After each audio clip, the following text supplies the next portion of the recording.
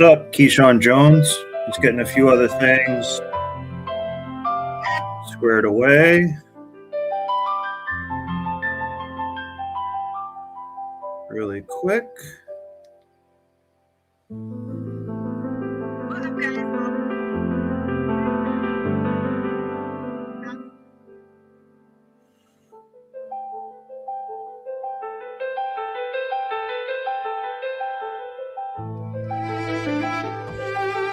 All right.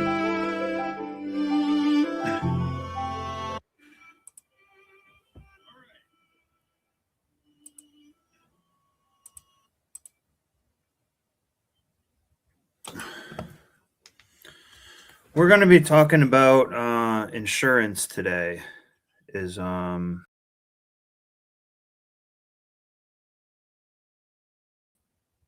me. And first off, I think most insurance companies are a scam. I don't like them. I don't trust them. They don't really provide any value to anyone. And, several things like that. They're very corrupt. So we're going to cover some stuff like that tonight. So we're going to start off with a couple videos. We'll start off with a couple basic news articles, and then we'll go in deeper. So we'll go to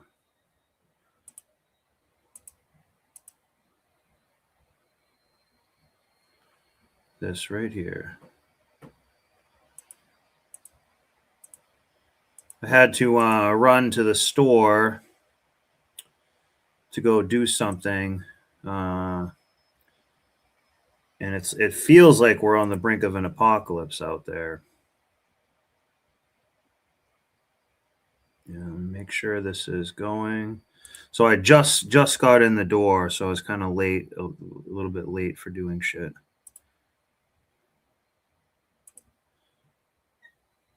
$1 million for the cost of So we'll get started. transplant. Then I have another EOB right after it, which was another $1 million. So you're looking at a $4 million transplant. I don't know what people do without insurance. How could you even begin to pay that? We hear so much about how. So yeah, so I don't have health insurance. I don't use it. I don't want to pay them. You know, I don't like them. You know, things like that. I'm just not going to do it. You know, I believe in, taking care of your health, having good health, things like that. You got to prevent it. An ounce of prevention is worth a pound of the cure. And, this is kind of when having real faith comes in some ways that you need to be, aware of your environment, aware of your surroundings and stuff. And that's really one thing that can help keep you safe. I mean, I'm doing probably one of the most dangerous jobs you can. I'm doing on my own. I snowboard all the time and stuff like that, so I don't really try to worry about health insurance. I'm not going to make them risk. I don't trust them. I don't want to put any money in their pocket. Most insurance and all levels is kind of like that. So I've never really liked it at all. So we'll start off with just some regular health insurance, and then we'll branch off into some other things. Expensive medical bills are. And actually, before that, you know what? I think we can even watch some 304s getting arrested or something like that.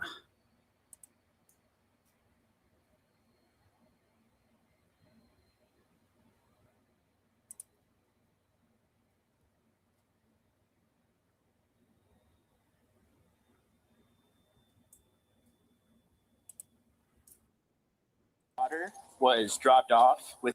Let's do this just to get some people in here with your mother. That's a lie. Get this show going. Not a real cop. Why don't you And some shit like that. Your face, you. No. All I want to do is help this girl because she reminds me of myself. You just let me go. I'm not a bad person. On August 8th, 2023, officers responded to a residence after a father reported that his ex-girlfriend had taken his 16-year-old daughter without his permission. According to the father, the woman came to the home earlier that morning and later picked up the teen while he was asleep, refusing to disclose their location when contacted by law enforcement. What's going on, man? Sit in the shade here. Okay. Make a long story short, I'm going to tell you what happened, and then you can ask me the question. Okay. My ex-girlfriend came over this morning at 6 a.m. Hadn't slept, clearly messed up, cocaine, alcohol, refused to leave. I had to call my mother to come here, act as a witness to get her out. Now, she finally left around 2 o'clock. I came home, changed the door code. My daughter was here, and I took a nap. When I woke up, my daughter wasn't here. My mother called me and was telling me that my ex came here, picked my daughter up, right, and took off with her. So I definitely need to have a no trespass order put on my ex. Also, she shouldn't be running around with my 16-year-old daughter. I don't know how much I can do here without getting my daughter in trouble. 30 minutes ago. See how the dad cares and he's being much more responsible. Yeah. Hey, is this Brittany? This is Deputy Vega, Pinellas County Sheriff's Office. Where's Ileana at?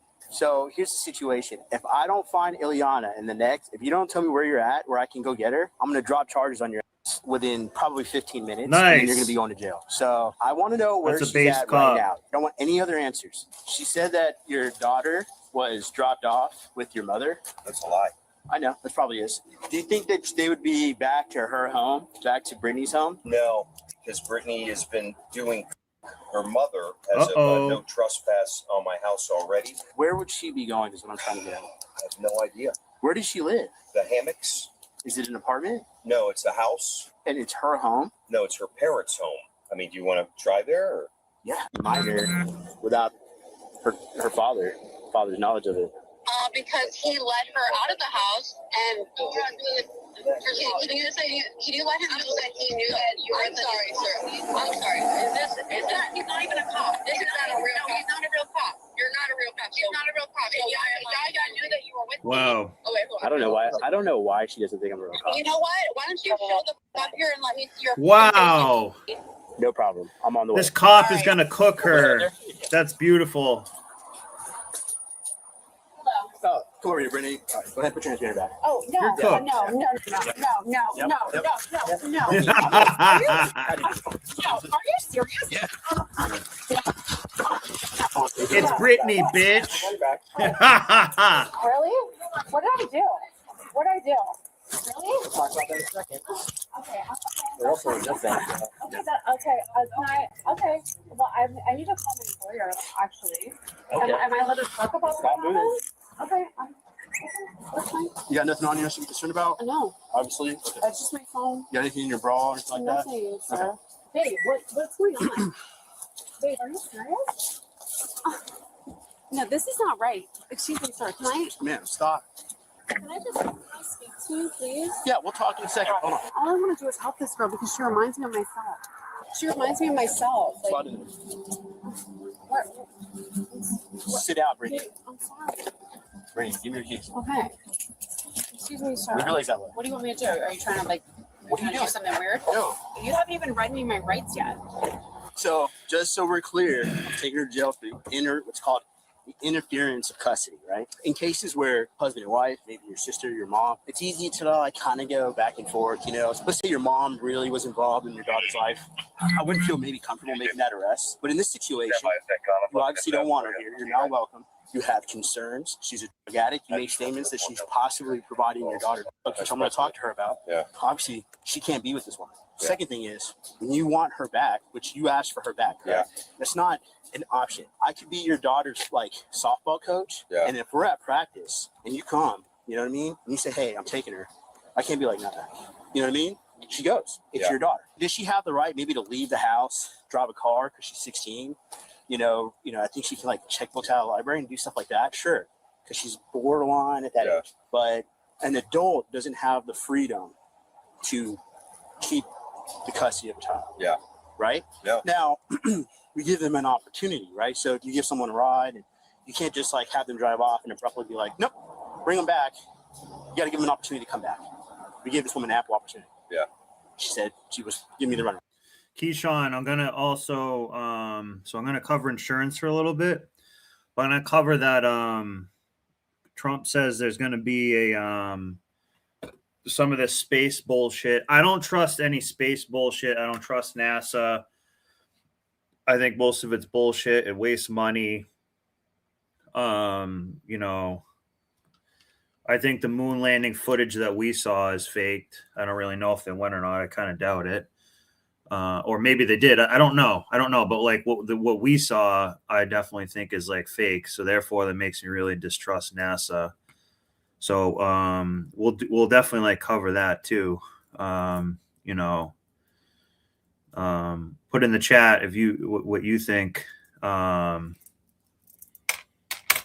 What you think about it? If you think it's cool, like why are we even going to the moon right now? We have people dying in the streets of all kinds of stuff, and we're trying to go to the moon.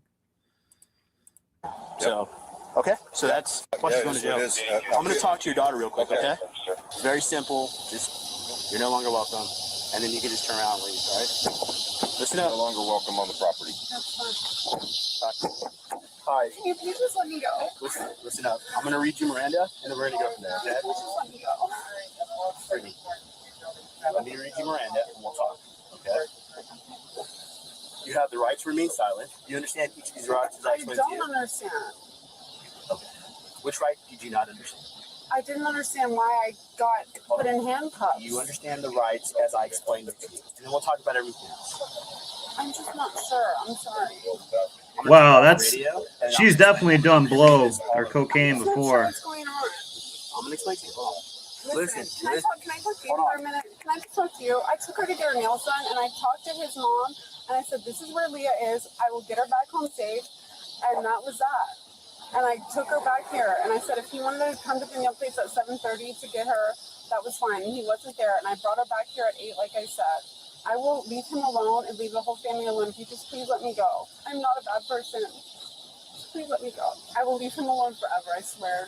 Jesus Christ. Just please let me go. Yeah, This is definitely not worn me. out. Just please. Brittany, I gotta ask you some questions. Can you just please let me go? Brittany, Her name is like Leather Pussy. I have to ask you some very specific questions. Like, can you just please not take me to jail? I didn't do anything wrong, Brittany, sir. Sir, I didn't do anything wrong. Listen, I have to ask you very specific questions. In order for me to ask you these questions, I have to read your Miranda, and I got to make sure you You're understand your supposed to read rights. them to me before you put me in handcuffs. No, Yeah, you are. no. Yeah, you are. And I don't even understand why you put me in handcuffs. Can you tell me that, sir? Yeah, for taking you to jail for No. interference of No. custody. No. Yes, That's not what it was. that's what it is. There was no interference, sir. You interfered. No, I did not. You did. No, I did not. You did. Sir, I did not. And if I did that, I did not mean that. I've been his girlfriend for 7 years, and all I'm trying to do is make sure that Leah doesn't run away. I care about Leah, and that is 100% the truth. I care about that girl, and if you let me go, I will never talk to them, do anything. And you taught me a lesson. I care about Leah. It has nothing to do with custody. I swear on Jesus Christ. I swear. Please let me go. Can you please let me go? Let me ask you some questions. Can you please let me So- go? This is not right, sir. I have to ask you Can you some please? We might need to end up clipping that.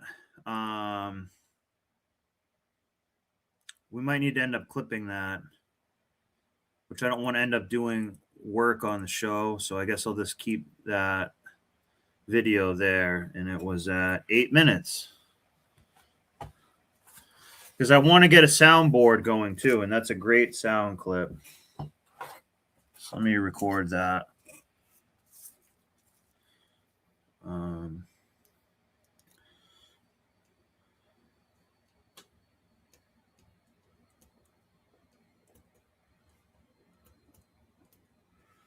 Mark, and what is this one called? Sorry about this, guys.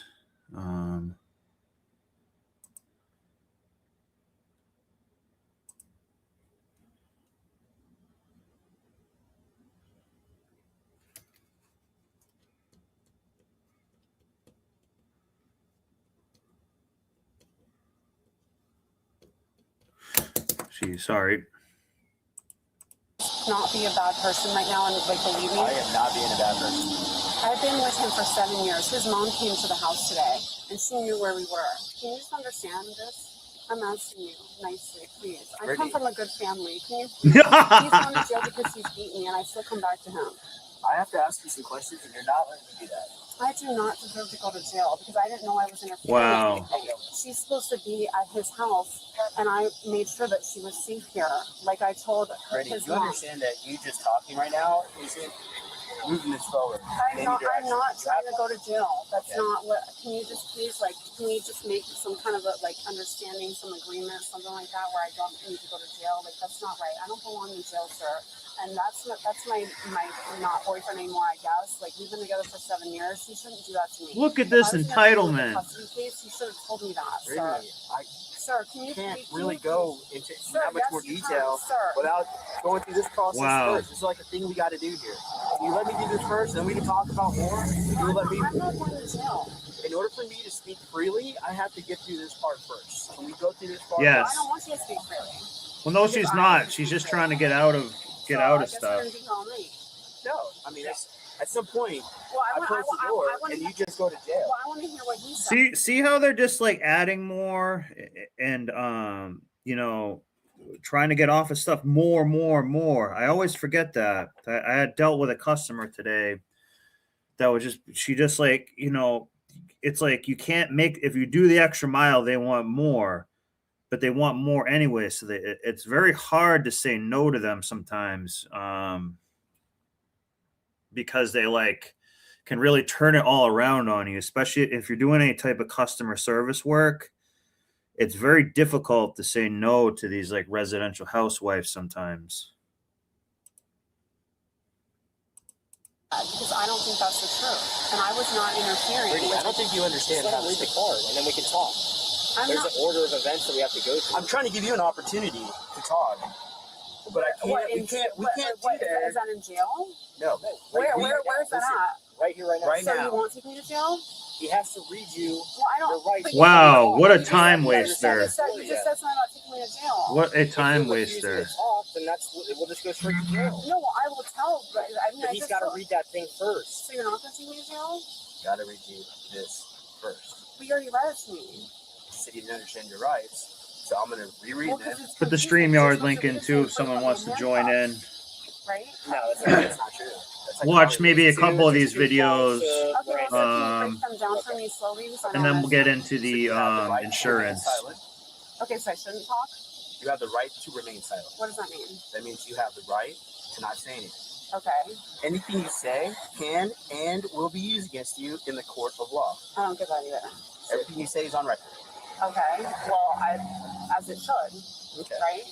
You have the I right didn't do to anything talk to a wrong. lawyer and have him or her No. She doesn't believe she's done anything wrong.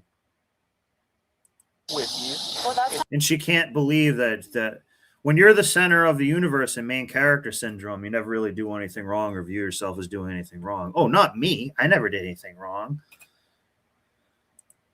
That couldn't have been me. Like, well, I'm different. I'm special. I don't need to go there.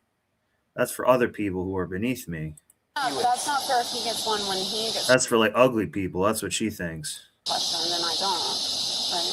Sorry, I'm talking too much again, right? So, It's just the right. You have the right to have a lawyer with you while being I questioned. don't have one with me now. Okay. You have the right to one if you Okay, want. so can I make a phone call? Are you saying that you're going to exercise that right? Well, yeah. Okay. Then the interview is terminated. Well, what do you mean?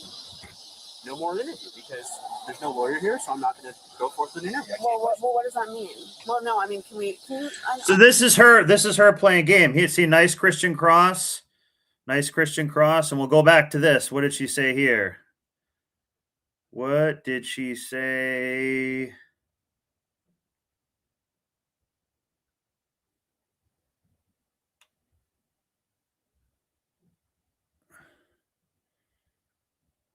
Right here, I think. property. Hi. Can you please just let me go? Listen up. I'm going to read you Miranda, and then we're going to go from there, okay? Please just let me go.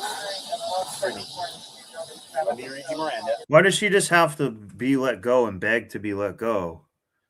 You know what I mean? If she was really innocent, she wouldn't have said anything like that. I was trying to find where she says that she swears on like the cross and everything like that. She didn't do anything. My bad.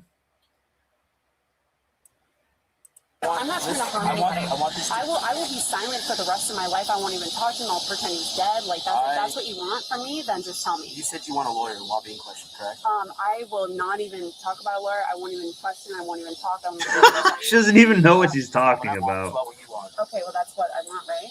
I don't know. I'm- You have to make these decisions. I can't make. Well, I don't want to be involved in anything. I just want to go. I just want to get into this. I don't want to be involved in anything. I don't want to be responsible for anything. I'm not responsible for it. That's other people's job to be responsible. Someone can clean up my mess. Where is a simp? Is a simp coming? Can I get a simp here? Is your sergeant a simp? Can they help me?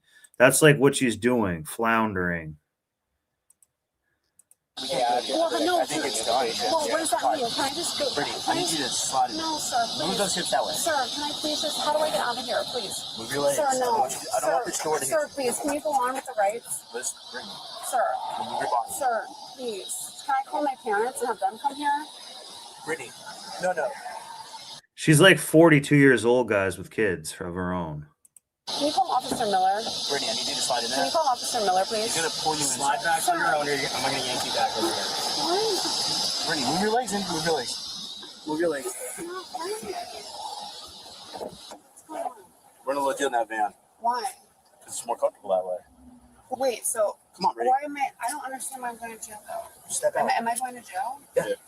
But why? Brittany, I step out of the van. still didn't get to talk to my lawyer though. You will talk to the lawyer after jail. Well, I need my phone though. We'll get you all that stuff. Well, I need it now. You're not gonna get it now. Yeah, Step out. she's probably step out. banged So I need it Mr. before- Sergeant You're gonna make phone calls. Miller. Well, I don't know his number. Can I get a couple phone numbers before I go? Yeah, let's go. Let's go. Well, you said I don't get it yet. I'll sit the pizza Sir, right now. sir, please, can I just get a He was phone giving her number? that nightstick though. Sir, you're not even a real cop. I need my phone. Stop. Sir, Don't my phone sir, numbers. please. I'm allowed to get 5 numbers. What is she What do you talking mean? No, about? no. She's like, she's just floundering, saying all this stuff.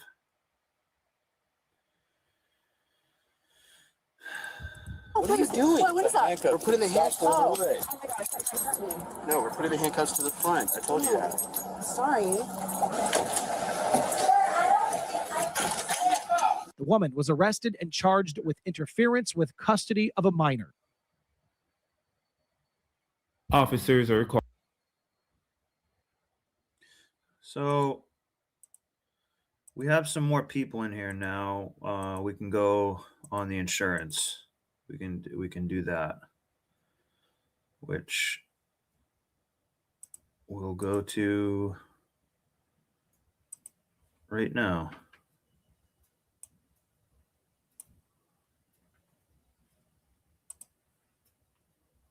It's called prior authorization. Here's how it works. Before your doctor provides a treatment, your insurance requires them to prove it's necessary. This is often a time-consuming process that can cause dangerous delays. I'm sorry, your cancer could be cured, but we need to wait for the insurance. Why did they say that first? What did that Luigi guy put on his bullet? What was the first thing that he said? Was delay. Delay is so within the insurance process, because we're going to talk mostly health insurance, I guess. Yeah, we'll just make it more about health insurance. Red Door's here, Steve's here, Keyshawn, and a few other people. Awesome. So yeah, we'll get on top of the topic now. So again, I'll reiterate, I don't really trust insurance companies. And a lot of times what they do with the money is they take out money and use that money to play around in the stock market. And oftentimes, if you haven't used any insurance, like the rates never go down, you know, they are instilling fear into every part of your life in some ways. Like, oh my God, we can't let someone over my house and they might like fall in the pool and then sue me. And, you know, you got to have insurance now. Everyone needs insurance. You need like, you know, you can't have any fun. Are you having too much fun? Because you need insurance and like all this stuff. And like most of the time you don't need it as much. I guess if there's like hurricanes and things like that, but we see that insurance companies don't really do a lot and they're rife with fraud, some lazy people or just incompetent people who they extend the process. That's why it's like deny first, basically. So, delay first. And within that delaying process of, sorry, let me get this woman's face out of there. In the delaying process, there's a lot of bureaucracy and stuff involved in it. That is just, those are some of the bullshit jobs that I've been talking about. Those are some of the people who are just like cogs in the wheel, wasting time, just inefficient. They're just, you know, on antidepressants at work, in their cubicle, denying your healthcare insurance or making some vague excuse on how to deny it to you. And that's a large population of people. So that's where the delay comes in. It's a way to prolong the process and make it as difficult as it can be for you. Company to approve your chemotherapy. If you've ever dealt with insurance, you know the frustration of navigating the prior authorization process. It's a bureaucratic nightmare that often leaves patients waiting for crucial treatments, for surgeries, and even medications. Prior authorization is a process which health insurance companies require pre-approval for clinical treatments or services before covering their costs. This prior authorization process is supposed to ensure that patients receive the appropriate, evidence-based, and cost-effective care. But in reality, it's become a barrier to access driven by profit motives rather than patient needs. In this video, we're going to talk about that. What's up, everyone? Right. So a big part of it is that it like gatekeeps you from having contact with just doctors on your own. You know what I mean? Like it gatekeeps you with that, and it keeps taking money away. So they're saying like a lot of doctors like, oh, I won't even talk to you if you don't have health insurance, peasant, or something like that. They like, I won't even talk to you because I get all this extra money from health insurance, and you need to fill out like 90 forms to do anything. They like to make it as difficult as possible. So it acts as like a membrane. It's like an annoying membrane, like toll you got to pay just to access any of it. And a lot of that is mostly the insurance companies, because the hospital is like, well, we need to do this for insurance. You know, we need you to take the jab for insurance. You know, we need insurance in case someone. We need to actually film everybody 24/7 now because like our insurance requires us to. I'm Dr. Antonio Webb, a board-certified orthopedic spine surgeon here in San Antonio, Texas. I've been in practice for almost 5 years, and throughout these years, I've seen firsthand how this prior authorization process is broken and extremely time-consuming. And it's just not in spine surgery, it's across all disciplines and specialties. This also includes simple things like medications that we tend to order. For example, when a patient goes to the pharmacy to fill a prescription, they are often told by the insurance that they won't pay for the medication unless a physician obtains approval. Patients may wait days, weeks, or even months for a necessary treatment or medical procedure to be scheduled because physicians need to first obtain authorization from the insurance company. This tactic, used by insurance companies to control costs, is called prior authorization. Studies have shown that the number of prior authorization requests has skyrocketed in recent. Yeah, this is kind of making me fall asleep, but exactly, Hobgoblin. You know what I mean? Like they're like when it comes down to it, they're not really. When it comes down to it, the shareholder is always first and always right with these big companies. You know what I mean? Like. So like I just, try to minimize contact with them. Same thing as with like, doing any type of thing where it's like dealing with zoning and things like that. They're just like always there gatekeeping, just insurance. It does touch most parts of your life.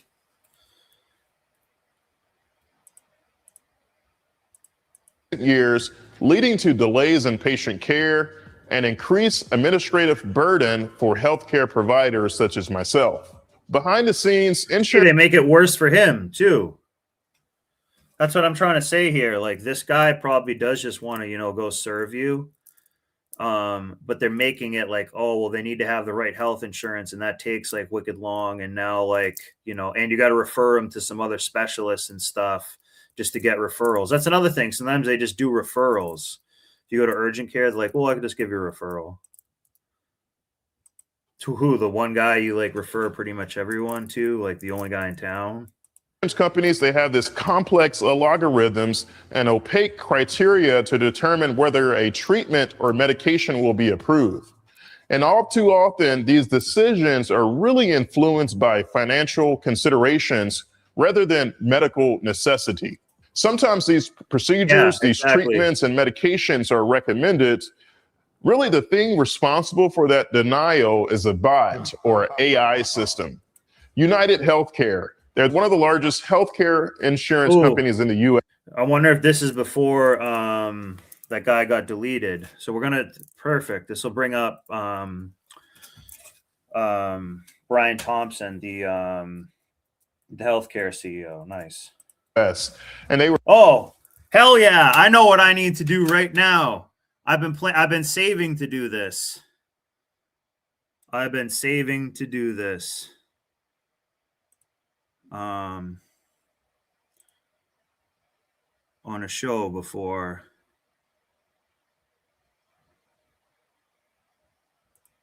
Hopefully I still have it here.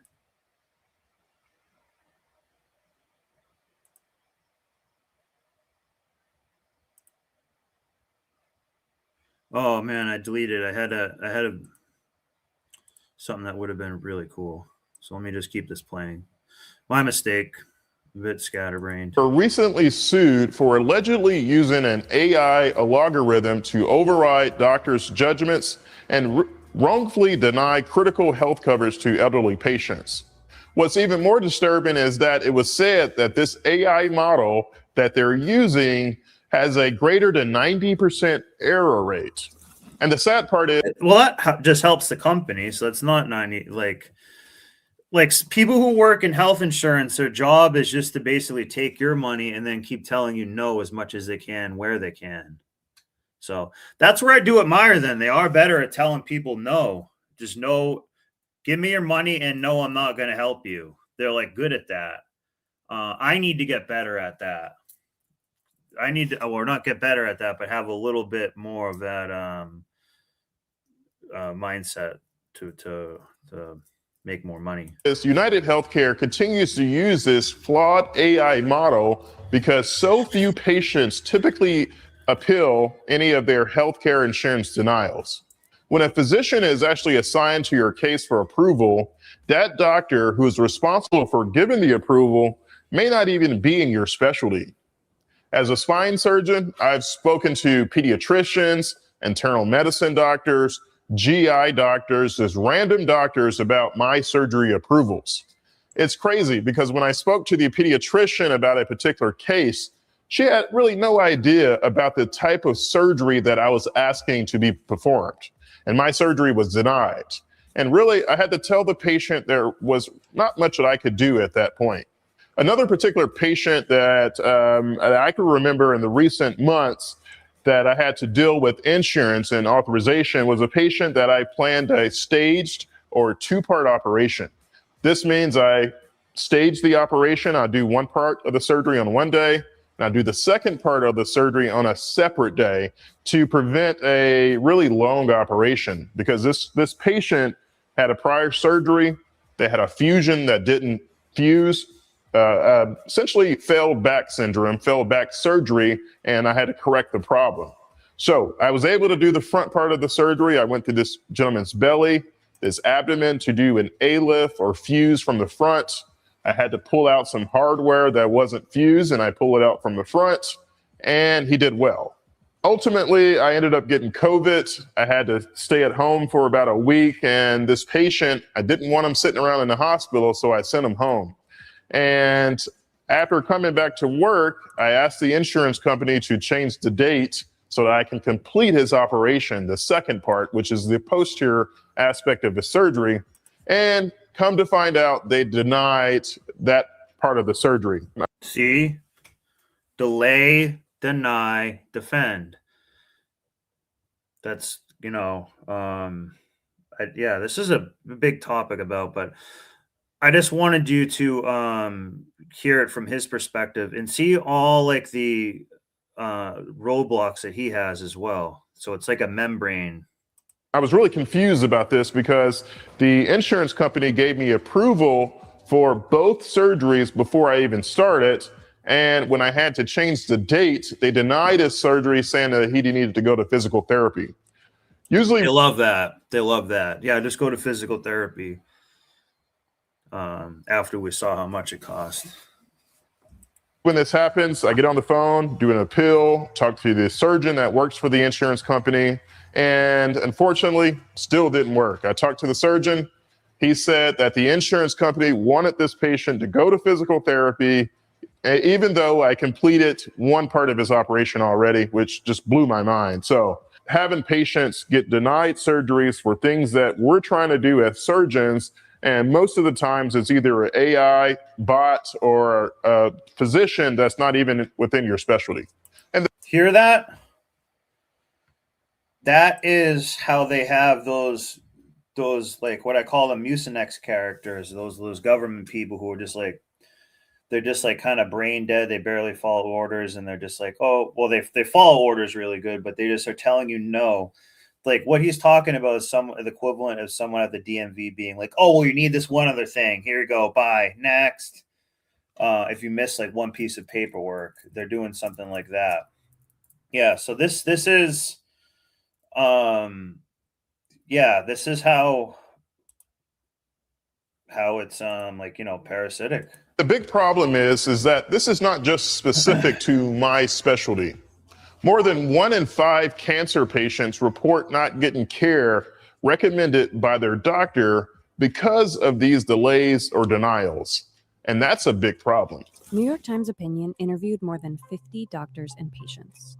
Their experiences suggest that insurance companies often weaponize this mundane process in order to control doctors and inflate their prices. What do you guys think? But they'll give you probably a baby deletion for cheap. I think that's a baby deletion. They'll probably hook up the baby deletion probably for pretty cheap. Profits. If they deny care or they delay care, that's money the insurance company gets to keep. The way that they profit is to deny care. As prior authorization. Right. Yeah. So that's again, because you're giving them money every month and everything, and they want to keep as much of that money as they can. Like if they get, which they play around with that money on the stock market, but when they get that money, and that's another thing too, like they've already kind of got the money from you beforehand, but they just need to find a creative way to say no. And this is where also doctors are kind of corrupt too. Then the whole healthcare system itself is, but the healthcare system, so many of our doctors and stuff are actually just shills for big pharma, because like big pharma is, they love healthcare, health insurance. Like, oh, it's harder to get this. It's harder for you to access this chemical or medicine if you don't have insurance. Well, why do I need insurance to just get like medicine? You know what I mean? Like, why do they have to gatekeep it? It's there, so it's like a toll, basically. Has spread, delays in care have become normalized. So have tragic. And again, I'm not saying these things shouldn't exist. I'm just saying that the way that it's done, it's like, done in just a parasitic manner, I guess. Just and inefficient. 1 in 3 doctors say that it's caused a serious medical issue or even the death. Yeah. So if you have an issue and you're trying to heal it and you have to wait off doing what you really need to do, that's basically like what they're doing is they're like letting the disease soak in.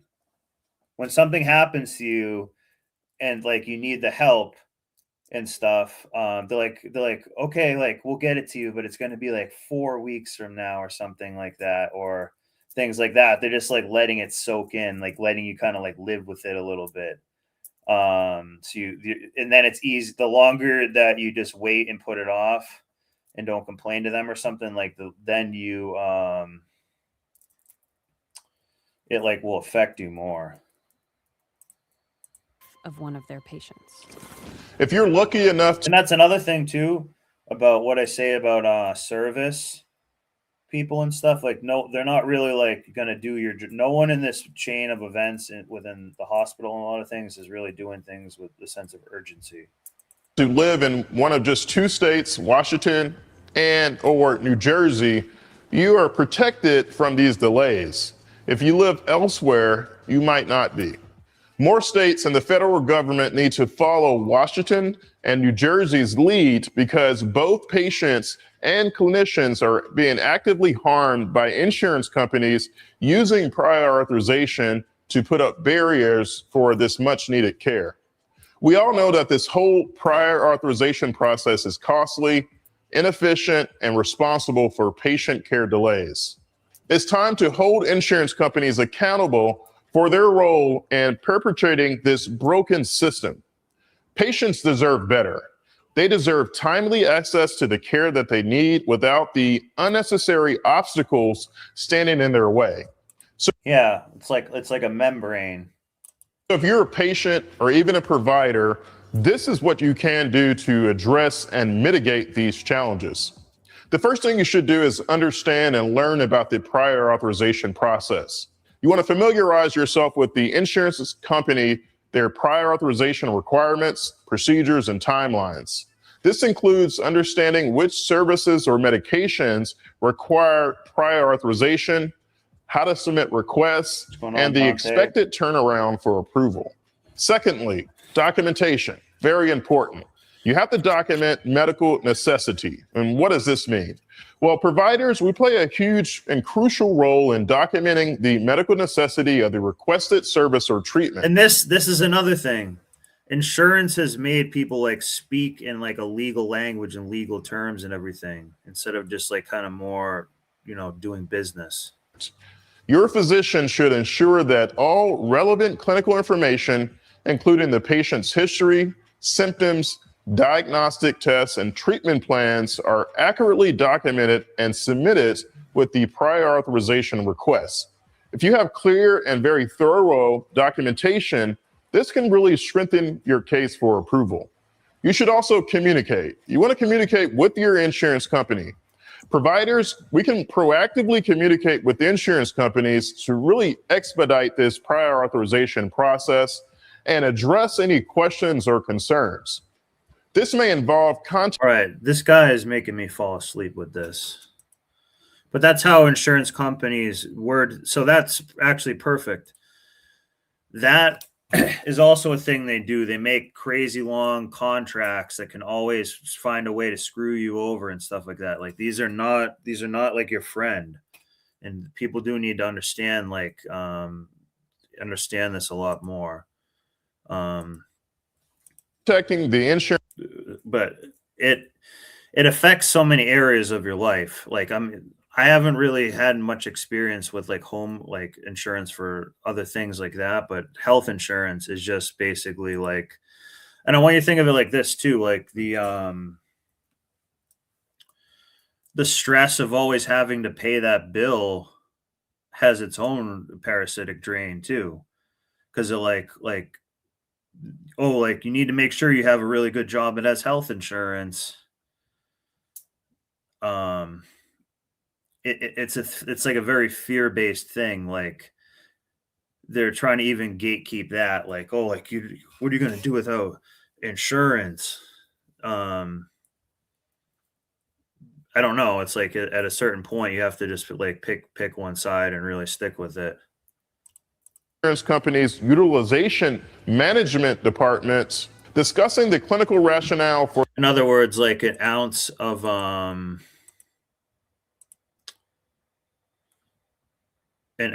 prevention is worth a pound of the cure.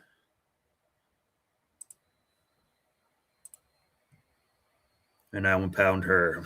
Oh yeah. I would say the most bizarre fire off I had was for a wheelchair. My patient had just had both of his legs amputated.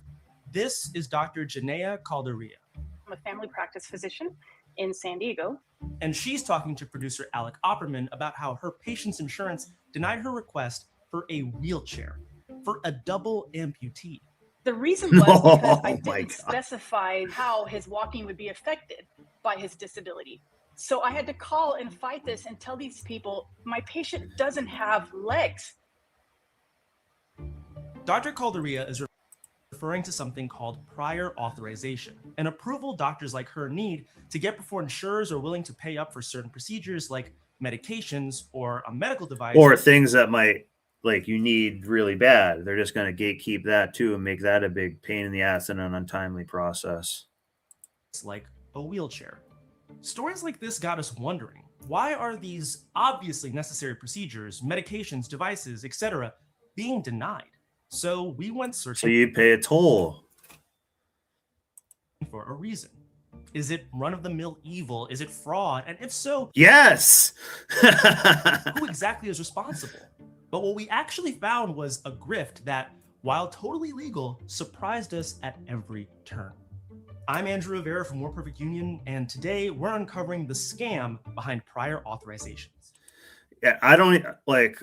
I was making the whole topic. I didn't even know like what this was, but that's the language of insurance. It has its own like language. Anything you say can and will be used against you in a contract and stuff like that. They're gonna do things like they're just I don't know. I would say definitely for health insurance for sure.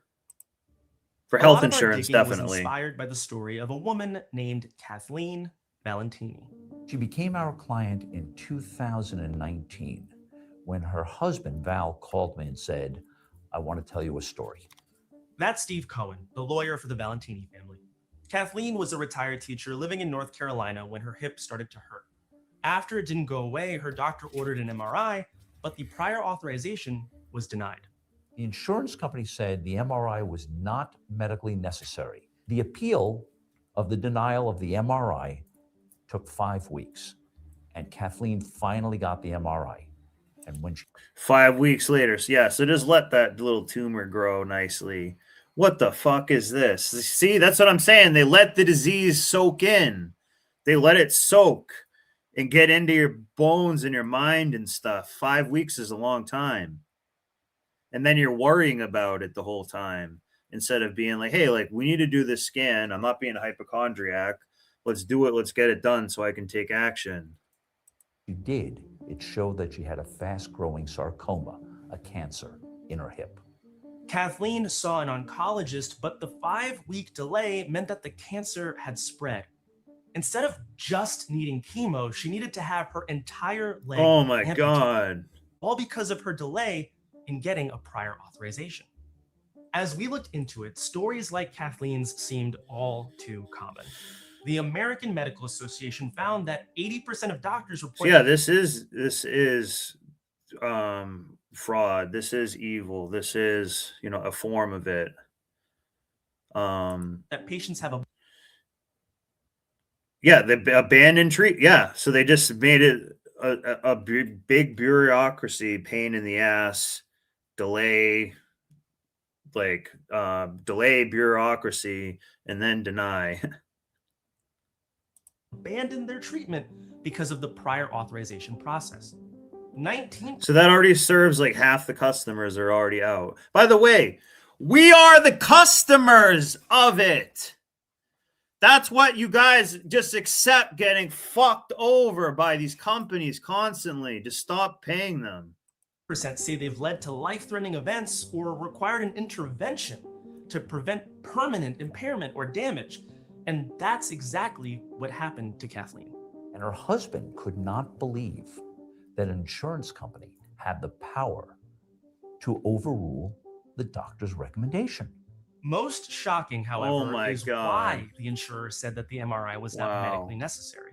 In Kathleen's case, it meant that she hadn't done an essential step before getting an MRI. She never went to physical therapy, except she did. The doctor said, guys, not only she finished 6 weeks of physical therapy, you paid for it. Insurance companies claim that prior authorizations save patients from unnecessary procedures and prevent fraud. They also claim they adhere to clinical guidelines set forth by professional organizations of doctors themselves. In cases like Kathleen Valentini, All this is saying, it's gatekeeping between the doctor and you and the healing process going around the right way. wanted to know, are insurance all it's companies saying. just lying? And who's doing this? Like, who is the person who sits down and sees Kathleen Valentini's record and decides to just hit denied?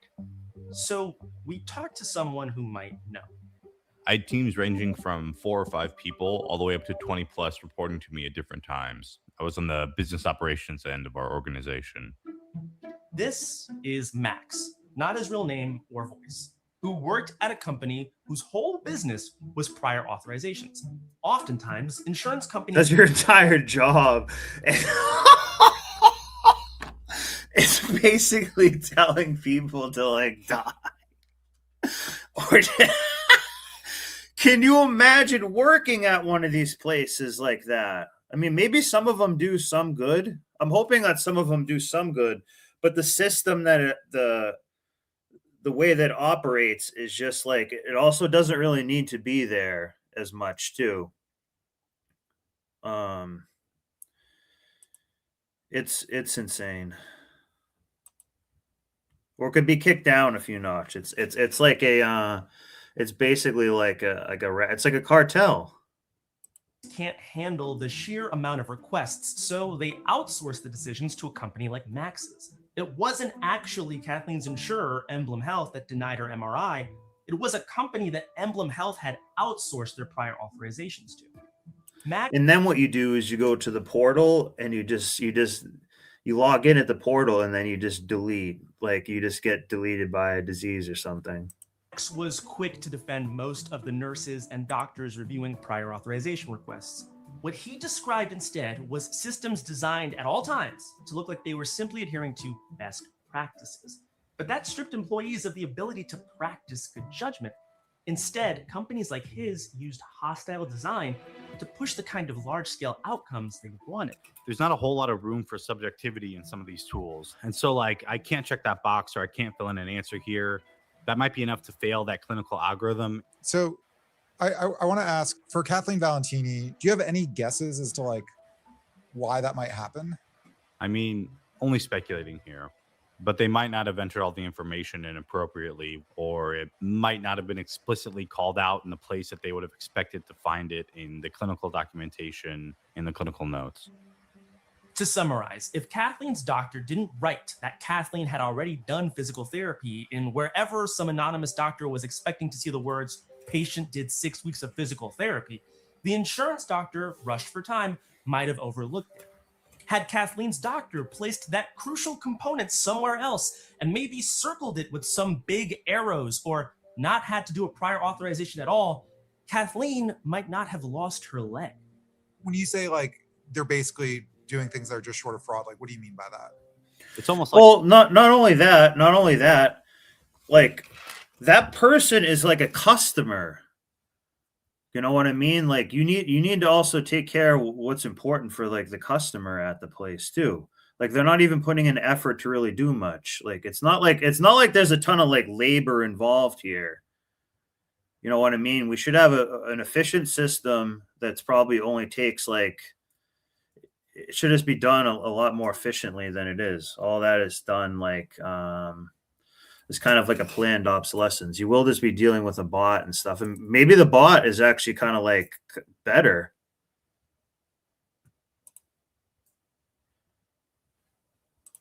Like selective design in terms of, do you want to word this question in a tricky way that maybe makes it a little bit more difficult to someone not paying close enough attention, and then likely leads to them not getting an easy approval.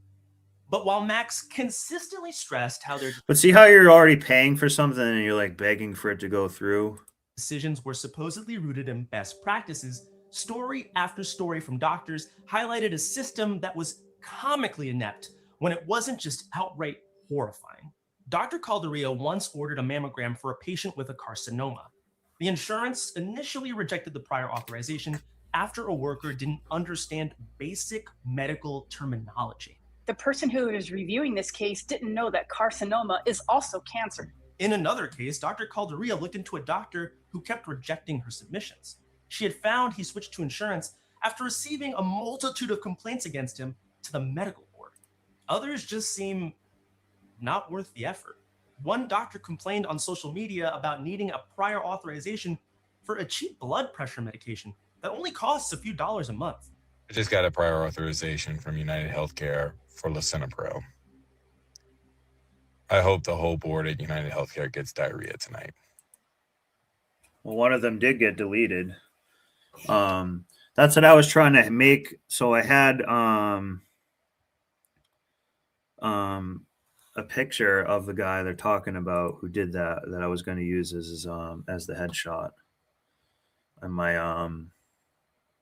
StreamYard thing, avatar thing. Steve Cohen has one answer to make sense of all this. Insurance companies have used a strategy for the last 20 years that's known as deny, delay, and defend. It comes from a McKinsey recommendation that said if you deny care, some of it will just go away. Yep. Max had never heard of the term deny, delay, defend, but said it was an unspoken understanding in his line of work. They would never say, let's deny more requests, but would say, let's send more requests to review, knowing that the outcome was the same. And when that happened, patients might give up or end up switching insurers or end up in a new year with a new deductible to hit. But more shocking is that companies like Max's aren't just grifting patients. They're grifting the insurance companies themselves. Let's take the wheelchair example. If Dr. Calderia didn't properly document how having no legs impaired her patient's walking, she might resubmit. And guys, this is like definitely, I 100% do not doubt that this happened. So another thing they try to do too is part of it supposed to be like a humiliation ritual and just kind of like waste your time and stuff and make you like beg to like get the help and everything. With a nice little summation of how and just kind of like, that's what I'm saying. You're the customer. They should want to like help you with the process. her patient could not, in fact, walk without legs. We did 2 reviews in that case, the initial review and the subsequent review.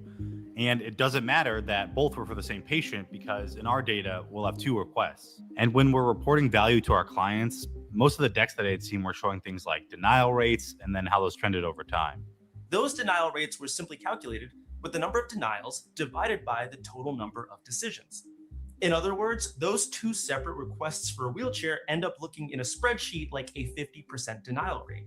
It doesn't matter that the patient got the wheelchair in the end. That one denial that delayed care by days or weeks helps crank up his company's denial rate. Multiply that by thousands of denials, which eventually get resubmitted, and then you get denial river. Oh, Max's company can claim that they've saved the insurance company millions of dollars that they actually haven't.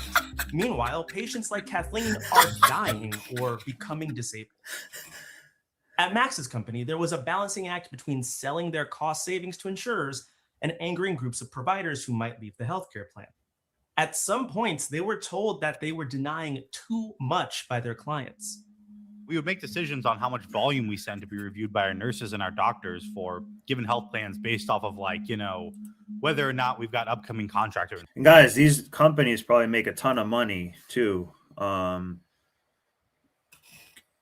sure they make, all kinds of money, and you're not really getting a lot for what you're paying for, but they have a monopoly on it. The thing that's bothersome is that those are decisions that are made based purely off of money and business. That's what I'm saying too. Even if it is a monopoly and all has to be one thing, we need to make it more efficient without all these tolls and bureaucracy in between everything. That's part of the creation of bullshit jobs. So basically, you could even keep things the way that they are, the same infrastructure, but get rid of some of the bullshit jobs. Or tasks, because there's a lot of times where people are just kind of at work, sort of pretending to work. Relationships as opposed to prescriptive patient outcomes. Kathleen's family sued Emblem Health and Evacor. Among other things, Steve Cohen argued that they had committed fraud and medical malpractice, but they didn't get far.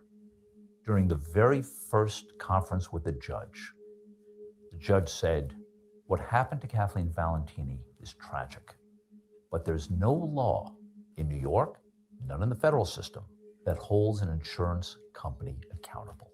I mean, to be honest, I can't even count the number of lawsuits that came through in the time that I was there. But I don't remember any of them wherein we were found to be liable. Kathleen was eventually killed by her aggressive cancer. Steve Cohen thinks her insurer shares the blame. There's currently an unprecedented amount of public pressure against prior authorizations. Patients, doctors, and lawmakers are outraged by stories like Kathleen Valentini's. In our own research, we learned of patients left with permanent incontinence because of delayed imaging. So we don't really need to see many examples of that, but because we know that's just how most all of them are. That was just an egregious one, but they will do egregious stuff like that for sure. Others who go malnourished and need surgery after insurance delays. Why? Oh yeah, that's also because they don't really view you as a human being. You're just kind of disposable. That's part of it too. Leave their inflammatory bowel diseases untreated.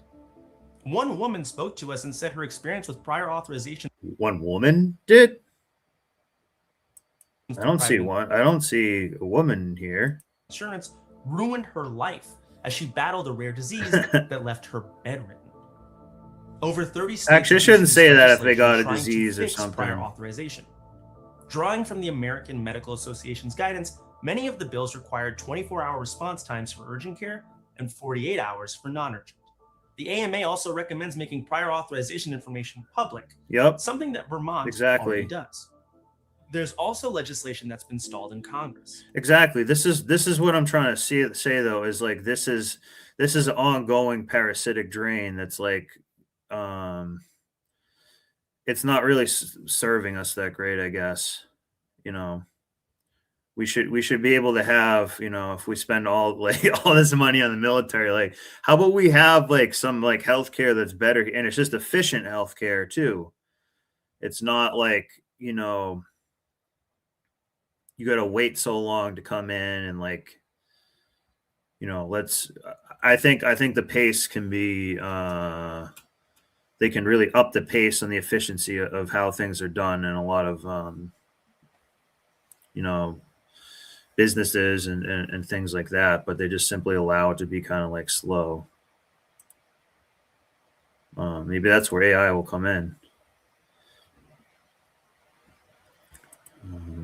Many of these recommendations could save the lives of people like Kathleen Ballantini, but they may not be enough. Max wonders if prior authorization is useful at all based on his experience in the industry. It's just unnecessary. There's no direct line that leads to any kind of evidence of improved health outcomes for the patients. The excuse that insurance companies use for prior authorization is that there's rampant waste and fraud. That is simply not true. In a $1 trillion industry, the amount of fraud is a tiny, tiny percentage. Steve Cohen has another idea: what insurers used to do and what Medicare still does: pay and chase. You pay for medical services and then go chase people down who've committed fraud. It does not get between the doctor and her patient. It is approved, it is paid for, and then the worst offenders are audited. In Steve's vision, doctors can make their own calls and bad ones will get punished. It's God forbid we like, you know, made it somewhat practical. That's another thing. It's not, none of this is practical because it's built on them telling you no. That's what I'm trying to say. It's built on basically them telling you no, or like you know, being like a bargaining, like you know, being like an Indian guy. How about we take this one less thing off, buddy? We take one less thing off, and then you do this one for free. It's like, no, like we paid for something here. not perfect, but it's better Yeah, it's not. Let's not like make it so much bureaucracy in the way. than putting a company whose sole duty is to its shareholders in between you Right. Remember, the shareholders come first. and your doctor. A company that, in the case of Kathleen Ballantini, courts have ruled has no obligation to care for your health. Thank you so much for watching our video. If you have your own stories about prior authorization or health insurance in general, please let us know. Drop us a line at stories@perfectunion.us or leave it in the comments below. And Okay.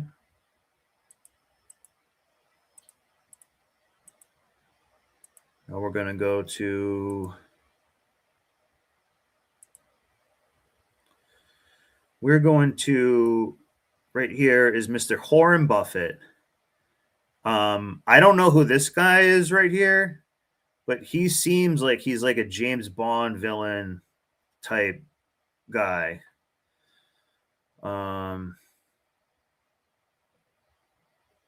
Let's check it out. And this is on the same similar topic. We don't plan to start healthcare companies or necessarily insurers or anything. We simply have three organizations with leaders that I admire and trust, and that mutually goes around all three. And we hope to do something which Charlie correctly would probably say is almost impossible, to change in some way a system which was taking 5% of GDP in 1960, and now it's taking close to 18%. And we have a hugely non-competitive medical cost in American business relating to any country in the world. The countries there were some countries that were around our 5% when we were at 5%, but we managed to get to 18 without them going beyond 11 or so. Literally in 1960, we were spending $170 per capita on medical costs in the United States, and now we're spending over $10,000. And you hear that? It's gone up like 100x.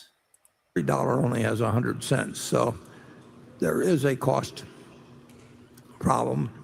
It is a tapeworm in terms of American business. Oh my God! See, look at that. What did he call it? And I haven't seen this. He called it a tapeworm. What is a tapeworm? A parasite. Oh my God. If Warren Buffett says it's bad, it's bad. Look at this guy here on the right.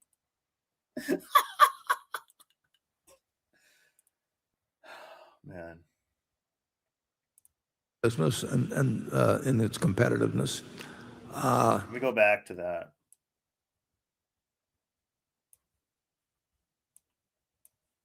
$1,000, and every dollar only has 100 cents, so there is a cost problem. It is a tapeworm in terms of American business, and it is a tapeworm for those in American business and just other Americans anyways, and people who are even not from here. Just you getting help from it's always like a barrier in the way of stuff. In its competitiveness. I don't know who this guy is, but this guy is like pretty evil looking. We have fewer doctors per capita. We have fewer hospital beds per capita, fewer nurses per capita than some of the other countries that are well below us. And you've got a system that is delivering $3.3 trillion. That's almost as much as the federal government raises. It's delivering $3.3 trillion or some number like that to millions and millions and millions of people who are involved in the system. And every dollar has a constituency. It's just like politics. And whether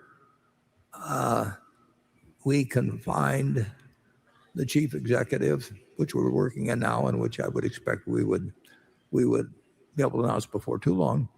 But that's a key part of it, and whether that person will have the imagination and support of people that will enable us to make any kinds of significant improvements in a system which everybody agrees is sort of out of control on cost, but everybody agrees it's out of control on cost. So like he knows it's kind of a scam. It's inefficient. So he's even admitting it. They all think it's the other guy's fault generally. We'll find out. It won't be easy, but it is not the motivations are not primarily profit making. On the customer. We want our employees to get better medical service at a lower cost. We're certainly not going to come up with something where we think the service that they receive is inferior to what they're getting now, but we do think that there may be ways to make some significant changes that could have an effect, and we know that the resistance will be unbelievable, and if we fail, we've at least tried. But the idea is not that I will be able to contribute anything to, in some breakthrough moment by reading a few medical journals or something, changing something that is embedded in the medical system. But the idea is, and maybe the three organizations which employ over 1 million people, and which, after we announced it, we had a flood of calls from people who wanted to join in, but there isn't anything to join into now. But they will if we have come up with any ideas that are useful. Whether we can bring the resources, bring the person. Okay, now he's getting a little bit wacky.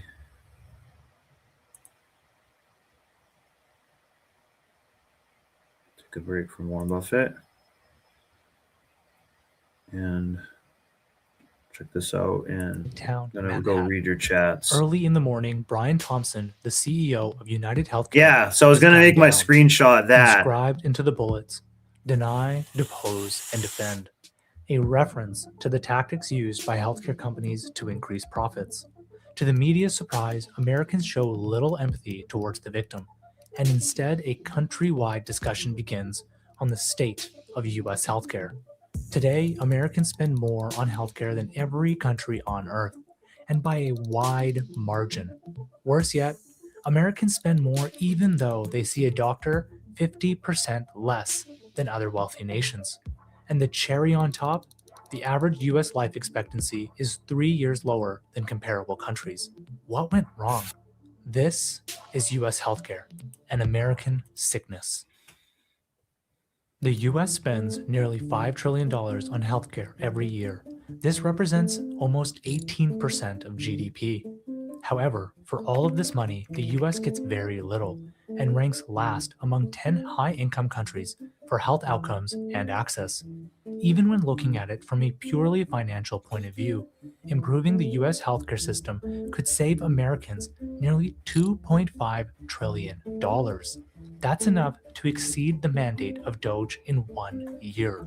To understand what's driving these high costs and poor outcomes, we need to break out the different components of the US healthcare system: insurance, healthcare providers, and pharma. Let's start off with healthcare insurance. 92% of all Americans have some form of health insurance. Generally, it's broken down into employer-sponsored programs, government programs, and individual plans. Unlike most of the developed world, when Americans have insurance, they can select from multiple providers. This introduces choice, which some argue is nice and allows the consumer to decide what's best for them. However, it also introduces complexity. Each insurance payer can have different billing codes, payment processes, prior authorization protocols, service levels, doctor networks, pharma networks, PBMs, and more. The outcome, providing care, becomes a lot less about medicine and much more about administrative functions. According to the AHA, 40% of total expenses incurred by hospitals are related to administrative functions. Not medicine, not care, not surgery, no, admin.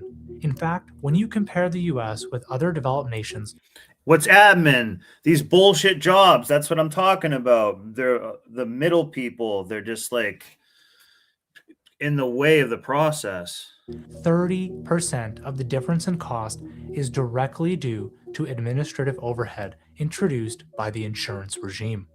But money isn't everything. To truly understand the impact, we need to look at patient outcomes. US health insurance companies deny 16% of all claims, with companies like United Healthcare and Medica denying 32 and 27% respectively. This means that a doctor seeking to provide care, you only get care like 2 out of 3 times.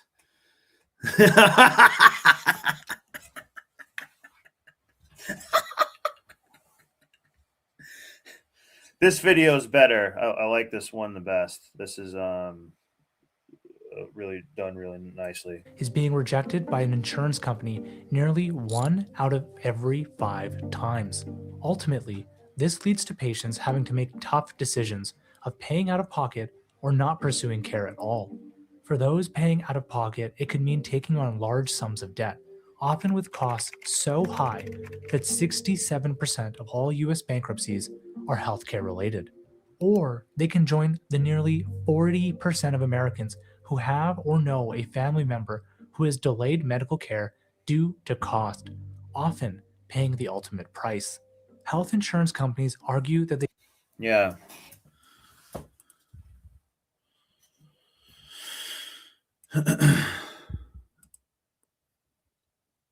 Display. They do this to control costs for patients and ensure that hospitals aren't being overzealous, which is partially true. But these insurance companies are increasing the rate of denials over time and employing new technologies to quickly reject claims. From 2022 to 2023, care denials increased 20 and 56% for commercial and Medicare Advantage claims, respectively. Again, that's telling you no. That's telling like these are like a measurement of the time they were telling you no and like not doing things for you. So that's growing more. Remember, you're the customer.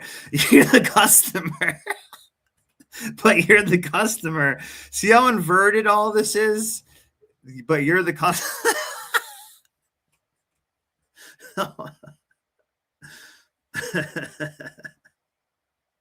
They do this because less than 1% of all claims are appealed.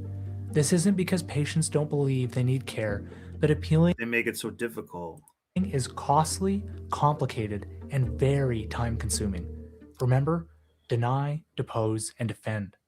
To make matters worse, 75% of all Medicare Advantage denials were overturned. That's 216,000 denials. Those are customers not served. 216,000 customers not served at all. Or I think it's just mean not served. So just 1%. Just no matter what, whatever this is, 216,000 not being done is like, that's a huge deal. If you were going to go get a business and there's 216,000 ones that, I don't know, it's a pretty big number. The misalignment of incentives is so clear and abundant that it is shocking that this continues. It is absolutely in the insurance company's best interest to deny as often as legally possible, regardless of the claim. But let's not forget, this isn't a rejection of auto insurance. This is possibly preventing a human being in their most vulnerable state from receiving care that they need. But if we dig deeper, it continues to get worse. Prior authorizations are a form of approval that insurance companies must provide for certain types of care. This means that if a doctor requires a certain type of care for their patient, before they can proceed, they must get approval from the insurance company. Again, insurance... They gatekeep your health or your access to go do something. It's not really gatekeeping your health per se, but that's not helping.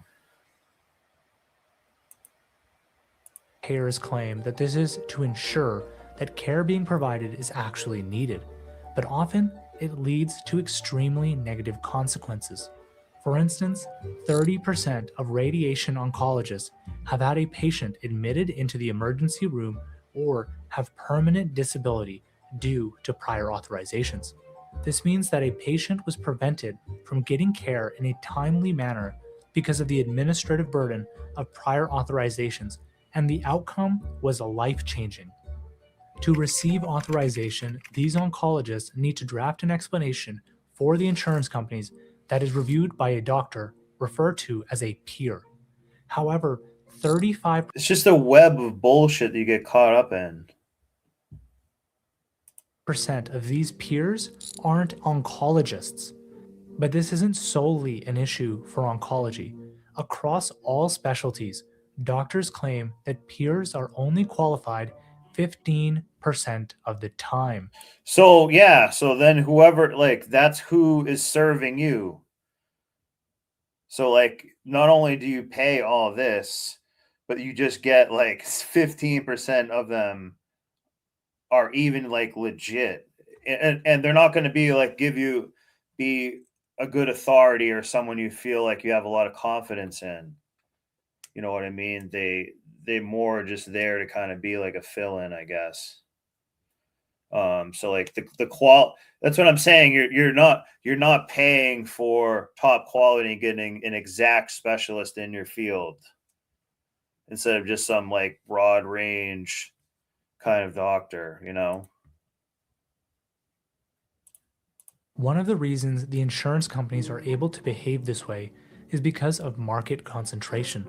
73% of commercial markets, 71% of Medicare Advantage markets, and 90% of ACA markets are considered. Other types of other forms of insurance all operate in the same manner as this, or a similar manner, and they all will have parallels with the system. Highly concentrated. Some would argue this is a good thing because theoretically it would mean that these insurance companies can negotiate better rates with hospitals and a smaller number of payers would lower administrative burden. But in reality, this is just not true. Multiple mergers have been studied over the years, including Aetna and Prudential, United Health and Sierra, and more. When studied, the results are almost always the same. Premiums rise as the market consolidates. Instead of passing on savings to customers, insurers take advantage of their market dominance and keep clipping your coin as much as they can. Remember, guys, this is also supposed to be like providing like health to people and keeping them alive and stuff. And they're just being as petty as possible. You know what I mean? It's it's bad. Increase prices and profits. And this competitive positioning is very hard to usurp. But a lot of people sometimes make money off of it. You know, there's a lot of kind of people who just don't give a shit. They're like, hey, well, I get it paid pretty good, so I don't care. Yeah, 42nd JP Morgan Healthcare Conference. Again, do these people look like they want to like heal you? Notice they're not saying like we're trying to heal you either. That's another thing. So they also forget that like they're supposed to heal you. Like that's what I'm saying. This is an inversion. They're there to like give you disease. So people like, oh, I need health insurance. Is like, well, that's kind of giving you a disease too, a little bit in a way, because it's just like taking so much time from you and ultimately it didn't serve you. For some of these cases, you know.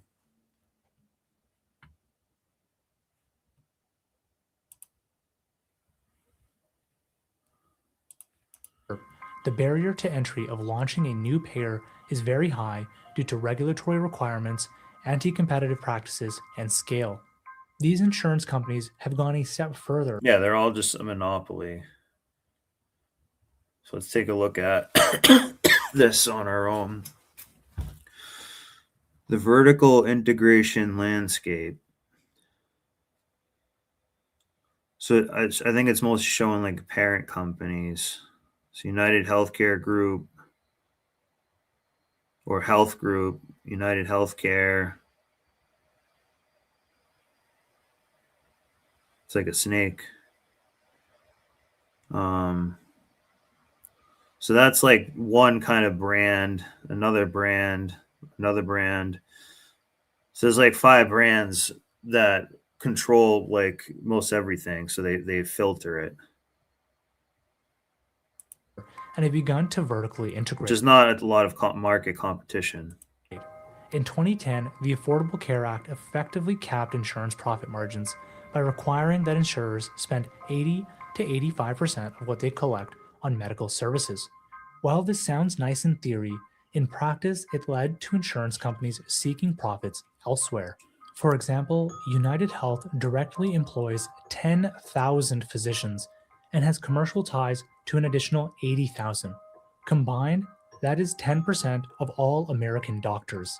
Again, this might sound nice, but as you concentrate more power into the hands of a few payers, the ability to increase prices and generate greater profits also rises.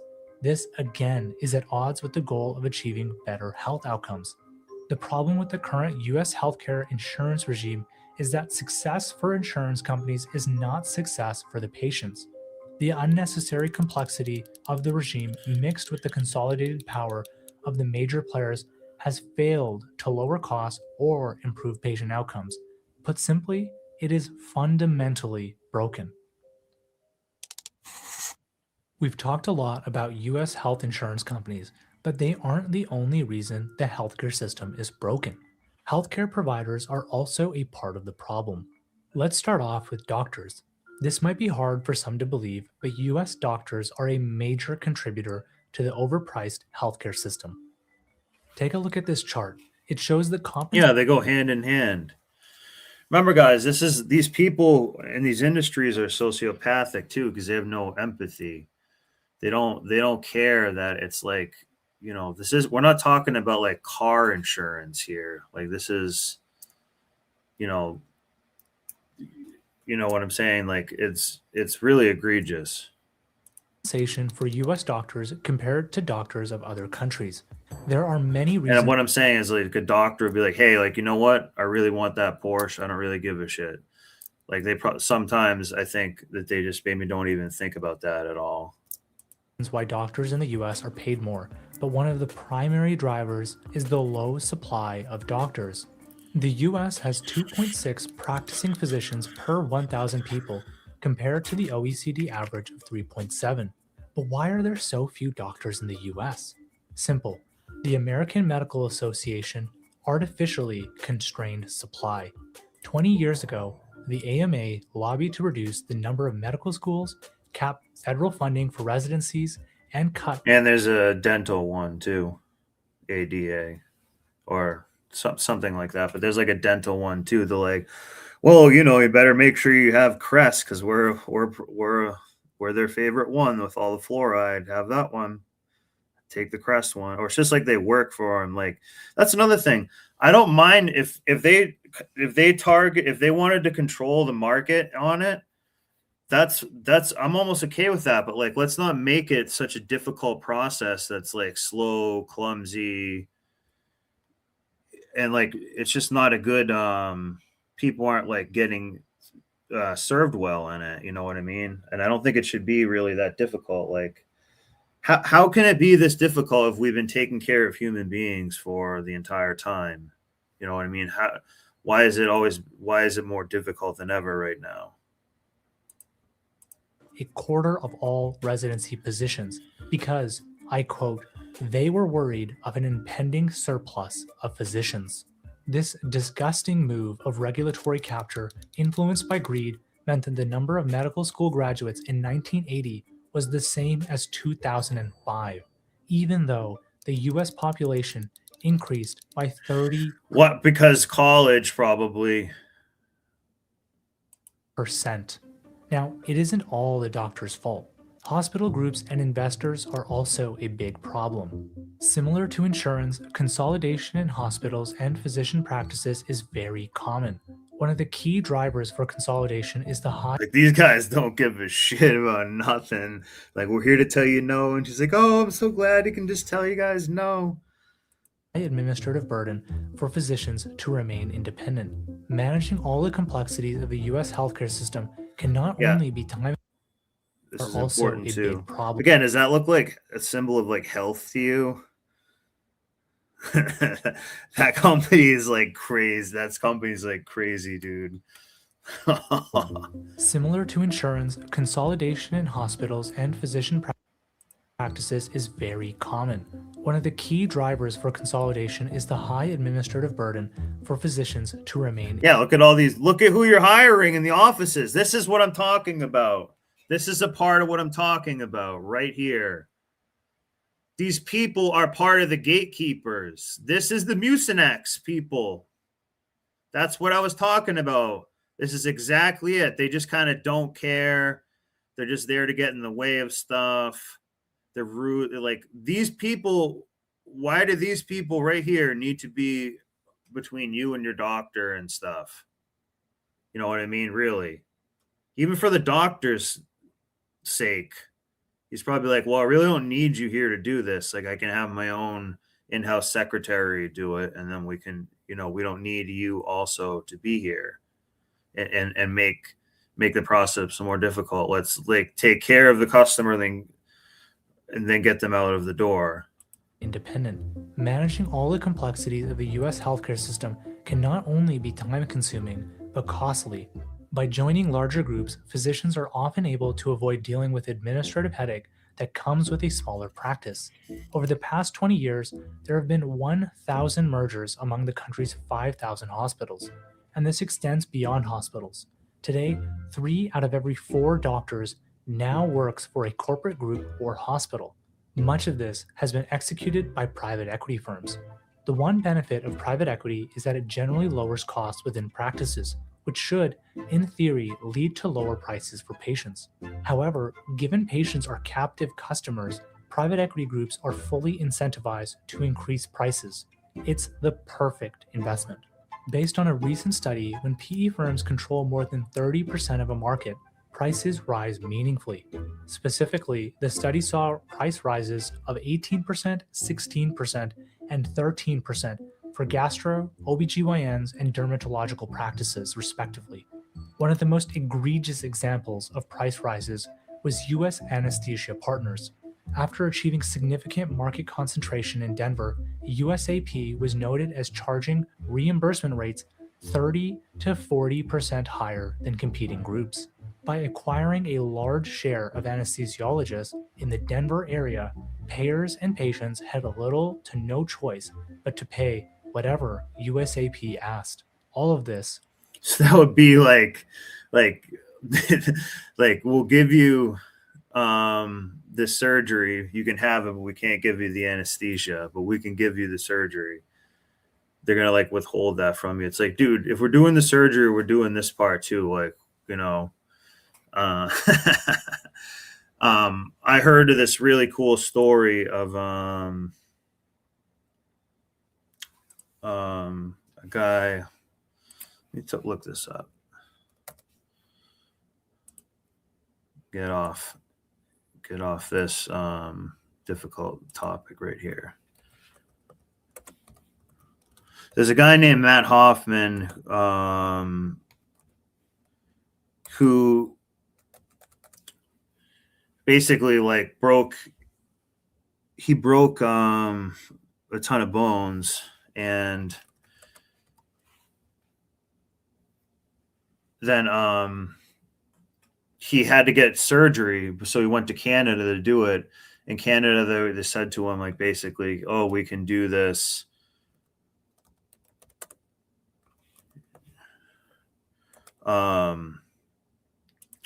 We can do the surgery to you, but we can't give you anesthesia. And he started to do his other,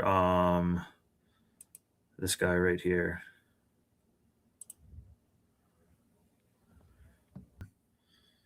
It was, he actually just did it with no anesthesia. So that's what they're saying about the anesthesiologists. I think in that example that they created a racket for that. So let me go back to that.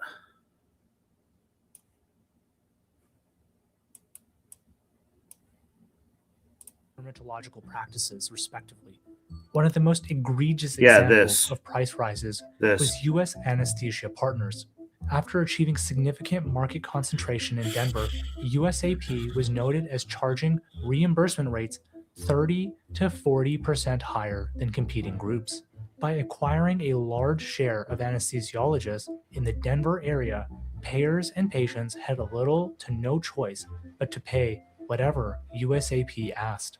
All of this while USAP lowered their own costs.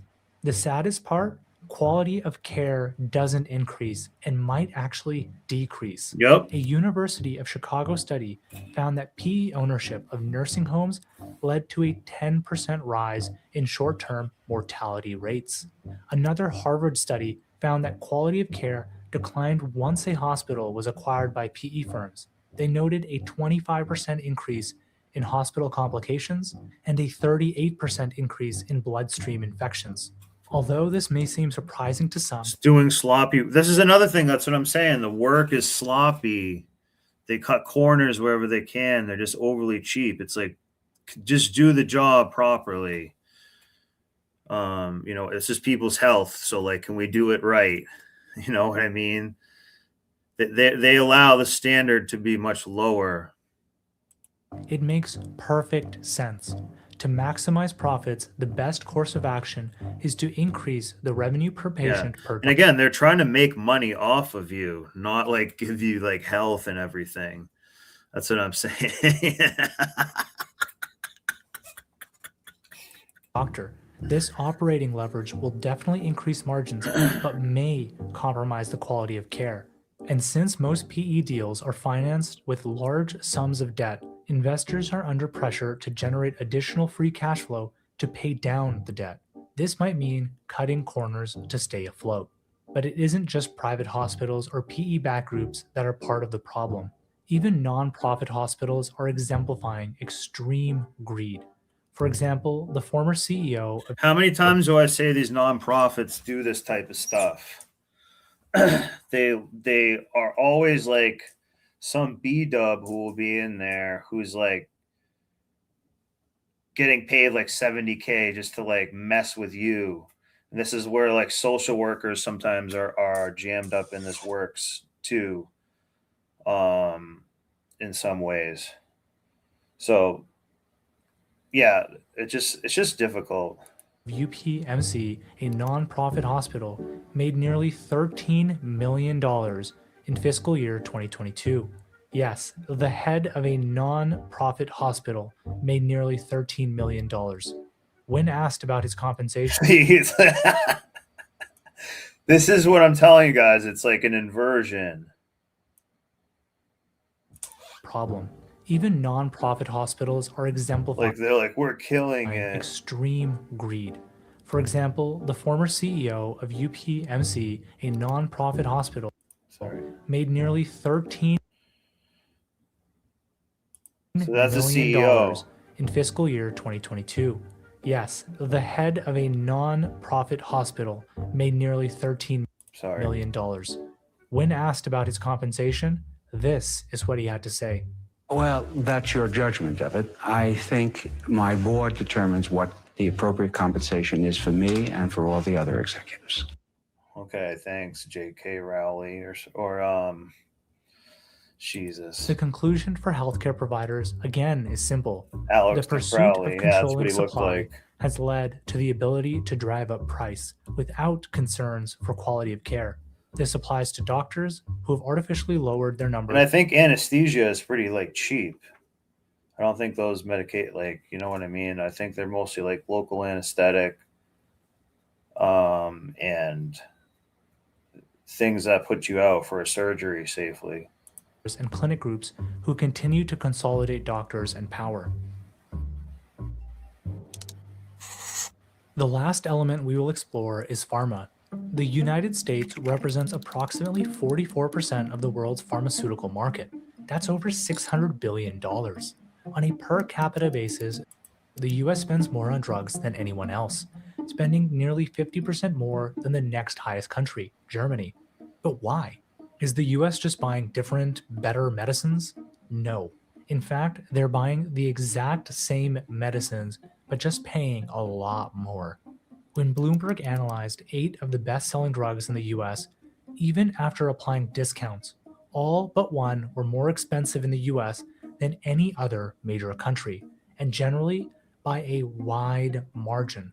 One of the And if you didn't even have the health insurance, they're going to make that cost way more anyways. More extreme examples is for the chronic myeloid leukemia pill Gleevec, which costs $90,000 a year more in the US than the rest of the world on average. The craziest part about this, though, the difference in price is not just limited to the US and other countries. Even within states and counties, people... So this is another way they're like telling you no, but in this certain way. And we're just going to like not give you like access.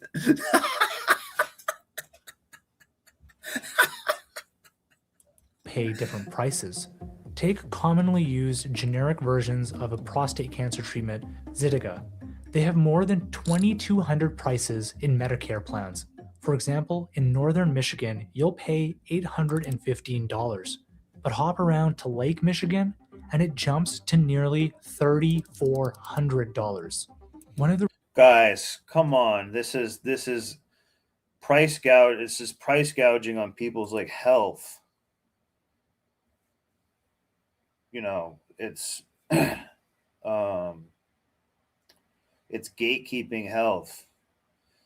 And it's like the things that they also don't do at all is they don't care about doing any type of prevention.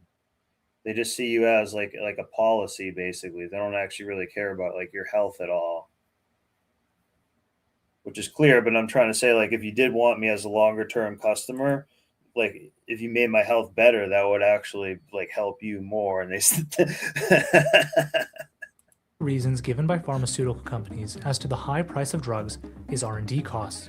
R&D is often the largest expense for pharma companies, generally comprising 20 to 40% of revenues. In addition, the vast majority of all drug ideas fail, making the process to identify and commercialize a new drug extremely time-consuming and risky. However, pharma companies still generate substantial margins and returns on invested capital, as outside of R&D, these pharma companies are extremely capital efficient, and clearly pharma companies are charging less to other countries.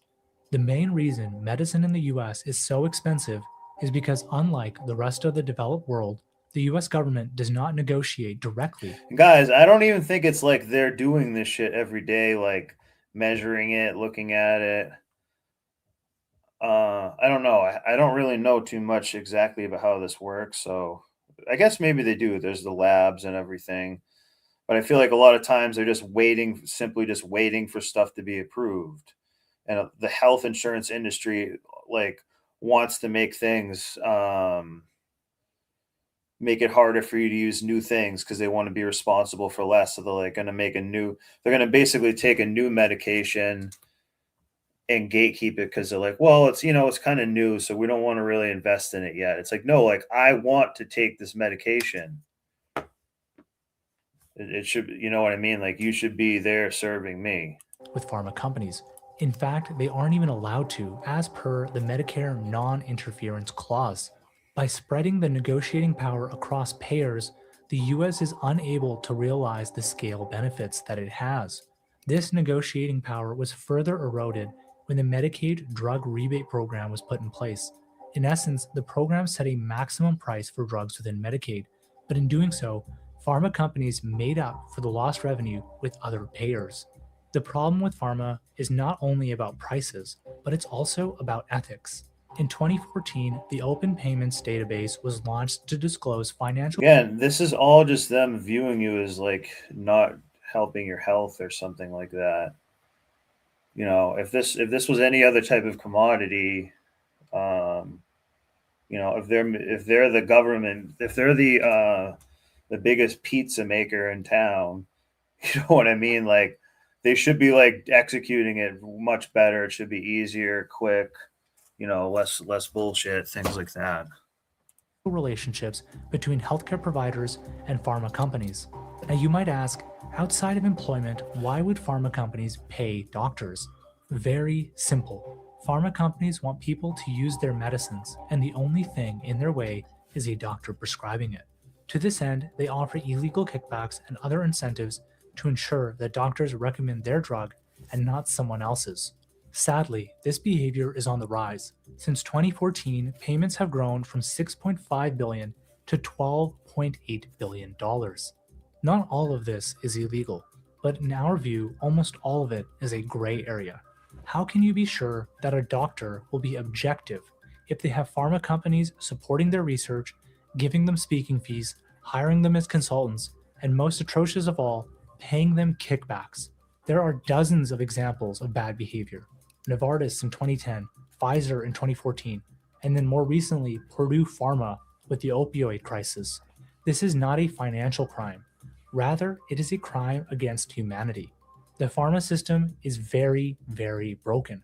Not only do Americans pay exorbitant amounts for the same drug, but they can't even be sure that they are being prescribed the right medicines. Now, that was a ton of information, and frankly, we cut out a lot, including the impact of PBMs, hidden fees, price transparency, the problems with Medicare Advantage, the destruction of rural hospitals, and more. Simply put, the US healthcare system is a behemoth, and it is... Wait a second, what about rural hospitals was that?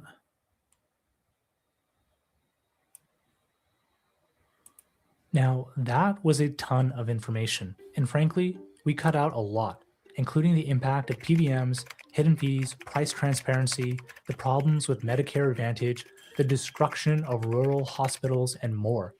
The destruction of rural hospitals. That's probably because they just wanted, if they're out in a rural area, there's less like middle people in the way, in a sense. There's like less democracy or bureaucracy. So there's kind of like less people to interfere with, and they're just more like, hey, like, we gotta maybe even more like blue collar in a way, and they just like serve you up and handle it a little bit better. They handle it all in house because there's only one like building. There's only like 2 buildings in the town type of thing. Whoops. Simply put, the US healthcare system is a behemoth, and it is very complicated. But from this complexity rises extreme inefficiency and the failure to achieve the right health outcomes. That said, if you are wealthy and financially stable, the US healthcare system is likely the best on earth. The US has the most advanced technologies, the most advanced facilities, arguably the best doctors in the world. The catch? You must be able and willing to pay for it. The US healthcare system is a Lamborghini. Yes, it is capable, but at what cost? Would we accept a world where the only car you can drive was a luxury vehicle? No. Medicine is an enterprise, sure, but it's different. It's not about selling the tastiest cheeseburger, nor is it about changing your car tire so you can get to work. It is life or death. It is as human as it gets. And even if you are opposed to a government-run healthcare model, you have to admit that those models are still better than what the US has today. Yeah. Not only Yeah. is the US So that's a good point. In a way, it's like you're getting like the worst of both worlds in combination. Not only a good business, but it's almost like a government entity. But then you're like, wait a minute, we don't really want them doing it either. It should be more of like a private sector thing. In some ways, or working with the hospital.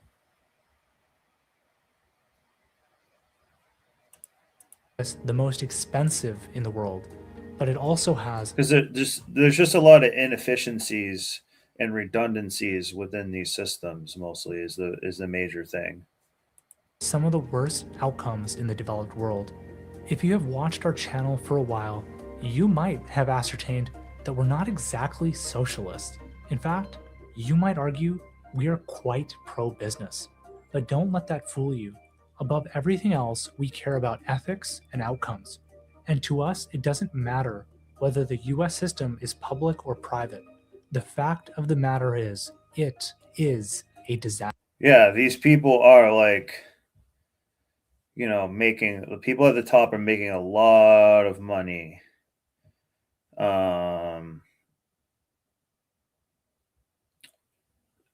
So, and just not helping you too.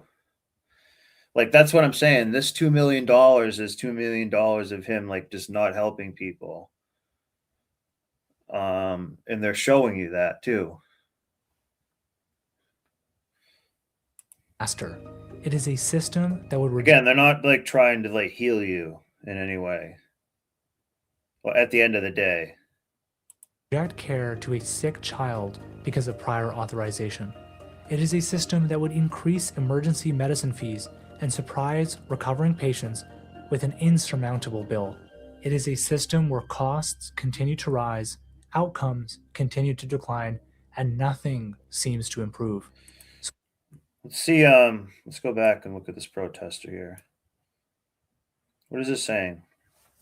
Healthcare is a human right. And you know what? I kind of agree with this in the sense like, well, what would be a more like productive thing to say is that the health insurance industry is like gatekeeping. They're like, it's a parasite on it. That's all I can. Yeah. So that's really what it comes down to. Outcomes continue to decline and nothing seems to improve. So we must ask ourselves, is greed always good? Thank you for watching. Subscribe to 2 and 20 for more on business, economics. And the answer is if you're in healthcare, yeah. Or insurance. If you're insurance. So there's so many like redundancies that they have.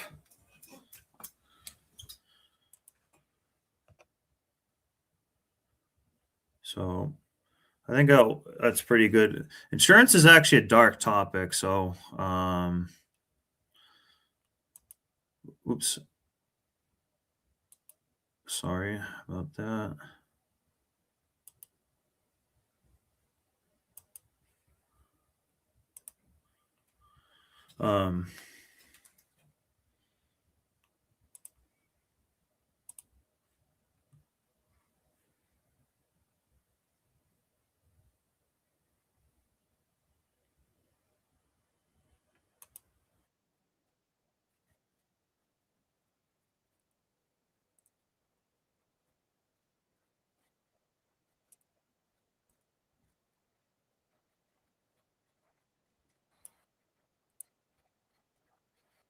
Frustrated customer dials 911. After being ghosted for over a month now, officers are called to a mechanic shop after a frustrated customer dials 911. After being ghosted for over a month now, he shows up Wow. in person only to learn that his car This was voice is supposedly bad. damaged and has now completely disappeared. One day I come over, the truck was damaged. Okay. I said, hey, Kwame, my truck is damaged.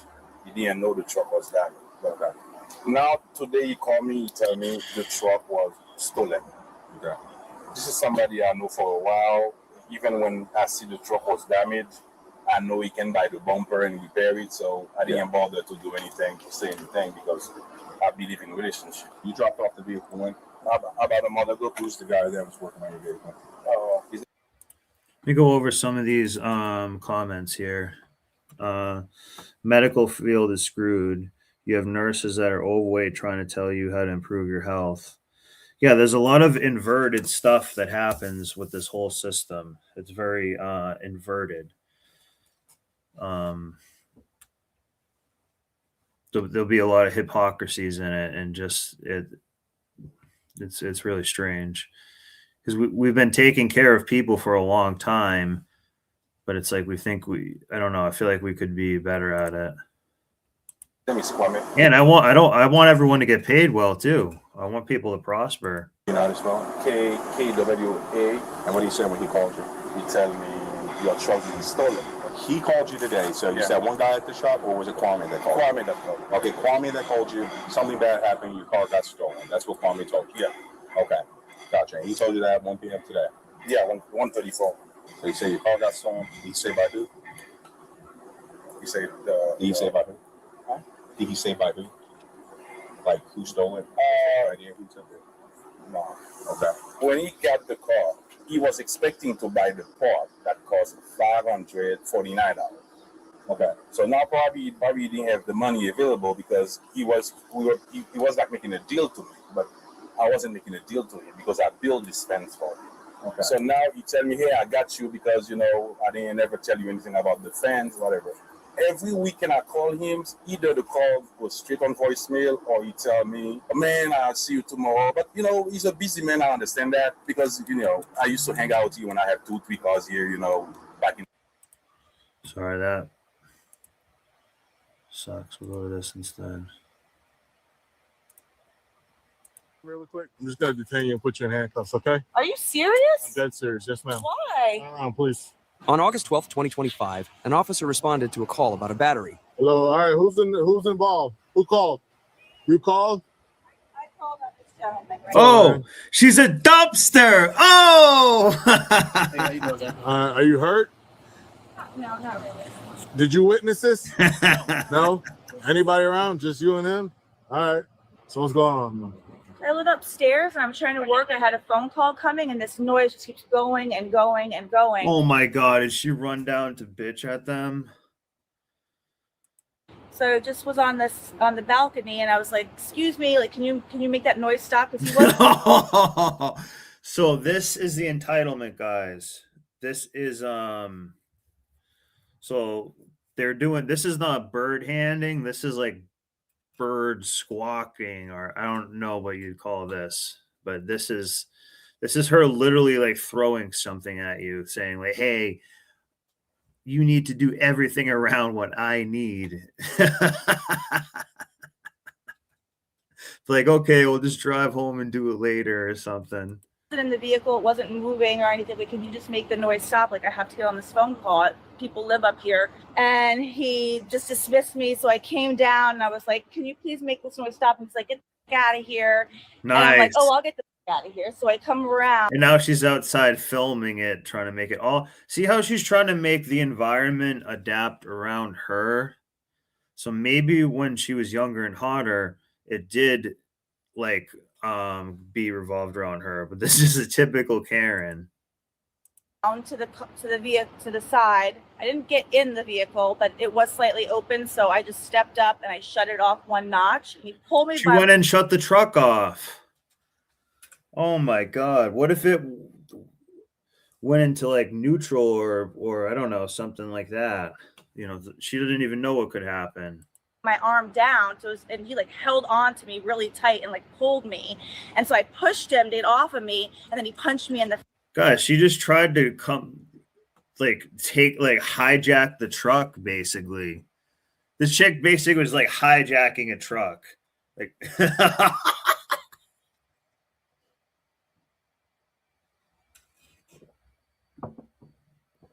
the entitlement is insane. She could go inside for the 8 minutes that it took. Why couldn't she go inside? Oh yeah, she was talking to the guy who she cheats on everybody with. Probably that's why. The Nug was on the phone. Face. Okay. You have your ID or anything like that? I can go get it upstairs. All right. Like that escalated really quick. extremely quick. Can you go ahead and turn around for me really quick? I'm just gonna detain you and put you in handcuffs, okay? Are you serious? I'm dead serious. Yes, ma'am. Why? Turn around, please. Why? Is this a joke? No, it's not a joke. What is happening? Like I said, I'm Is it a detaining you right now. joke? You're not under arrest, but I'm just detaining you. Okay. That's very interesting. Okay. My feet are burning on this ground. Any statement can be and will be used against you in your court of law. Do you understand your rights, ma'am? Yes. Okay. So What I don't understand is why I'm in handcuffs right now. because you're detained, I'm by myself. She doesn't understand that it's inconvenient because it's inconvenient for her.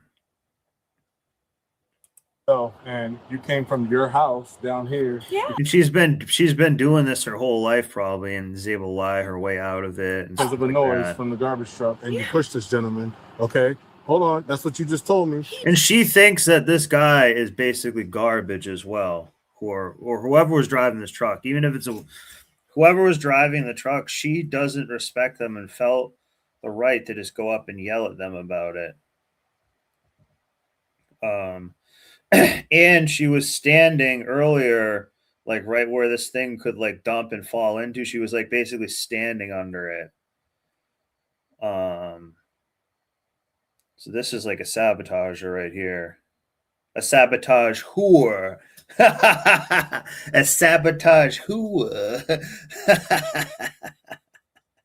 So I'm by myself. Hold on, I'm by myself, so I'm detaining you, but because I'm by myself. Okay, we gotta cause a. He's the one who punched me in the face. Listen, This doesn't make okay. any sense. All right, I asked you if No, you were she hurt got and punched did you in need the medics. face, I don't see any please. injuries on you, but from what you just told me, okay, you went and entered his car, his work vehicle. I just you shut turned the it thing off. Okay, can you shut the car off from the outside, ma'am? I was standing on the thing and I pulled.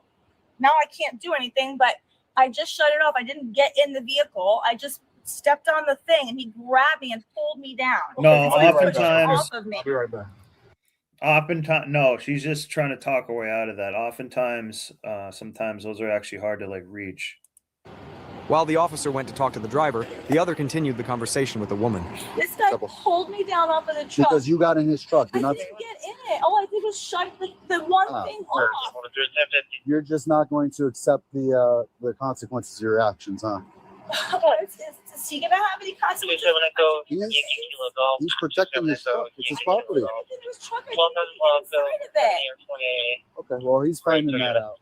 I just don't see what did you think was going to happen. All I wanted to happen was to shut off the truck and I could go back in my house and get on my. What gives you that right? What gives you that right? I'm just curious what you think. This is all her entitlement. This cop is just actually trying to ask, like, why, like, other than that, you think that the world revolves around you, why would you be doing this? This entitlement is insane. And it's rude. It's also her being like, just like, I also view this as just being like rude in general. Gives you the right. I'm not an entitled person. It sounds like it. It sounds a little bit like it. Wow. For you to reach into someone's truck, that's asinine, in my opinion. It's a crime. It is. Imagine going to someone's truck and going in and turning it off. I would only go turn someone's truck off if it was like for a good reason, not to like just because it was loud or something. I didn't even get in the truck. I didn't vandalize it. I shut it off. Trespassing, at least. I live here. You reached in his truck. I didn't get in it. You reached in it. So? Trespassing. No. Okay, we'll find out. She can just say no and no. Wow. I grabbed her. Okay. Pulled it down. So you can pull Yeah, see what I mean? You have to like climb up there and go around to get where the key is and stuff like that.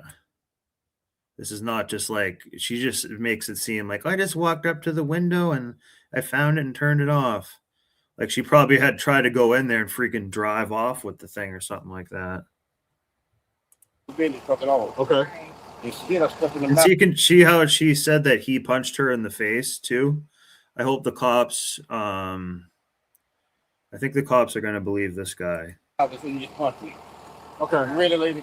At any point did you hit her? Okay. So let me ask you this: did she put any hands on you, or did she touch you at all? She pushed me. She pushed you. How did she push you? In the chest? Yeah. Okay. Are you hurt at all? No. Okay. After getting the driver's side of the story, the officer decided to place the woman under arrest. Nice. All right, so man, you're gonna be placed under arrest today for simple battery. He hit me. Are you kidding me? No, ma'am. He punched me in the face, and I'm the one that's going Please. to jail. I've got my 2 dogs upstairs. She's a dog. I have to call work. This is insane to me right now, and nothing's happened. It's a grown man who punched a woman in the face. Like I told you earlier, I still don't understand why you think. Hold on a second. I don't understand why you think you have the right to go into someone else's property. I didn't go into it. She probably thought the cops were there to like help her yell at him or something like that. Again, all she had to do was go inside her house and shut the screen door for like 2 minutes. You know what I mean? It's not like it was that big of a deal. Just or shut 20 it off. minutes or Why something not? like that. Shut the noise You're off. lucky. I'll be honest with you. You're lucky you're not going to jail for stealing a vehicle, because technically. Joking me? No. That is so extra. Well, so listen. So I know it's a lot going on, but I need you to calm down. Dogs upstairs All right. like that. Okay, No, I so- cannot calm down. He punched me in the face. Hold on. First of all, listen. I'm telling you right now where we're at, but I'm saying if you need to make arrangements and stuff, we can help you with that. Please. But I'm just telling you right now, if that was a police car and we had sirens on there, would you come down there and do the same thing you did to that car? I'm not a police car. I'm not an idiot. Okay. Well, I'm just letting you know. When you trespassed inside the work vehicle. Go in it. My arm was in it at the most. Okay. I was still on this bottom rung. Okay. Well, I'm just telling you right now, based on what. Yeah, down where you belong. Oh! You laughing with him? He punched me in the face. I'm sorry. Excuse me. He punched me in the face, and you're over there laughing with him. And You don't know what I nothing's was gonna doing. happen? I'm sorry. Where are your shoes? Well, they're upstairs. I live here. Picture. Okay. Yes, nobody does. Okay. You have a neighbor or somebody that can take care of the dogs? B-Dub ain't playing. I could put one in the crate, but this is just crazy. He punched me in the Hopefully this B-Dub will just like pimp slap her and be like, girl, get your ass in order. Like you stole like this vehicle basically. Let's get this going. face. You're missing everything before that. You're missing the punch in the face. I've never been punched in the face in my life. Wait. The very first crime that was committed was you entering his truck. I didn't enter his truck. My arm went in the truck, and I shut the garage off. One thing, I was this woman coming will out help. of the truck. I never went in. to turn off a vehicle? Is he good? Handcuffs and arrested because I shut off someone's vehicle? No, I don't need anything else from him. There's a case on there. I gave him a case. They give him Shit. You got Watch your truck mouth. information, the tag on the front? Yeah. No, I didn't get that. Maybe the B-dub is the boss. These have license plates on them? But see how easily a Let me woman just can get that real come. quick. See how easily a woman can come in and just make like a false accusation like this, which could really be a big deal. The guy is just trying to do his job. Like he wants to get out of there and probably done with it too.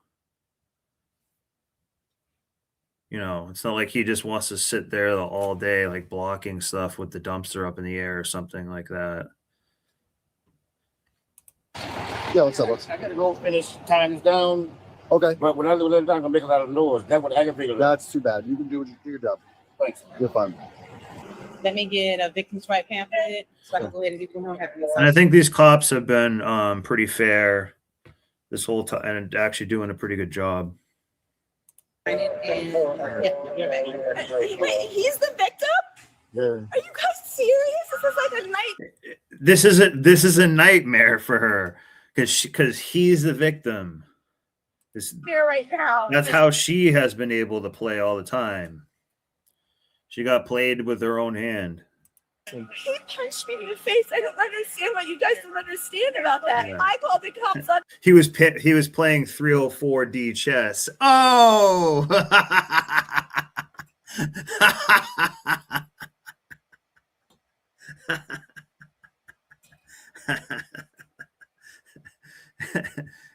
And she was playing just checkers. I know, but there is no logical reason for you to leave your residence and do what you did today. That's what happened, and that's why we're in this situation. Logical, because I couldn't stand the noise and I had to get on a phone call at 2:30. Like, Blame it on the Tylenol. Blame it on the Tylenol. if you don't like repetitive noises either, then maybe you understand how I was up there just listening and listening and listening, going, oh my God, it's giving me anxiety. So it got to the point where So go out and stand and make it worse. he has no point. And unrealistically, what did she think would happen? That she was gonna like help them speed up the operation or something? Like I don't know, like what she really could have done if she did go out there. You know what I mean? If let's say they were like shoveling snow or something, let's say they were plowing snow or something, she said, "Hey, I will shovel some of this snow," and they were like, "Okay, yeah, if you want to shovel when we're doing it, sure."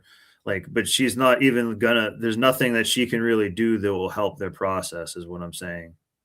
It'd be different if she, there was something that could be done. You out of the car, and then you're alleging that he punches you, hit you, and then you push him. When he pulled me off of the stairs, like he was holding on to me. He didn't just pull me. He was grabbing my arm and didn't let go. Pulled me down, and he had his hand still on me. And I go, get off of me, and I pushed him in the chest, and that's when he punched me in the face. And Please, she would have been.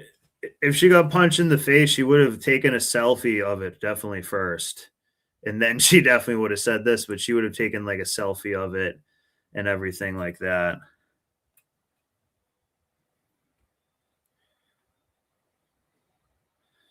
Oh, yeah. Yeah, I guess you missed the phone call. Yeah.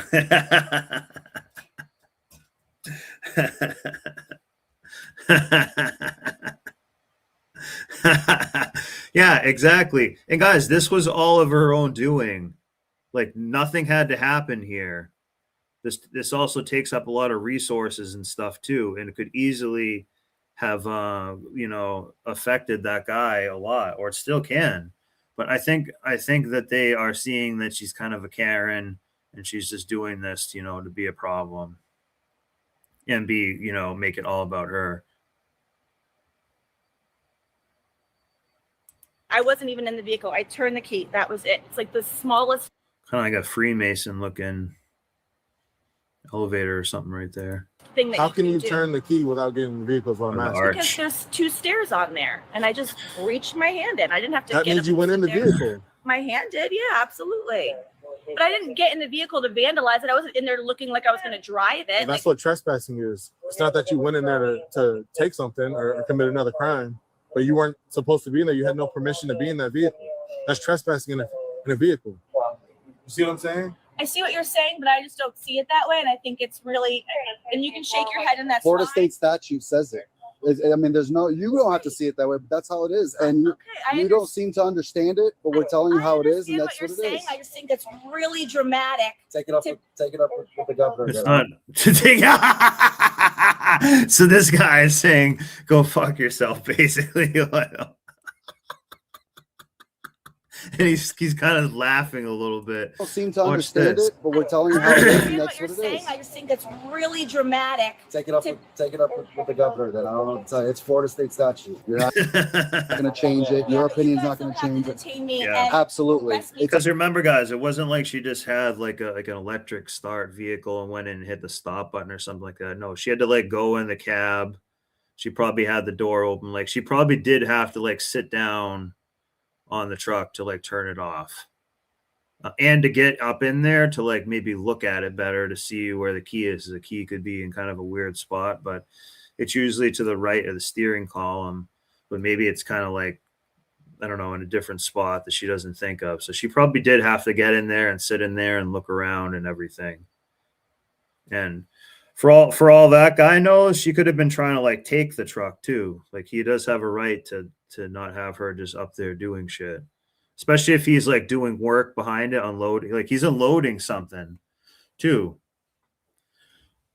He's there doing work, doing the work, and you're getting in there interfering with it and causing a safety hazard. Our job. And punching me in the face. It's our job to enforce the law. Literally our job. I didn't get in the vehicle. You just said you did. I put my arm in the vehicle to shut the thing off. That's all. To be quite honest with you, what you committed, it's a theft of a vehicle. You deprived him. Theft? Hold on a second. No, I don't even want to hear you. You deprived him of his truck. It's a grand theft.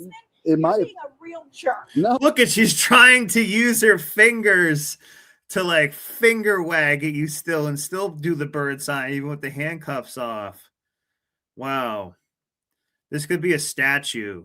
And also she's also in her socks too.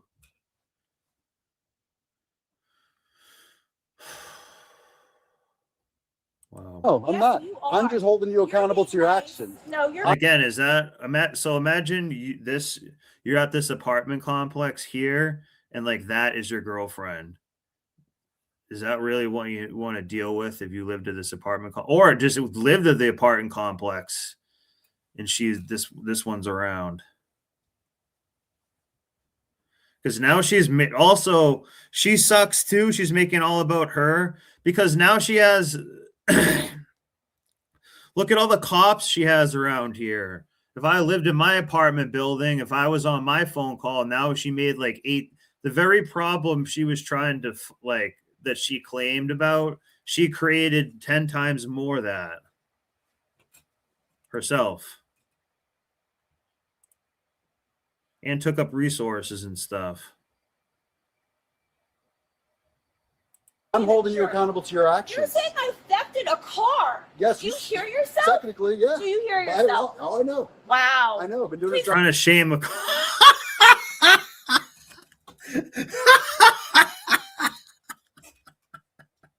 It doesn't compute to them. They think they can just like shame you out of like complain to get out of it. Don't talk to me. Please don't even talk to me. Listen. And a lot of this is kind of like white privilege probably too, in a way that they're just like so entitled, like this is preposterous and everything needs to be suited to my way precisely. This is bullshit. Someone like that. But I respect the cops. I do, but that's ridiculous. At this point, is there any possible way that we can at least put this to the side for a quick second, just to like see maybe you can get somebody to watch the dogs? Like I know that you're concerned about them, and I don't want to see them like thirsty or hungry. Do you have somebody that you want? Maybe we can give a call or something like that too. Yeah. Can you guys come upstairs with me? After going upstairs, she'd be transported to the Palm Beach Gardens PD for processing. They had to show her dogs because she's a dog.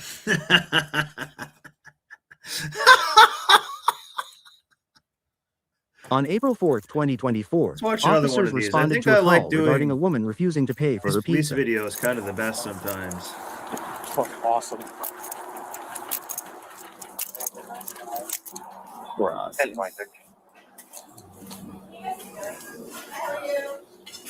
Good.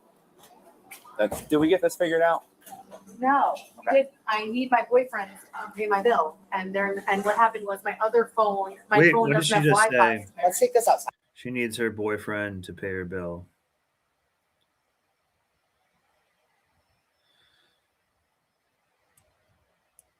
At the pizza place. So this girl was going ham. She was going ham on that pizza and didn't have her boyfriend to pay for it. And now she's like going to demand not to pay, like just not pay or something. No, I need my boyfriend to pay my bill, and what happened was my other phone, phone doesn't have Wi-Fi. Let's take this outside. Sorry. Nice. And that guy was probably the owner or the manager, and he came in and cleaned that up pretty good in a nice way and ease them out of the good. In this case, it's like a dining place, maybe a deli or something too, but he gracefully got them out of there. That's a good move on him. My dad did 44 years in NYPD.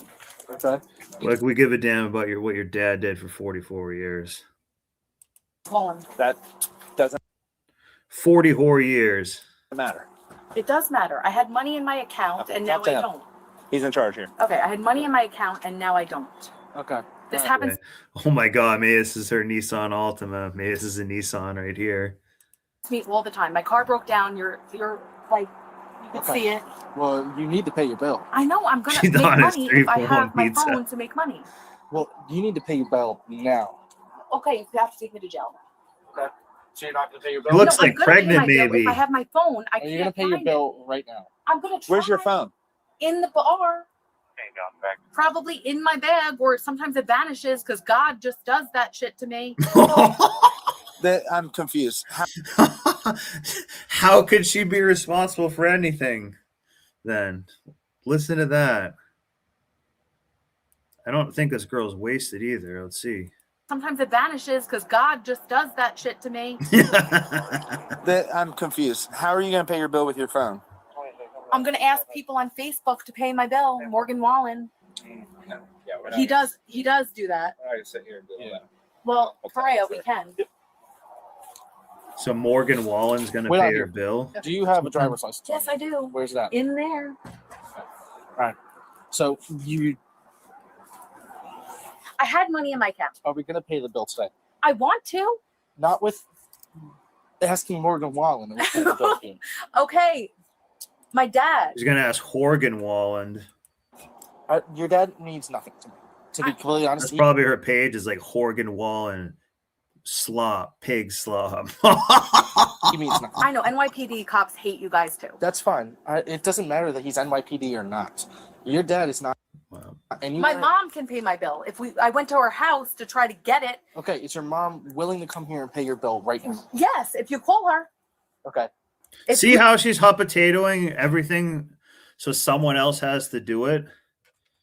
She should just be able to say, hey, like, you know, if she wasn't such a nasty person, she should be able to go back and say, hey, to that business owner who was cool, say like, hey, something just happened in my account. Can I, you know, come in and pay this tomorrow or something? So, you know, this thing just happened. A lot of times they'll be like, yeah, it's not a problem.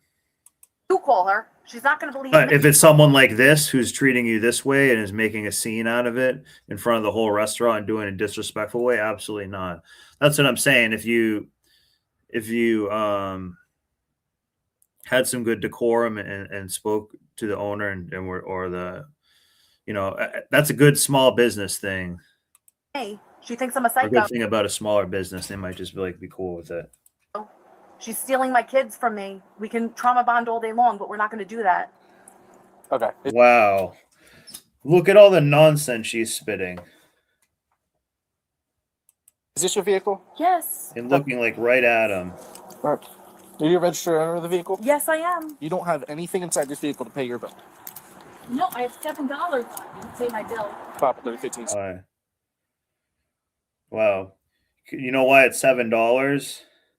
Because it's $3.04. Oh, that adds a 7.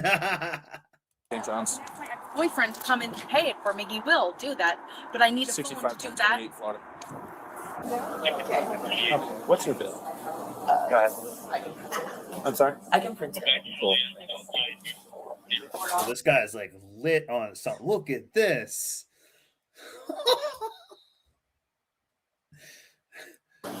She's sitting here trying to come up with all this stuff about how she wants to try to get in the money. So we're not Well, she wanted to offer that. Yeah.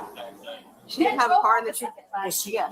She walked here, like she walked in here with no car, and then she drove off in that maroon car. So someone had to drop. Like, I was like, either she's a magician, she's a movie star that's just trying to cause trouble for PR. Like, I don't know what. I just can't read it all, and I'm like, I gotta. Larry will pay my bill. Larry? Who's Larry? Larry, my ex-boyfriend. All my ex. Oh, Larry the simp boyfriend. Wow. Wow. This is like over pizza, guys, too. It's like it's not like something she needed to like necessarily have. My friends are friends of mine. They'll pay my bill. Like this is eating out like at going to like a pizza place like at like a strip mall. It's not like it's just like a piece of gas station pizza or something like that. She got along the way. Like she like went to go get this. They have jobs, but I need my phone to work to call them, and my phone is dead. I can go to my house and charge it. See how there's always like 9 steps to getting anything done with someone like that? They'll make you crazy because of that. You guys want to press charges? She can't pay her bill. I can walk there and leave my car here and my bag here. Okay. You leave your bag here? You stay here often? Or I'm a spotter. Okay. All right. Where's your residence right now? Right there, 130. Which car did you come here? In the red car. See the nasty attitude? Perfect. Thank you. And you said you're not going to pay this? No, I am going to pay it tomorrow. So here's another thing. If she was just a more pleasant person, the business owner would be much, probably happy to say like, hey, I'll pay it tomorrow. Like you're still going to talk to the cops, but like, just pay it tomorrow or something like that. But like this person definitely is not like trustworthy. She was probably trying to like get Nug to pull up and go in the car because she looks like pregnant. She wants a couple pizzas, and Nug pulls up in the Dodge Challenger or something, or one of those other Nissan Altimas, and picks her up and they do a getaway. It's called a dine and gash. Oh, it's not the dine and dash. It's the dine and gash now. Okay, well, that's not going to help me. All right, I'm going to get money back. Really? Yeah. Yeah, but why are you ordering pizza and stuff if you knew you didn't have like the money for it? Other than you're trying to get away from it, like, you know what I mean? Like, if that was really the case, she would have said like right away, like, oh, like I don't have the money to pay for it. Like one call in prison? You do. You're going to jail right now for defrauding an innkeeper. I did it for fun. You're failing to pay your bill. I'm not failing to pay my bill. I need my bag so I can make some phone calls. And my pizza and my meal. No, He still wants the pizza and the meal, They don't too. take food in jail. Oh, I need to have Brendan Wood, right? Oh my god. 27.9 here. You already did. Look No, at this not pizza gonna hut. 26, thank you. Thank you. Oh, that would have been bad. Do you have anything on you that's going to go into the I have jail? a knife. St. John's. Wow. Okay. Yeah, all this over like $7 or something. Yeah, minuscule. You should get my bag so I can call my dad. He can pay my bill. She's going to be 10-15 from Or my mom. I'm not a defrauder. This shit happens to me all the time. Yeah. All your friends know me. So you said you have a knife up your... Yes, I do. You want to come get it? What? No. Oh I didn't my think god. so, asshole. Okay. She probably goes around with Nug robbing places and stuff. Jeez. Doesn't work all day. Thanks. So you know. Appreciate it. Holy cow. Yeah, software Brody for you. Well, there's a bunch of it. Did she buy that one from you guys? Well, yes, she bought Well, it. yeah. Yeah. And then she brought these? Yeah, those were in there. No bag. Yeah. Okay. Gotcha. Thanks, Austin. Yeah, not a problem, guys. Y'all have a good one. Want to come back? I appreciate you. No, for real. Cool. Thank you. We were just, as we pulled up, where he said he's in training. He said, "Have you been here?" I said, "No, not yet. I need to come check it out." Well, So, if you guys have a break a little bit later, your pizza's on me. Okay? cool.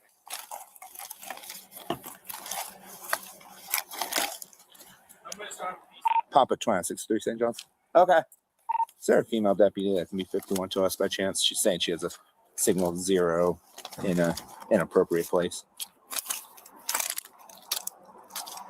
She's on this side. Her name is Danielle. Hi, Danielle. Hi, how are you? Shitty day. Oh, you look so pretty. Thank you. I was going to my boyfriend's house, but I didn't You want look to. so pretty to go to a. Well, I was at the pub waiting for him to come get me. she was drinking and then wanted pizza afterward, just like for free, and didn't want to pay for it. This is part of the problem. There's no humility. There's no appreciation for anything. There's no being humble. This is very like low class. It's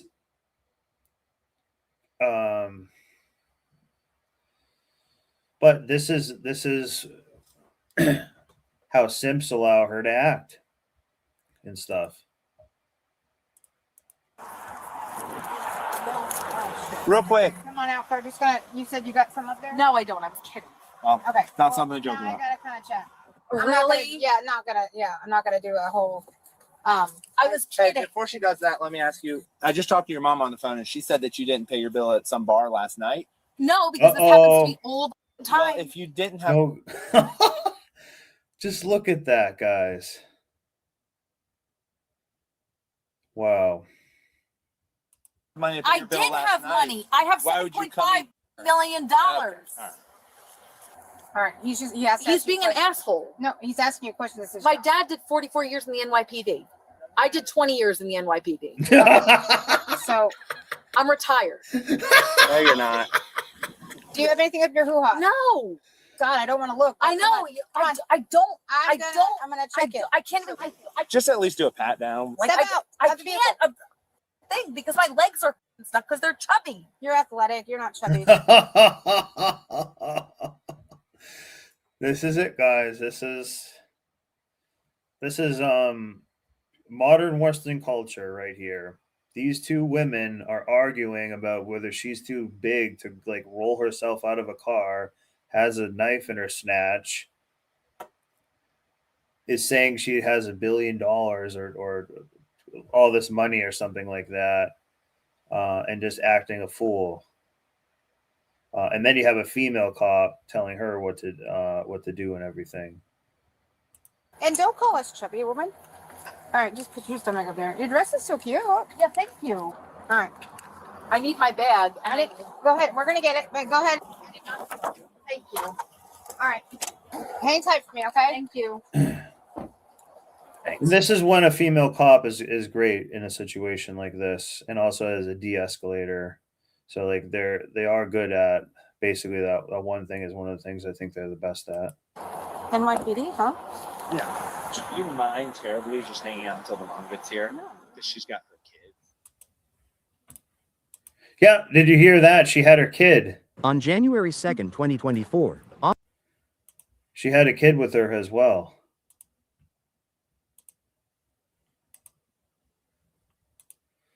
So let's watch one more medical fraud thing.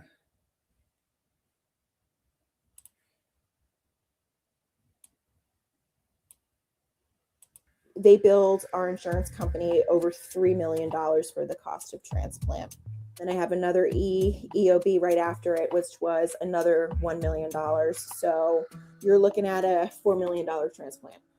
I don't know what people do without insurance. How could you even begin to pay that? We hear so much about how expensive medical bills are, we've almost become numb to it. In 2017, 1/3 of the money raised on GoFundMe went towards medical campaigns, and the site raises $650 million a year for more than 250,000 medical campaigns. Want to show me your room? Luca was born with alveolar capillary dysplasia and Hirschsprung's disease. At 3 weeks old, he had surgery to remove part of his colon. At 2 months, he went into cardiac arrest, and at 5 months, he had a lung transplant. His parents had to turn to fundraising almost immediately just to keep up with the medical bills. They did a clamshell approach, and he has several scars from all of the other surgery.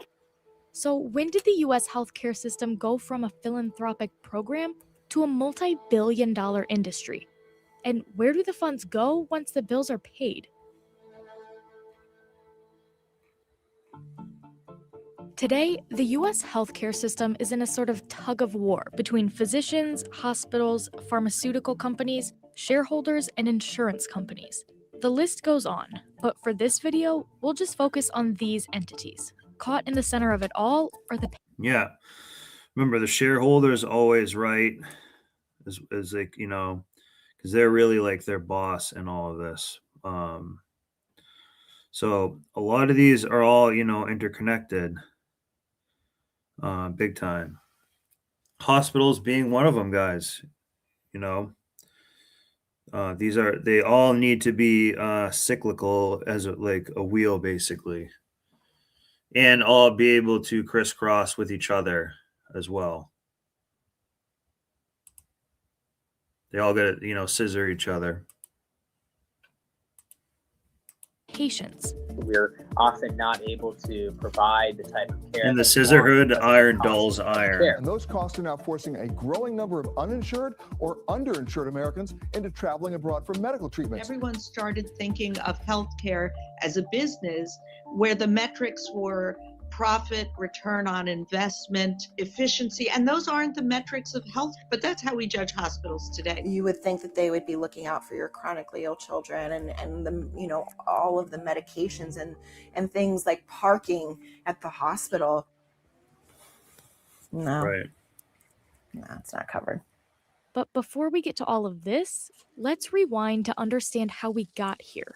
This chart is a pretty good place to Yeah, but she may be parking at the she might be complaining about like parking at the hospital or something like that. But all in all, they're just not really there to like serve you. It's also like you work for them too. Start. The data shows healthcare spending versus life expectancy. The rest of the world pretty much stays the same course. But around 1980, the US veers off. I like to say it's kind of the road to hell is paved in good intentions, because everything we've done was in the name of better health. To be clear, growth in US healthcare spending has slowed over the past few years, but it's still way higher than in other wealthy countries. Before government programs like Medicare and Medicaid, Blue Cross and Blue Shield were the main providers of health insurance in the US. At the time, they were nonprofits and accepted everyone who wanted to sign up. But at this point, it wasn't to control costs. It was really insurance in a worst-case scenario. And after World War II, employers started offering health insurance. Suddenly, demand was booming.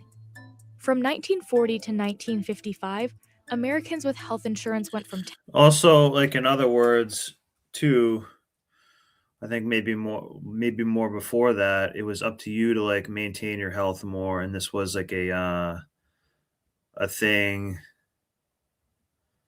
almost like a life insurance policy or something like that. 10% to more than 60%. That demand created a business opportunity, and for-profit companies started rolling in. Insurance was the first sector because it's in some ways the original sin in the sense of it separated the consumer from payment, right? So it felt like nobody was paying. By 1951, Aetna and Cigna were major players in the for-profit health insurance market. And in 1965, They're just thinking about how to like mess with you. It make all this new paperwork and everything like that. He's like, you see all these pens here? That's like what you're going to need to sign all this for. Look at this demon guy right here.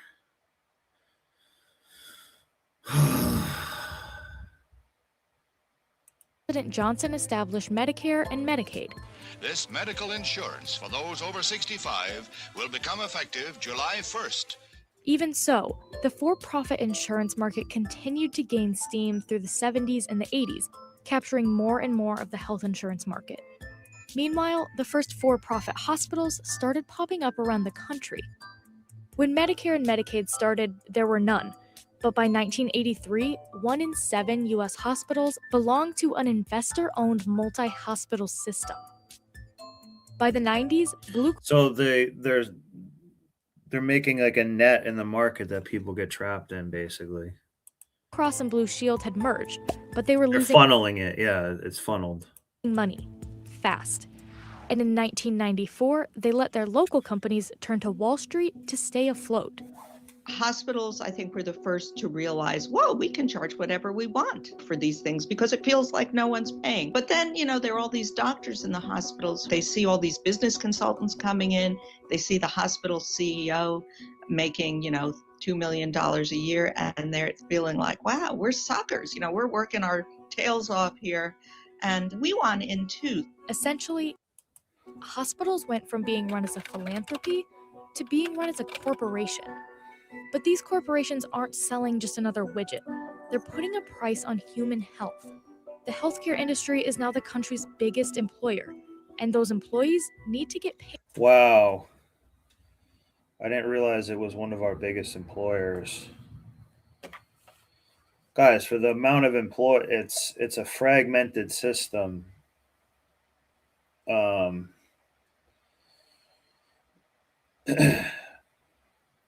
Just kind of ridiculous. It's 2026 and like we could probably have like flying cars and stuff, but we like we need to be better at this. Throughout all of this is private capital, and lots of it. You would think that if hospitals are becoming more efficient, the cost to consumers should go down too, but that hasn't necessarily been the case. And a lot of that has to do with the billing system. Of course, doctors need to get paid. There are admin costs and medical supplies and technology. But instead of this 3-page bill... And the health insurance system is basically like a materialization of like health. They're trying to make it so like your health is now like a material object. It can be a box that can be ticked off on whether you deserve something to then heal you the rest of your whole body. You know what I mean? Like they're finding like reasons to not do that. Get in Belgium, medical bills in the US look more like this. Yeah, look at that. It's like you work for them. And I spend a lot of time taking care of just medical bills and phone calls and that type of thing. We talk a lot about the billers and the... Which is like drains a lot of energy. It's another thing. It's a very draining. Every aspect of it is just kind of draining you the whole time. Coders and the consultants who really are removed from healthcare. They're not there because they care about health. They're there because they see a business opportunity. And, you can't blame them in the sense that that's what their companies are supposed to do. They're looking for business. So a collection agency that does healthcare, to them, a bill is a bill is a bill. They don't care if it's for somebody's heart transplant or someone who was not very judicious and... Yep. And that's partly why for a lot of people in the West or around us are like some boomers and stuff, materialism is their god. And money, it means to acquire more of it. Materialism is their god. So that's why health insurance exists more, because they're also like materialized your health in a way too. And a lot more money on a Rolex watch that they couldn't afford. It's a bill. But how come those bills are so long? It has to do with something doctors call unbundling. Think of it like buying a plane ticket. You pay for the ticket itself, but there are a lot of extra charges squeezed into your final bill. $30 for a checked bag, $50 for a few extra inches of leg room, and another $3 for water. you get the gist. People get irate about it and an airline ticket, but in healthcare, we've kind of come to accept it as, oh, that's just normal. And part of the reason I wrote the book is to Yeah, because it's a parasite. That's what I'm saying here. That's what it is. It's just always a drain, and they're just always, well, it's a drain. It's always there. I'm always used to it. say that's not normal in other countries. Hospitals. And it shouldn't be normal for people. Like, here's the problem. Sometimes people just don't want to get things done. They just want to like file paperwork and do fake work instead of like actually upping like production. Some of these jobs, you just have to be there the whole time you're there. I don't know. I've never really had to work like an office job where you just go in and you have to be there for all those hours or something like that. So I imagine they do get bored with it, but they should still like, want to like serve, their community. Do this through a complex system of codes. New patient visit 9920105. Emergency room visit 9928185. Burn due to water skis on fire V9107. Yeah, there really is a code in case your water skis burst into flames. As they do. Different codes mean different prices.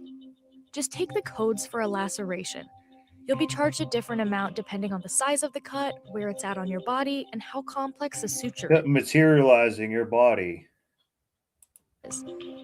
Coding historically was about tracking diseases, right? But in the US, pretty much alone, how you code a patient interaction is a billing construct. Again, something that had scientific and medical purpose gets translated into a business asset. Every day we spend hours going through check boxes, typing notes, documenting things that we're supposed to document for billing purposes that we really don't think improves patient care. And the more that we spend time with computers, the more that we spend time billing, that leaves a lot less time for face-to-face interaction with our patients. And that's why most of us went into medicine in the first place. There are benefits to taking down all that data. In theory, it can lead to better results in the long run. Doctors may find things later that they didn't catch in the moment, but at the end of the day, it's just not working in the US. Some doctors say they're concerned about malpractice lawsuits, so they order more tests to protect themselves. Bills keep getting longer, and health outcomes aren't always getting better. The American Hospital Association declined to comment on criticisms of the current hospital system. But they do have a fact sheet explaining that hospitals often don't get paid the full amount that they bill. The AHA claims 2/3 of community hospitals lose money when So people coin clip along the way in this whole thing, little spots here and there all the time, and get kickbacks. So that's another thing too. Sometimes it's not like these people are like, working crazy hard or anything like that. So if a lot of this is automated, in some ways that would be better.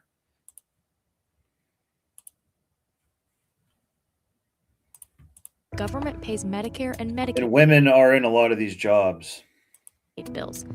And that, quote, the hospital payment system itself is broken. And of course, a big part of that healthcare spending is on drugs and supplies, both of which can be hard to get insurance to fully cover. Oh, thank you, Luca. Can you show us what's in that box? Are these your ostomy bags? So we get 10 per box, and that lasts me about 2.5 days.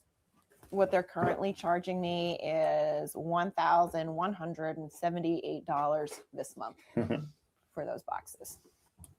I'm sorry. Thank you. Let's talk about one of the biggest issues weighing on the pharma industry right now, and that is drug prices. From $18 a tablet jumping to $750 a tablet, up 4,000% in just 24 hours. It's that type of stuff, guys, where they can price gouge here and there because it's a monopoly.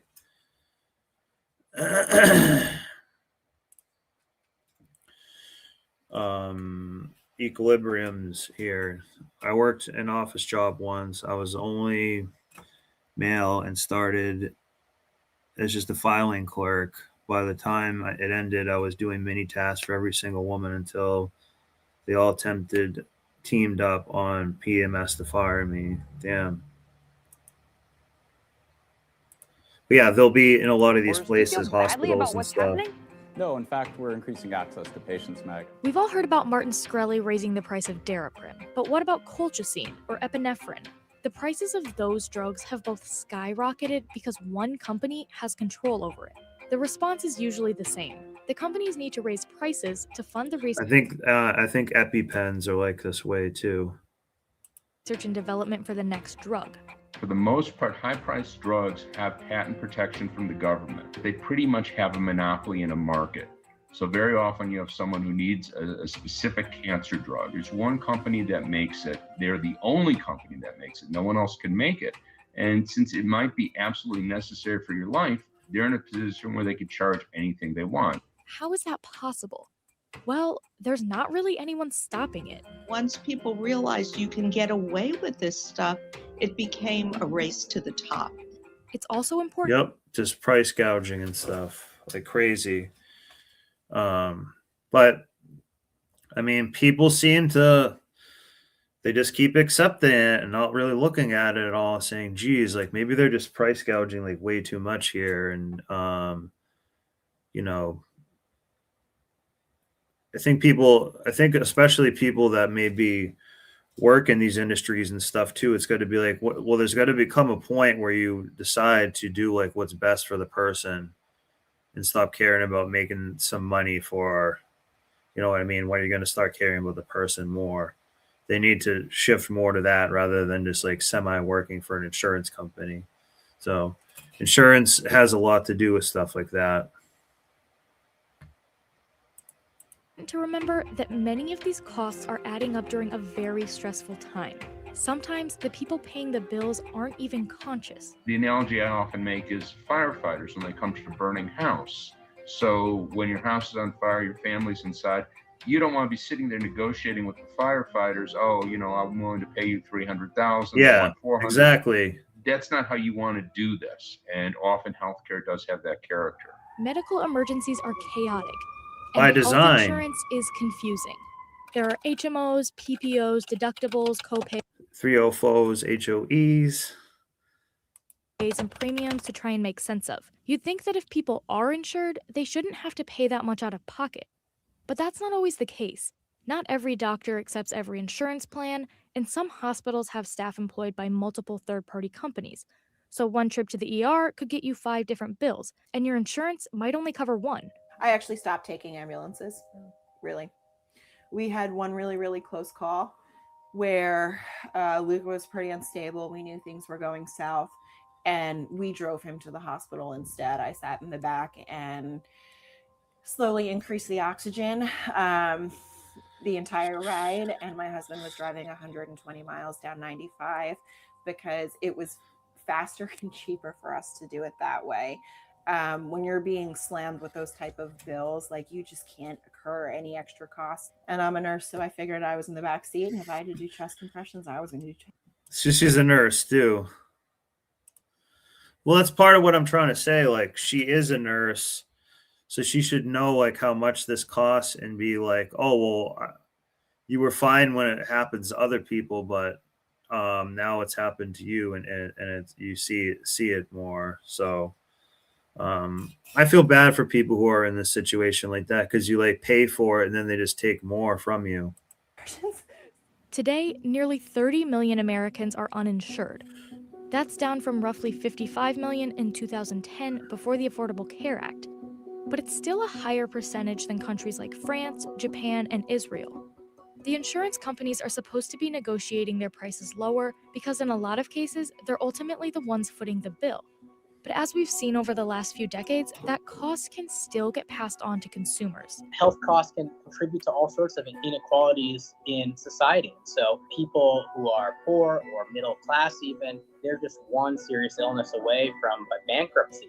So where do we go from here? Once there's all this money sloshing around in a system, there's this kind of pile-on effect where everyone wants to grab their bit of this huge pot of money. And now what we have as we're trying to take it back and reduce costs is everyone is desperately clinging to their piece of the pie. What are you doing? What are you doing, you big goof? And guys, another thing too, they've made it. Of course, healthcare costs have the potential to. They've had it pretty good. They should actually just get out and make it better, but they just don't give a shit.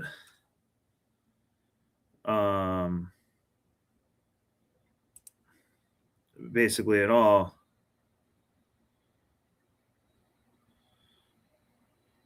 Yeah, exactly. Every company hires on middle management, Nepo kids, and finds positions for them to be over normal people who only got high school diplomas.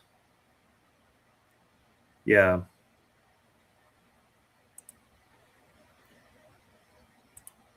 Oops. To impact your personal budget if you're paying for insurance or when you get sick. But it also impacts. And see all the bullshit, all the paperwork and everything. And this might be part of her fault that she's just taking all these referrals and doing stuff like that too. I don't really know what they said happened to her too.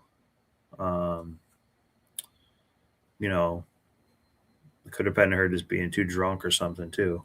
Healthcare costs have the potential to impact your personal budget if you're paying for insurance or when you get sick. But it also impacts the country's bottom line. The government currently spends more than $1 trillion on healthcare, and the CBO expects spending on Medicare and Medicaid to double in the next 10 years. That's not just because the population is getting older. A large part of that spending will come from healthcare getting more expensive. There's no magic because they're in there solution as to what clogging to it do up. next, but people are at least starting to think about the steps it'll take to turn things. That's what I'm saying. It touches so many other things because it's also like a redundant. It affects so many other things just in other ways. Around. One is having a lot more transparency. Both doctors and patients and their families should have an understanding of roughly what it's going to cost them. And it's partly our fault as consumers for not, demanding more from the companies or, making. We need people to like start giving a damn about their jobs again sometimes too. Route, having some sort of government manufacturing facility so that you could say to Kelly's, okay, you want to do that? Guess what? Next week we're going to be on the market and we're going to be selling this stuff for $1 or $2 a pill. Peekaboo. Yeah, that's another thing. I think some of the stuff they can make very cheap. So they do. I think like one thing that they do charge a lot is like insulin. I mean,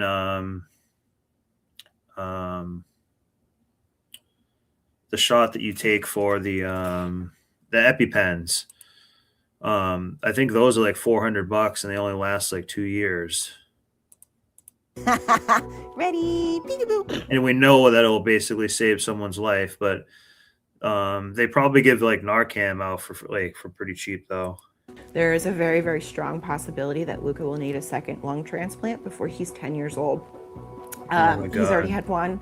They will list him for a second. And right now, the policies in our healthcare system is they do not list him for a third. So I do not know if I will see my child ever hit his teens or 20s. It's pretty scary. Like, I don't know if I'll ever see him get married. It's just so unknown.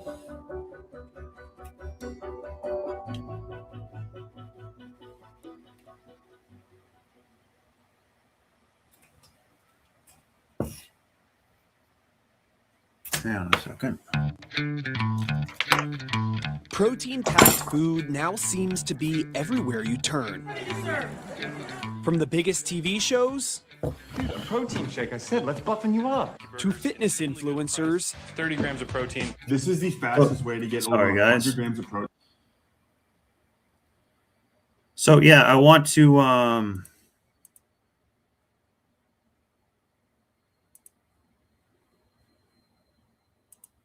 economics. I want to thank everyone for being here, and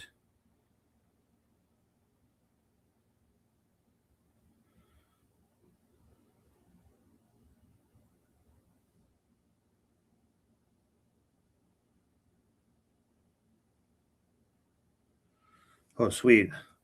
Wait a minute. Sorry, I had to pause. My customer, I think, is Venmoing me. So let me put on this police video real quick. Then maybe we'll check out that moon thing.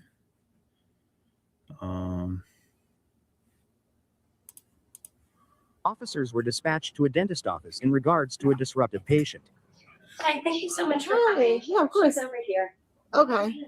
Why can't they just do what they need to freaking do? Why, like, All right, what's going on?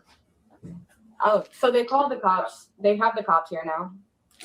All right, what's going on? There is nothing here. All I asked was just for my documentation about what happened here and what went on, and they refused to give me my paperwork. And that's Nice. all I Now I'm asked. happy. I got paid. I don't understand why it's a problem or an Nice. issue for me to get my documentation of what happened today. Did I refuse to give it Yes, to you? you refused to give it to me, and you told me no. I said no. I said she just left the chair. I didn't- was unable to have documentation I didn't just- until I Wait, compiled. Yeah. This woman here is like, sometimes when you're dealing with women, like in this customer, even in this customer service thing, like I had to like really argue just to like get her to like pay without like saying like, okay, like we can add other work and stuff, but like I just pay me for the work that I've done. And she's like, well, can we add this other thing? And like, can you move this or do something like that? And you're like, well, yeah, for more money. Okay. And this one other thing. They love to always like add one extra thing on. So this is,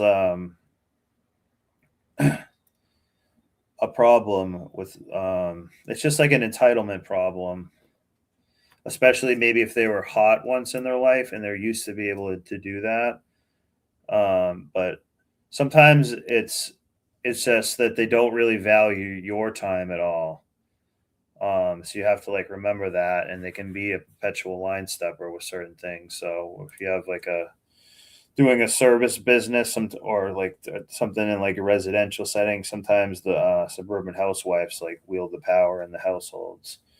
They can either be cool, like they just sometimes don't understand like logistics of things, and they always like want something off or to add one extra thing.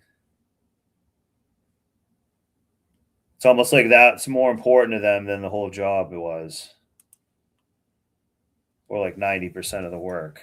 Until I compile it. I asked her if she would like to come back for it. Okay. Then she can come back for it. Okay, do you understand her? No, ma'am, please. Because I was sitting. I'm not going to argue with you. I'm not trying to argue with you, ma'am.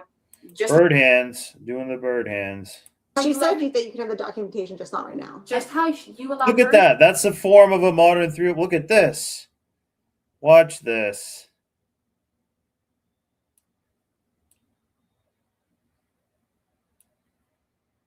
To me, and you told me no. I said no. I said she just left the chair. I was unable to have documentation. I didn't just until I wait. Let me compile it. finish. Okay. Until I compile it, I asked her if she would like to come back for it. Okay. Then she can come back for it. Okay. Do you understand her? No, ma'am, please. Because I was sitting. I'm not going to argue with you. Now look at this. Look at this. Trying to argue with. Bird hands and phone in crotch diddling herself. Look at this right here. Look at, she's getting the bean flipped. Look at that. Oh my God. But she put her phone down there to like speak. She's doing it as if she's speaking down to her as well. Yeah.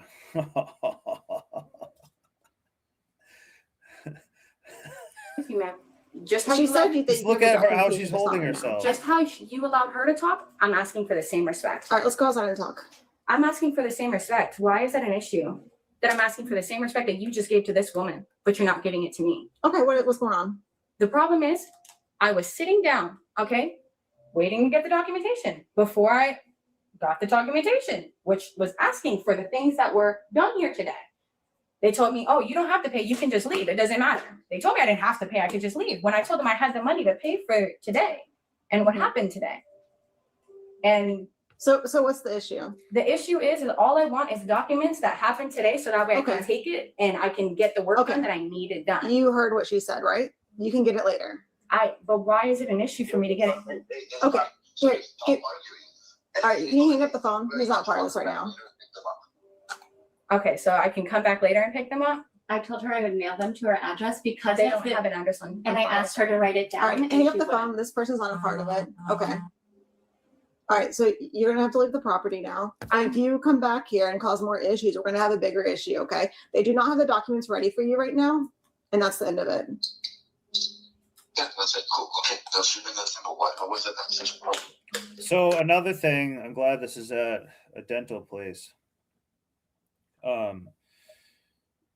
Dental industry is the same thing, because notice, like, well, health is different than dental. In dental, we have the ADA, and that's why they have, that's their way of like creating a funnel for certain things to be approved and get credit for them and stuff like that.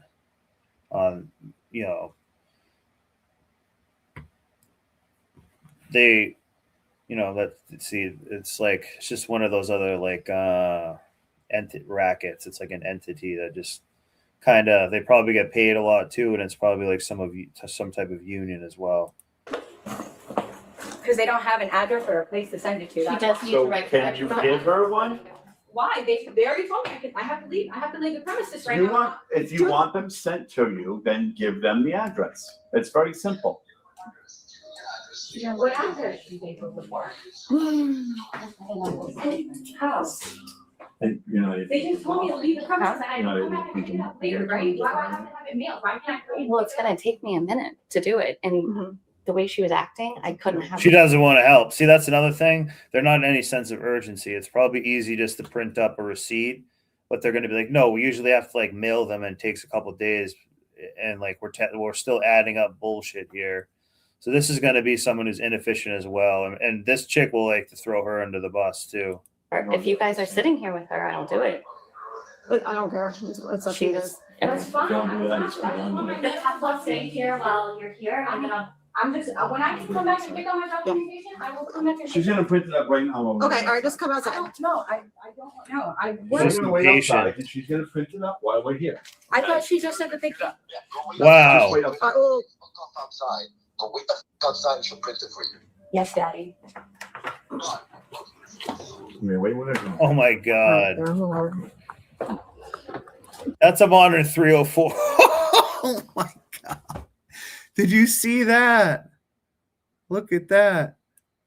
I'll stay here while you're here. I'm just, when I can come back and pick up my documentation, I will come back and. She's gonna print it up right now. Okay, all right, just come outside. No, I don't know. We're gonna wait outside, and she's gonna print it up while we're here. It's reasonable to wait outside. It's like a beautiful day as well. Outside. Go wait outside and she'll print it for you. Yes, Daddy. There you go. That's a modern woman right there. At the dentist office, has cops on her, has a backpack, acts entitled, doing the duck hands, booted out. And again, could have just been, pleasant. I don't care.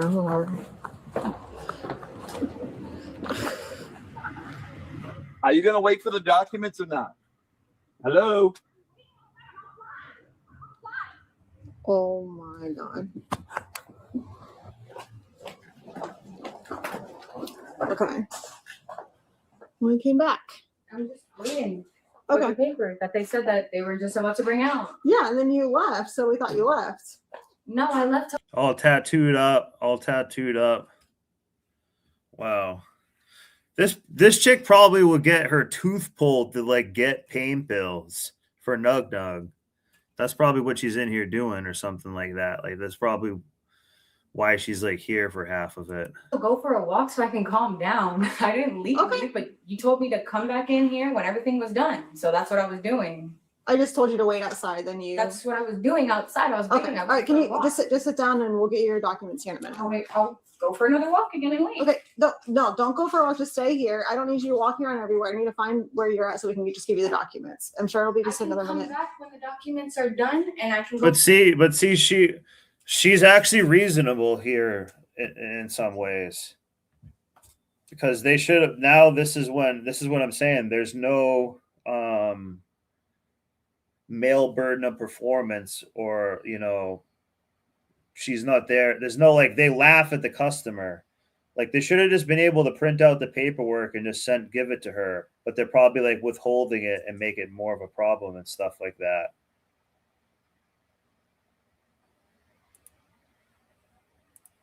So she's doing the right thing, actually staying out of the situation. She shouldn't have really like walked, but she should have just said like, "Hey, I'm just going to wait at the corner down there," or something.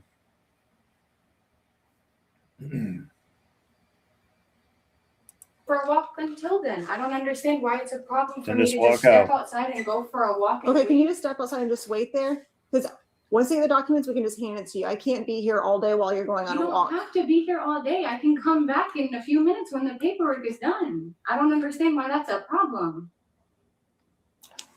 Okay. Can you just stay here for 1 minute and then we'll get you your documents, okay?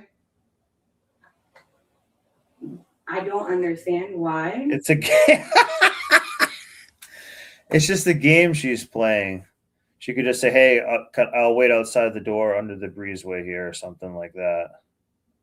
Okay, you're making a bigger issue than it I'm needs not to be. trying to make an issue. I'm not trying to make a problem. I'm just, why can't I go for a walk until this is done? Why do I have to? She has to go out to the I'm blade trying to and start putting in work. Okay. So can I go for a walk until it's done? No, stay here or we're going to be trespassing you from here, okay? Why Just can't I stay get here. my papers? Just stay here. They're getting the papers. I'm not going to baby. So much of these problems are just caused by sheer impatience and the main character syndrome. Like, oh, like why isn't someone serving me so like perfectly quickly, like perfectly fast and stuff like that.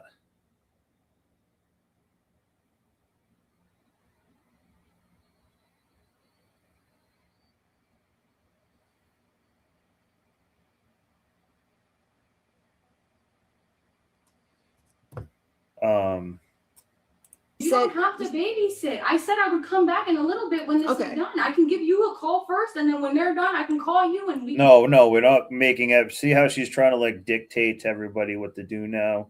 That's what caught her in the first place. can come here together if you want. Just stay here for a minute. I don't want to do that. I just Yeah, you are. want to leave so that way I can go and finish what I had to do today. They're working on it. And they're taking a long time, so I can't go for a walk because I have to go fill out an application and an interview right now. Okay. You left. Okay, Yes. we saw you leave. I hung out here for another 5 minutes. You clearly weren't coming back. I told them you left. I never said I wasn't coming back.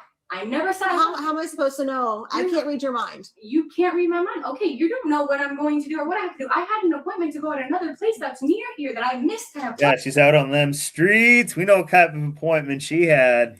appointment.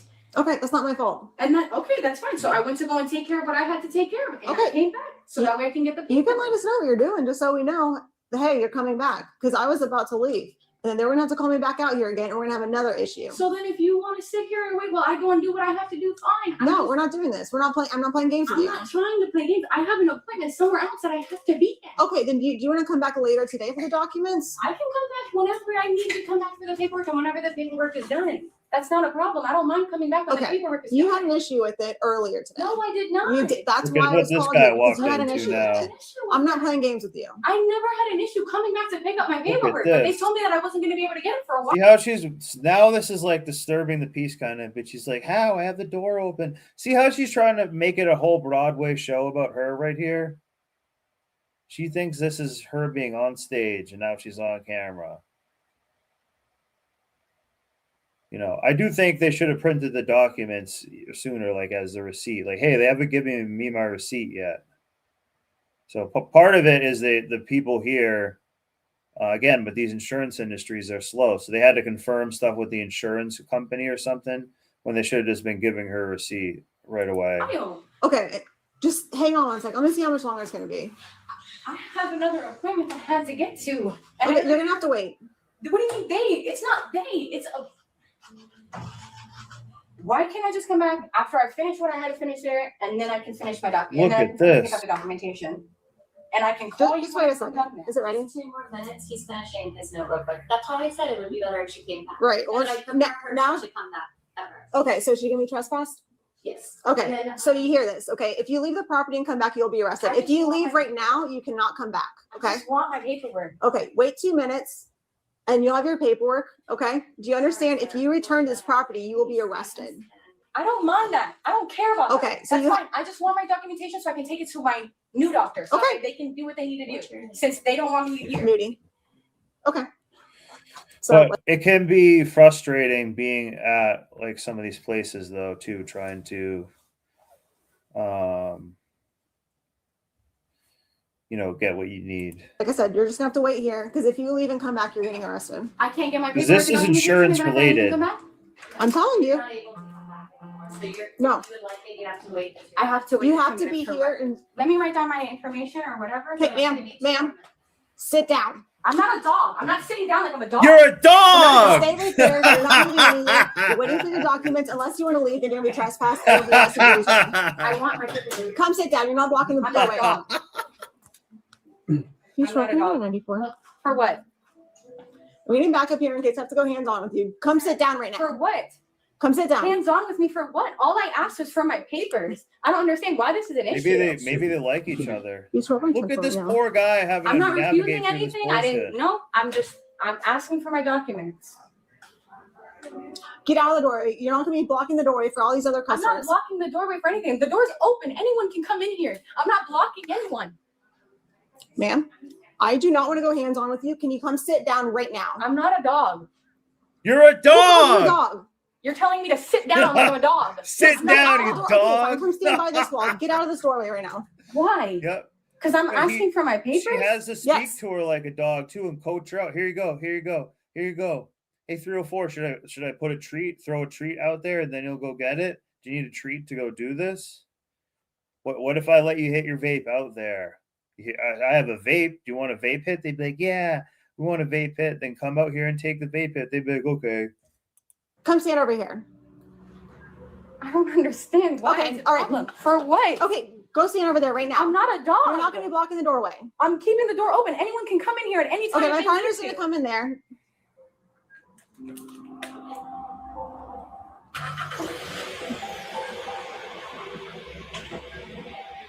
All right, do you have your ID on you? No, I do not. All right, Of course not. get off the phone. No, I'm calling my mom. Get off the phone. Wow. You can't tell me I can't call my mom. Oh my God, guys.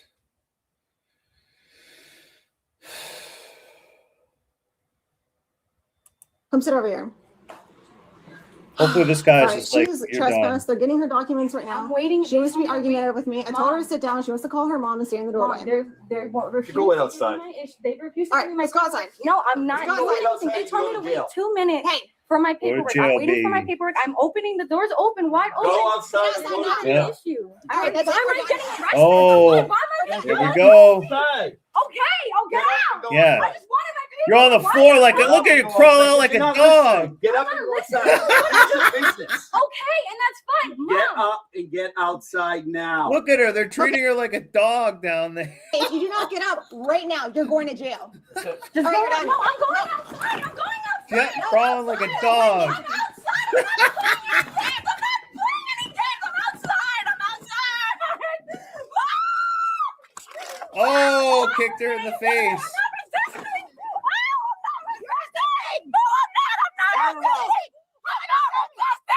Turn around. Turn around. I'm trying to stop. Get off of me. You're hurting me. You're hurting me. You're hurting me. Please. Oh, it's a dog pile. You're hurting me. Please. It's a dog pile now. I'm not okay. It's a dog pile. Turn around.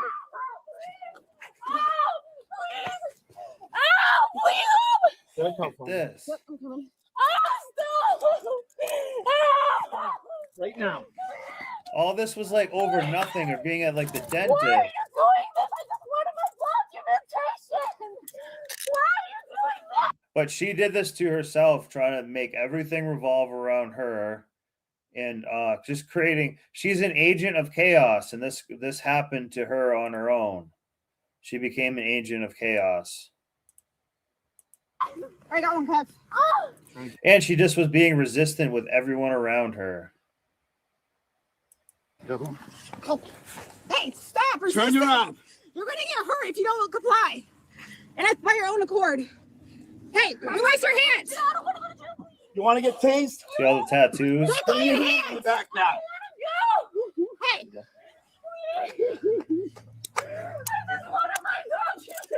Then you should have listened. Stop resisting.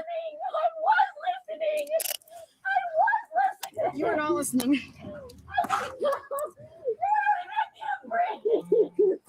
Oh, there you go. Can't breathe. Stop. All right. Stop. Guys, look at what a scene she made, too. All right, now stand up. I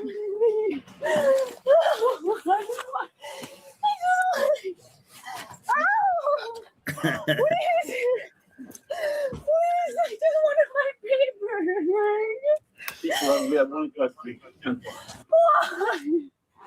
I asked for my paper. Look at all the tattoos. Knock it off. I'm not doing anything. Yes, you are. Try, like, guys, look at all the manpower this is taking just because this person was such a resistant on a ton of antidepressant, drugged up, kind of crazy person. And they're just so entitled. She's just so entitled. She has to make a whole show out of this too. I'm not sure. And looks like this says, "I'll take you to Mars." I see, looks take you to Mars. There's four of us. Come on, sit down. I'm not fighting anyone. Stop. Which, speaking of that, I don't like NASA, and I like to bitch about NASA a lot. I don't think we should try to do this moon bullshit. So I didn't really look into that yet. But I'm just not a fan of them. Never have. Then stand up. Stand up. I am. You're hurting me. Nobody is hurting you. Stand up. You're hurting me. Stop. Stop. See how they're playing the victim the whole time? This is causing a huge scene here.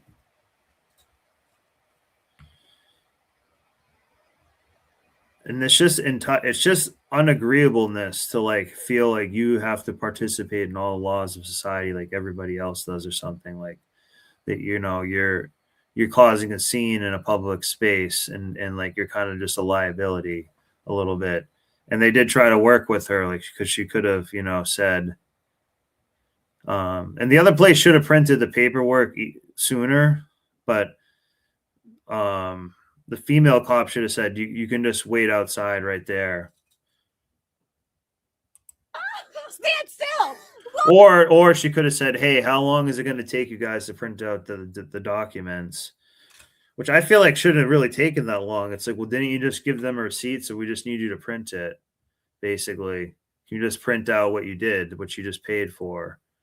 Why didn't you just do that to begin with too? But maybe they weren't done with it or something then. But the fact that she walked away then came back actually wasn't was a kind of a decent move by her. But this cop here, this female cop, kept her inside and kept chatting her up. She was gaslighting this chick more. Why are you doing this? I just wanted my paper. I just wanted my paperwork. Why is this a problem? Why would I call my mom and begin an issue? Good idea. Why? That's right. That's not working.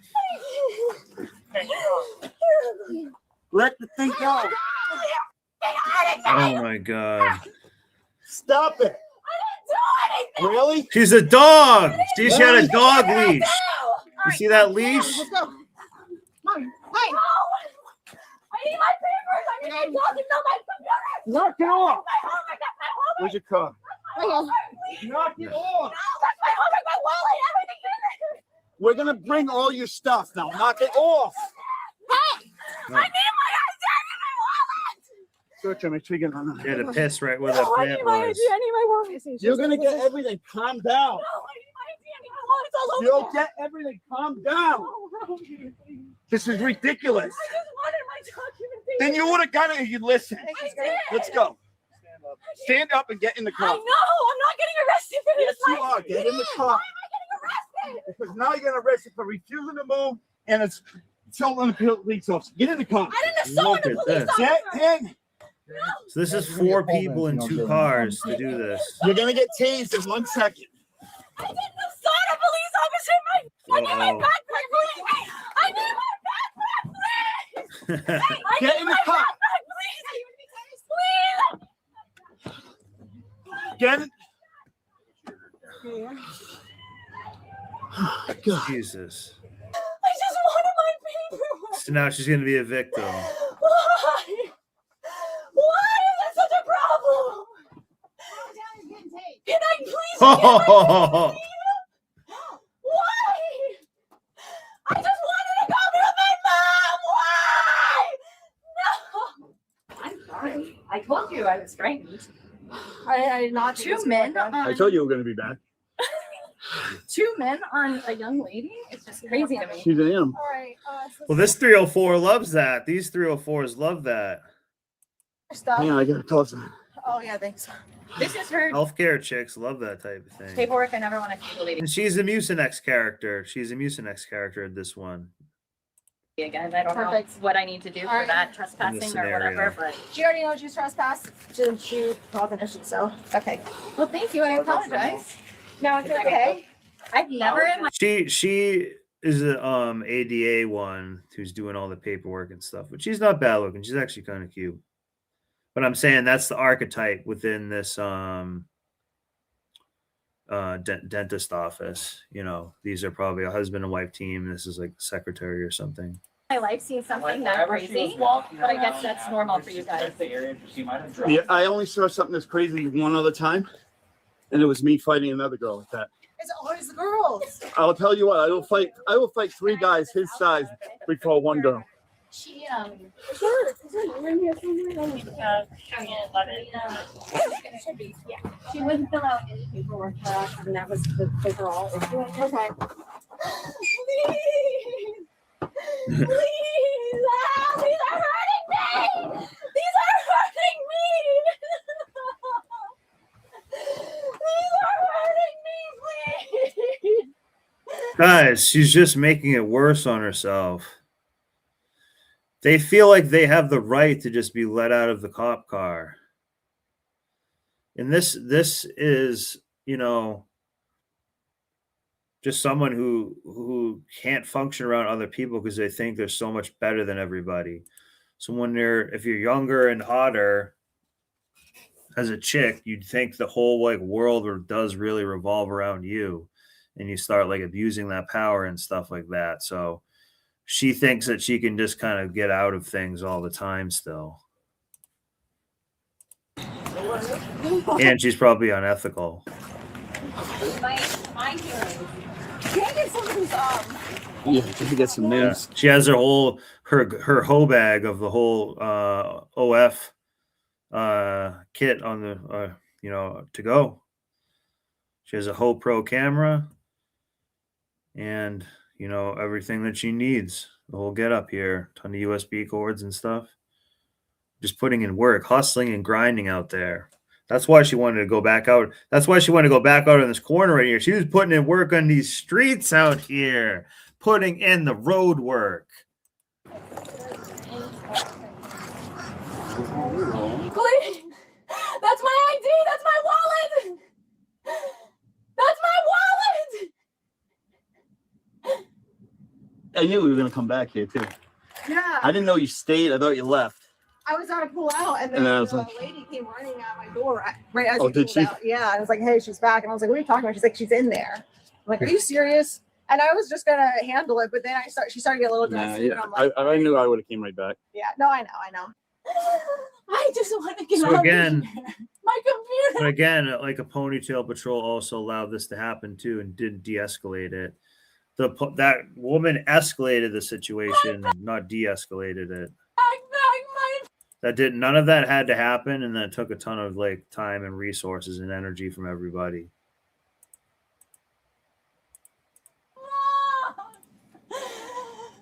Please, I just want my bag back. I thought there was another one right there. Oh, I did. Get back in there. Go. Jeez, freaking non-stop.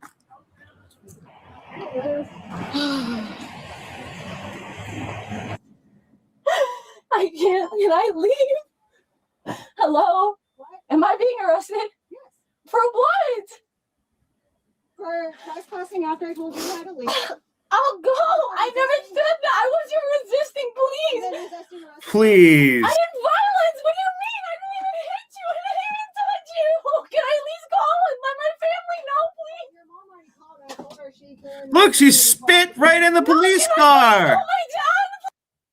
She gave that a hot tour right down in the car. Look at this. Did you see that? For trespassing after I told you how to leave. I'll go.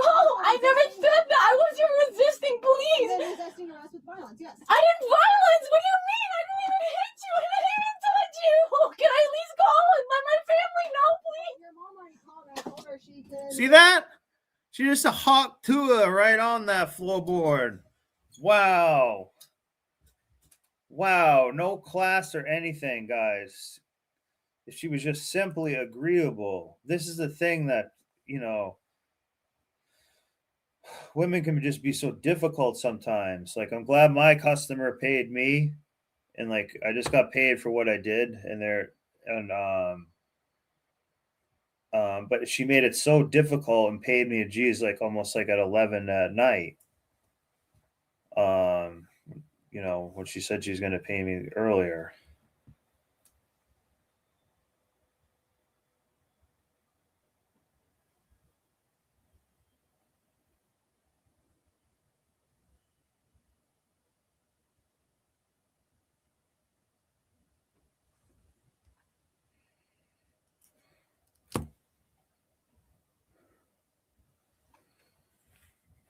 Here we go. When you call at the jail. No, can I please call my dad? Please, it's his birthday today. I can't miss this, please.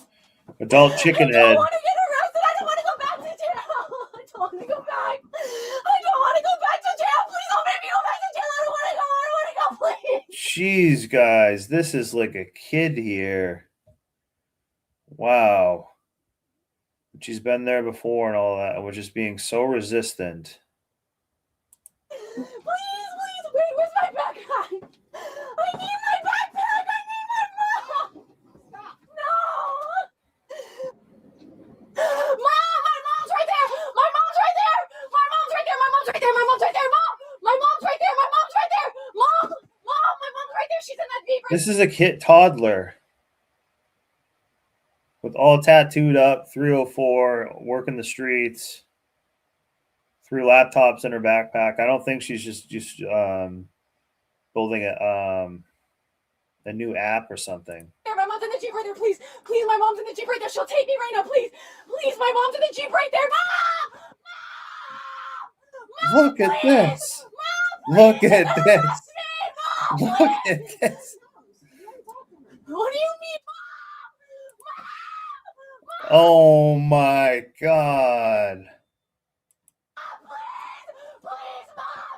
Guys, oh my God. This shouldn't being a big deal at all. This is how impatient and entitled and TikTok brain people are. We have such a short attention span. They can't think about what's going on.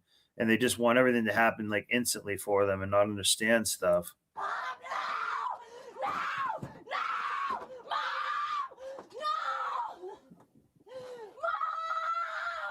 Hey, if I have to open that door, you're getting taped. Uh-oh.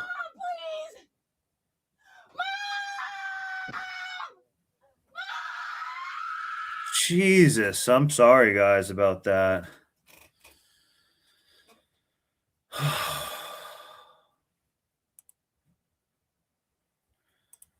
This is crazy. And how much you want to bet she has a kid?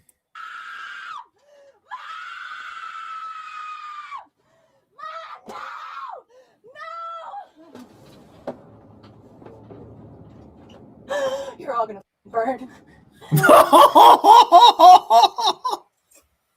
Did you just hear that? She said we're all going to burn. Like, oh my God. But that's how like overinflated these people's egos are. They think like the universe revolves around them. So they do probably kind of think that like, you're going to burn. How dare you do this to me? Wow. And see how quick she turned the corner on that?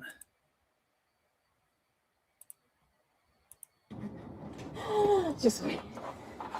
Hell is opening up soon.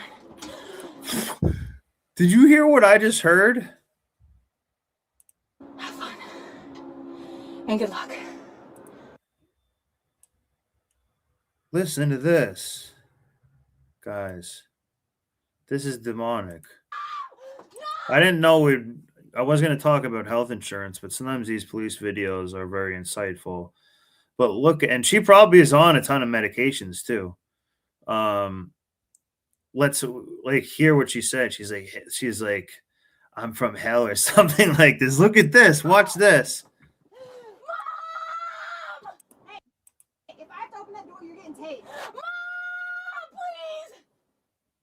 Mom! Sorry, I'm going to try to fast forward it.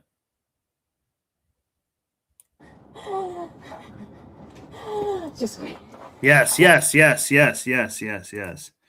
Right here.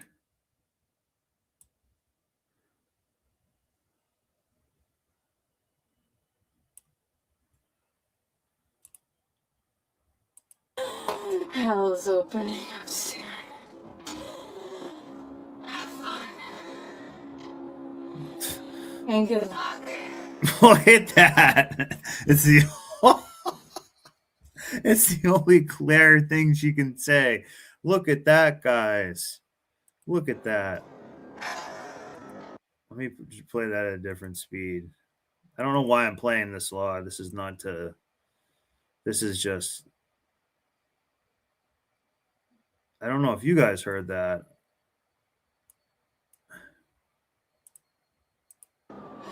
I wish you all the best.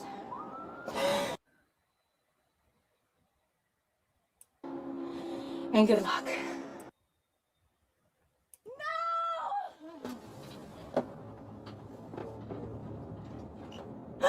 You're all gonna burn. Yeah, she says that too. Just wait. Hell's opening up soon. Have fun. And good luck. That's the only moment of clarity she's had this whole time or something, it seems like, for her. I wish you all the best. So that's it. Look at this right here. That's insane. She's cooked. Therapy won't help. Yeah, batshit crazy, wicked. Yeah, she said that. And I think she said daddy or something like that at one point too earlier, and then that was crazy, man. She's cooked. Meth.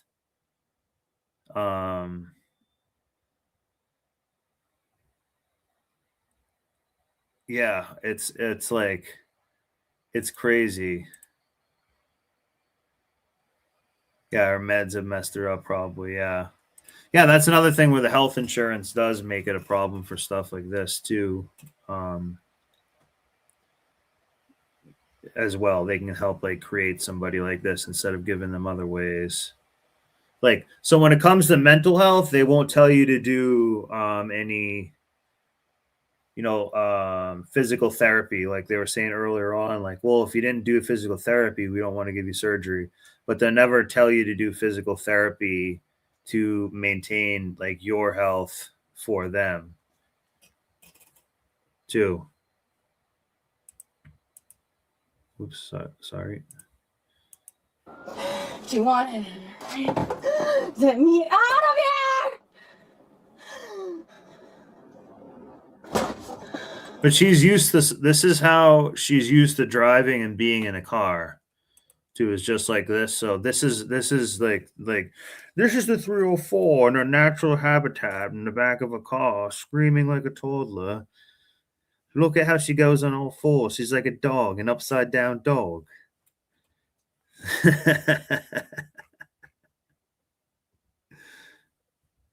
But it's been insane. I don't know, how old do you guys think this chick is biologically? We know, like, mentally she's like a 7-year-old or something. Oops.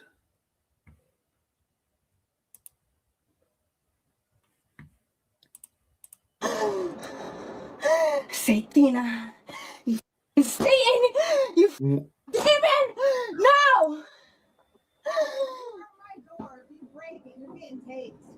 I'm Please. your door. Who's your door? I said, you hurt my door. You break it, you're getting taped. Isn't she lovely? Look at this. Isn't she wonderful? What? Listen, no more fighting, all right? Or you're gonna have more charges and you're gonna stay in jail longer. Why am I going to jail? Let's go. No more fighting. Let's go. She spit on the side of the door too, right there. Today, if you don't fight. You're gonna get Wow. more charges if you don't The comply with faster you this. get Wow. there, the faster you'll get out. As soon as you get up, get up. We're gonna put them in the Yeah. front, but Yeah, you gotta they're gonna stand be up. honest. We're gonna take those off and Yeah. put them in the front. All right? Look, they're gonna put her in the dog cage. They'll be fine. We're Look at gonna this. put 'em She's in the front, dog all right? crate. We're taking them off. Yep. Hang on. Stand up. You gotta stand up. Yep. You Those gotta were stand really up. loose on you too. You gotta stand up. I think she's 26, 29. Hang on to that. I was thinking like 22 or something like that. Here. Hang on. Hang on. No, you gotta put them in the front, or we're gonna put them in the back. Where do you want them? Oh, stop! It's not tight. Nope. It's not tight. All right, hang on. All right, hang on. Okay. You got it.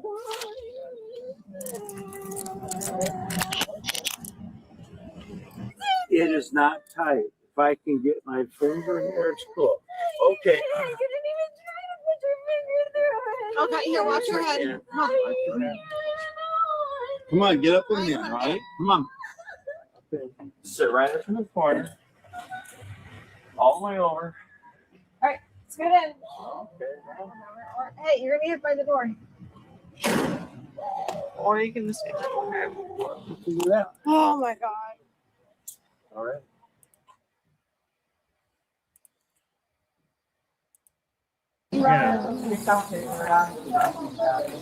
Hi, how are you? Good, how are you?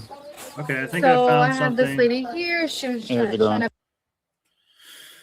Look at this. What the heck is this right here? Oh my God. Was she hiding like this? I was looking up one other video to cover, but I didn't think she'd be hiding like that. Wow. Crazy. But I want to look up this.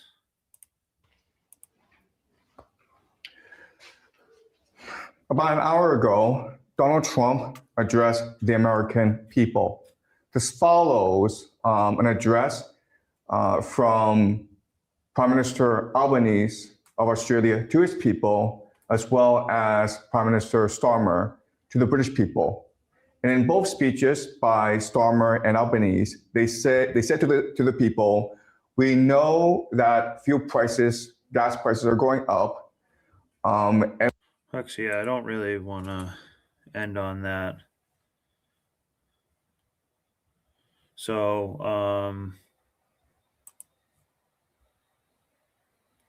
we'll watch this last the rest video, then call it a night. I don't really want to go down Does anyone else have anything to say about the health insurance? Because I think I'm pretty much set with that one for tonight. Let's look. We'll finish this right here. To buy merchandise. Unfortunately, I cannot give her a discount. She said her brother, I have to follow Ross policy. She does not want to leave the store, and I'm gonna have to trespass. Okay, ma'am. Can you hear Sorry, I me? had that slower. Okay. You have to leave the store, right? Look at this is a child here, guys. What is this? Wow. Hey, looks like she boxed herself in. Oh! Oh, man. You know what that yoga pose is called? Retail theft. Oh. So you got to leave the store, all right? If you refuse to leave, you'll be subject to arrest. Okay? You have an ID on you? Look at this. And this is holding up the business, too, of people getting cashed out and going along with their day. Can I get your ID? I'm gonna say no. Like, no one even cares either. It's weird, or I don't know. I don't know if I really would pay much attention to this if I saw that, but maybe there's no one even notices. everybody else is telling me no. Say what? Are you refusing to leave? Like I said, if you do not leave, you'll be placed under arrest. Okay? They're asking you to leave. They're not going to give you the discount. Okay? Yeah. That's the thing. Women. Are you refusing to leave? I'm going to give you one more time. They always will fight for the discount. That's what happened to me. They fought till like midnight for the discount, or for me to like do something else for them before they just paid me finally. It's like, what? Why did you try to get? It just sucks. They spent all this time that I had to like ask them for the money a few times, and they just were trying to like get paid more and stuff. I think they were flying on planes, which was maybe a part of it. But otherwise, I was like, just pay me for like the work that I've done. Like everything I showed you, I did it, and it came out okay and stuff. So, if you want to add something on, they just always want to try to get that one last thing for free. But it's just like very petty. So sometimes I think they think they're entitled to something free. I mean, it's ridiculous. How is it ridiculous? I just want a discount. You just want a what? She's doing all this over a discount. That's as petty as you can get. And she doesn't have a small, I don't think this is a small hat. I don't get, they give their employees discounts, and my boyfriend works for the company, and he has my money. Okay? So I don't have the money. Well, they're not going to give any discounts. But they won't. Well, okay, that's fine. That's fine if they won't give the discount, but they won't. Just some simp. She's looking for some simp. They don't have to hold the clothes for you. Okay?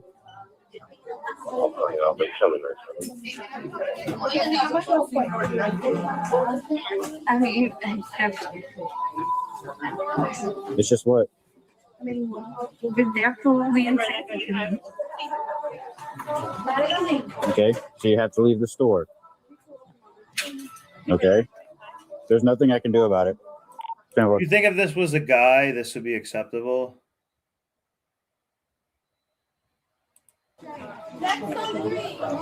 This is like crazy. And the people in society should be just saying to her, like, just get up. Like, these other people should just be politely saying, like, just get up. Stop being a child. This is not the end of the world. Like, I'm not paying your bill here or something, but like, this is, you're wasting up people's time. Other people should be going at this checkout register and stuff too. So you refuse to leave, you're going to be placed under arrest, okay? For trespass after warning. I've given you more. Yes, you are. I'm allowed to be in the store. Not if they're asking you to leave. Yeah, She told you to leave. You're not going to be able to speak to Ponytail the Patrol owner. showed up. You got one more time. I'm going to ask you one more time. And if you do not leave, you're going to be placed under arrest. You're gonna hurt me. So, You're just gonna go. Please don't hurt me. Like I'm not doing anything wrong. Next on 3, next. you do not leave, So will you hurt me if I don't leave? I will place you under arrest. Wow, look at this, guys. I don't want to be hurt. Okay? Because you guys really want to prosecute? We're trying to get a discount. This is You guys want to prosecute, right? because this is we're gonna be here. This is nonsense. Yeah, it is nonsense. I'm sorry. Do you want to prosecute if she doesn't leave? Prosecute press charges. Yes. Can I contact my store manager about this? If you say you guys don't want to press charges, we are going to leave without telling her, without removing her from the property. If you guys want to press charges, we'll place her under arrest for trespass after warning. Okay. Let me verify with him, and then I'll have you. Thank you, guys. Now it's going to waste even more time. What's your name? All right. They're calling their store. And another reason why they need her If you do gone not is it's leave like by an the time they insurance get off the phone with hazard. them, you're going to be under arrest. It doesn't have to be this way. I just want to. Doesn't. You need to leave. Wow. Wow. We're telling you to leave. I just want a discount. You don't just get discounts because you want to. All this over a discount. It's so petty. So that's another thing. Like materialism is her god, and she wants a discount for a materialism for a payment on a material item. Like that's like a lot of these people, materialism is their god. Yeah, and she has kind of been smiling and stuff.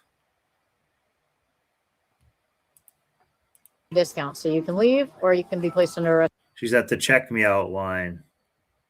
There's a checkout line over here, and there's a check me out line. Check me out. See, I'm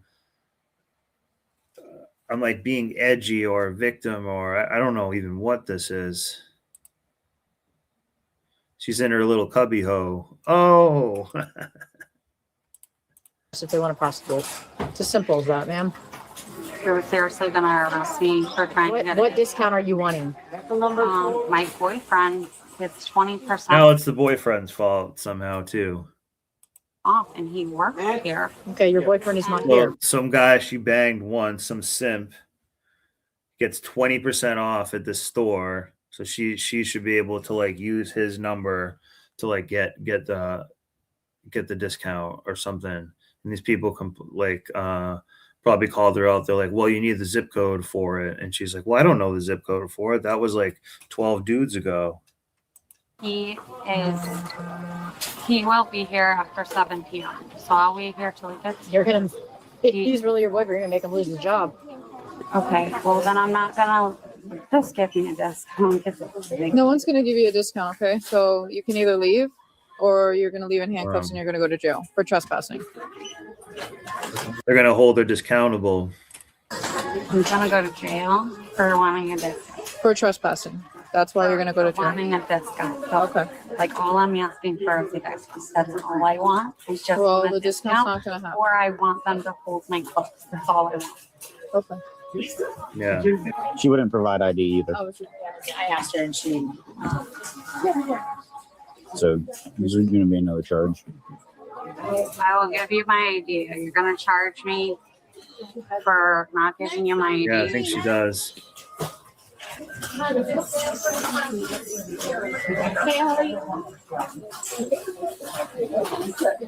letting you know. Look at the entitlement, Free to leave guys. right now, but once Over a they tell us discount. that they want to prosecute, Guys. you're going to be placed under arrest. Guys, this is what I'm saying. They don't. This shows that they just don't value other people's time if they're willing to like waste all of this time. It's completely self-centered. Like I don't know how much more self-centered you need to get than this. Like this is pretty much the upper limits that you can have of it. And she's probably been privileged her whole life and gets to just like, ask for a discount. I wouldn't be surprised if she had money and still like wants to like put up a fight for a discount. That's me, these two lesbian cops, and that's my customer today. She just kept trying to like get another thing free, get another thing free, get another thing free. Just so you know, so nothing's a surprise to you. What does that mean? What is Go to jail. What is profit? After warning. What is Trespass after profit? warning. They want to press charges for trespass after It warning. means they want you to leave the store and you won't leave the store. What will happen? You go to jail. How long will I be in jail? Until someone bails you out. So you bail out. $1,000 bond. Nice. So that means she'd have to pay $100 to So get right now out. you can leave the store and you won't go to jail. Like I said, you're free to leave right now, but But I once want we to. get I told want to just buy these clothes. We don't need to like get out a storyboard to draw to tell you how to do it. This is like ridiculous. they want to press charges, you're going to be in handcuffs and you're going to be in the back of the car. I just want to get a discount. You're not getting a discount. Or Wow. Will not let it go. I want to hold these clothes so my boyfriend can get You're not getting a discount. Okay, I don't have money. My boyfriend has. She's trying to steal basically these clothes and now blame it on the boyfriend, probably.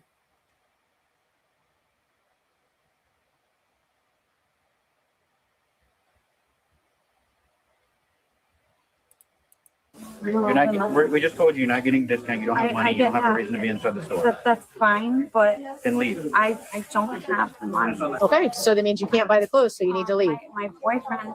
Then you can call your boyfriend. She just doesn't even want to. She still wants to have. I think they're just letting her just walk out of here instead of but I still think she wants to have like the clothes with her too and the discount. But they're just letting her walk out of here and have this whole thing go away. I'm going to tell him to purchase the clothes when he comes to work, if he still has a job after this nonsense. Oh, she got dumped It is on. nonsense. You guys like. No, the way you're acting is nonsense. You're a grown woman. That's you need true, to walk though. out and leave so you don't go to jail. Have you ever been to jail before? Okay, I'm not gonna go to jail. I don't want to go to jail. Just replace bottles through. Like, what can I do? What else can I do? We've talked it through There's already. gotta We've be. told you what is going to happen. There's gotta be another solution. Please. Sorry? Please tell me there's another solution. There is no other solution. You can leave right now because you're not under arrest. They're asking you just to leave the store. I don't want to get arrested for You're- wanting a discount. You're, See how you're they're not going to get coaching arrested her? for wanting a discount. You're going to get arrested for trespass after warning. Right now, you can leave the store. They're coaching her. They're having to coach her. And they're doing that because, like, we're not treating men and women the same. If this was a man doing this, this would not be tolerated. But this is a woman. This now has like 5 people involved, just getting her out of the grocery store. So, you know, when we were calling you like the brain of a child, it's just called the bigotry of low expectations. We just have a low expectation of you, so we have to like, you know, talk like you having to talk to her like a child. But like, if you're really gonna hurt me, if I don't. Nobody's going to hurt you. You can leave the store right now. Yeah. It ain't a secret. My thing's recording too. So So I have to go to jail. You do. no, you have to leave the store. If you don't leave the store, then you have to go to jail. So Wow. okay. Yeah, okay. So if I do not leave, I just want to make sure I'm understanding. Do you tell me my Miranda rights? You're not detained. Is it? Oh my God. What's the Miranda? There's no reason to read Miranda What is for this? trespass after warning. Okay. So what? All right. So now her being stubborn right here, this other manager is like calling her boss and saying, you know what, trespass this person because they're really wasting time. We need this register open. And like, you know, we didn't really want to kick her, but now she's being just ridiculous. So get her out of here. So we don't have to read the Miranda rights. Okay. What? So okay. Let's. I don't want to go to jail. What else can I do? If you don't want to go to jail, you can just leave the store. It's that What else easy. can I do besides do that? All right, perfect, you guys. Thank you. You can just not have the discount or I not just buy wanna the buy item. these clothes. I Okay, don't. then you can buy the clothes, but they're not giving you a discount. I don't. My boyfriend has my money. This is someone who's going insane. Oh my God. She looks like she's like smiling too. Wow. It's not like she's here buying food, guys. And she's like, my boyfriend has my money and he'll come in and pay for it. Like, She's just buying clothes that, like, more vapid bullshit. So I can't buy the clothes. Okay, so you can't buy the clothes. So then you'll have to See, she's over there trying to make a thing of it now and ask some more people to come here. leave the clothes here until you get money to buy them. They won't. That's what they won't. They want to push her. Yep. Let's go. Stop resisting. You're gonna hurt me. You're gonna hurt me. Stop resisting. I'm not. Thanks. Get up. You want to do it behind the back right there? All right. Trying to make it all about her. She probably has her clam wide open too to the whole grocery store. Wow, tuna's on display. Look at this. Look at this. Just showing her clam to the whole grocery store being. Oh, man. Hey, and you see what kind of shoes she has on? High heels. Want to know why she likes to wear high heels? There's no sole on them. Oh! There's no sole on her. She doesn't give a shit about anything else except getting this discount. And she's taking up all this time and everything like that. Nope. I'll leave. Nope. Look We at already gave you this. plenty of ample warnings. Yeah. She also has a Yeah, I know. I heard you. Thank you so much. We just can't charge her that because she won't walk off ourselves. But we'll get it for you. We told you that you'd be placed under arrest, and you just wanted to sit there and record on your phone. Because you thought we were bluffing. Can I have my phone? Nope. You're detained now. Nope. I need my phone. I need to record what you're doing to me right We're recording right now. For wanting a discount. Can you please just give me Get my up. phone? So you're taking my phone from me. You're taking my phone from me. Like, Look at this guy. so you're Can you wait, walk? you're Carry taking her my out. belongings? They're gonna go Wait, with no. you. Your belongings are gonna go with you. Then what? Then what are Come on. they gonna do? It's gonna go in your What are property. they? I need my stuff. Can you I need walk my so stuff. we That's don't- my phone. Like I need my Yes. things. You Ma'am? can't take my things from me. Though. We're not Like taking your please, my stuff is over there, and I want it. And Coming with us. Can you stand up so we don't please, have to drive you? please don't do that. Wow. Look at this. They're dragging her out. I'm right behind you. Please don't like get my shoe. Please. I got it. Let's go. Try your shoe. Come on. Stop tensing up. You're gonna get another charge. Listen, can you walk so you don't get hurt?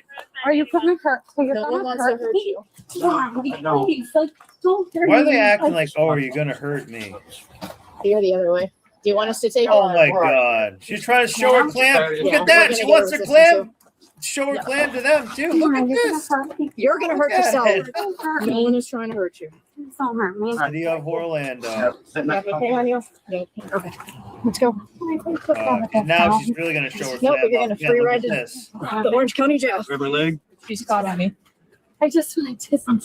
I just want a discount. I just want a discount. She's grabbed. Please, I Look just, at this. I just. This is someone who consumerism is their god, or no, materialism is their god. Consumerism is just the vehicle which distributes it.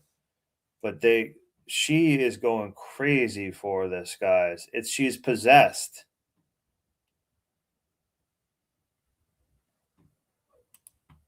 We're gonna put her in the car backwards, right? And then you're gonna go on the other side of the car and pull her in by her legs. You're gonna hurt me because I want a discount. You're seriously gonna hurt me because I. Look at these guys. Look at them. This guy's just sitting there hitting a vape. He's like, I'm going to see that snatch again. And this chick is just like, yeah, I don't mind seeing her fail. This guy's just liking it. Got her. I think he was like vaping it too or filming it. Yeah. You're hurting me. My arm. My arm. My arm.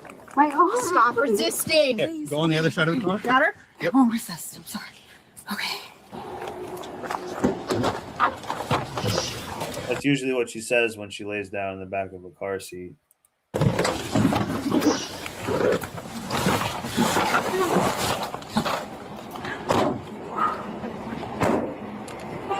I'll get you the statement. I think she has her stuff on her. I think she has some raw stuff in there.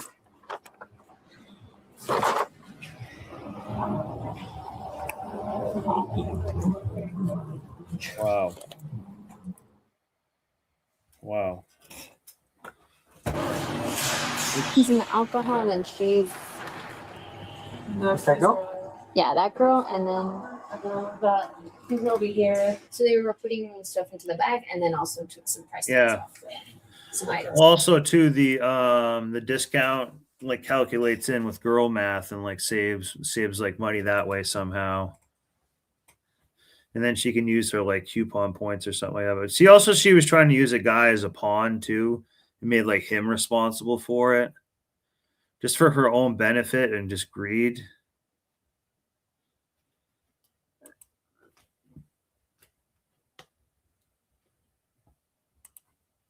They have one.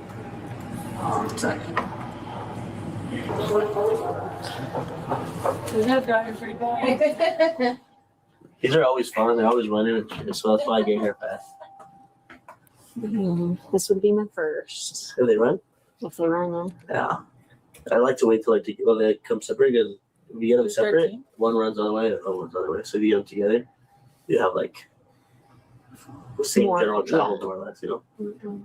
Oh, there it is. Hot Pockets. Uh-oh. See, they selected another bag there. Probably gonna be a lot. It's closing. So, there. Well, they're loaded up for sure. Yeah. Probably family level for 96 Central Watch. If I was in front of the UPS store. Oh, look, they're gonna load up on an MSU stuff. Wow. So you can't just go in and take stuff from a store like this, guys. So don't try to do it. Lucy, no. Yeah, you can't. You can't really get away with it.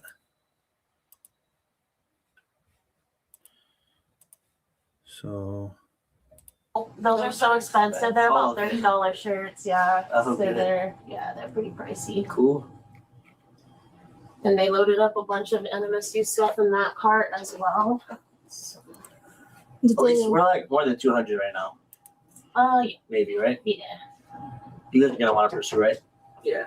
Okay. They're like, why do you guys get here so fast? And they're like, I'm like, oh, that's right. There it goes. They always run.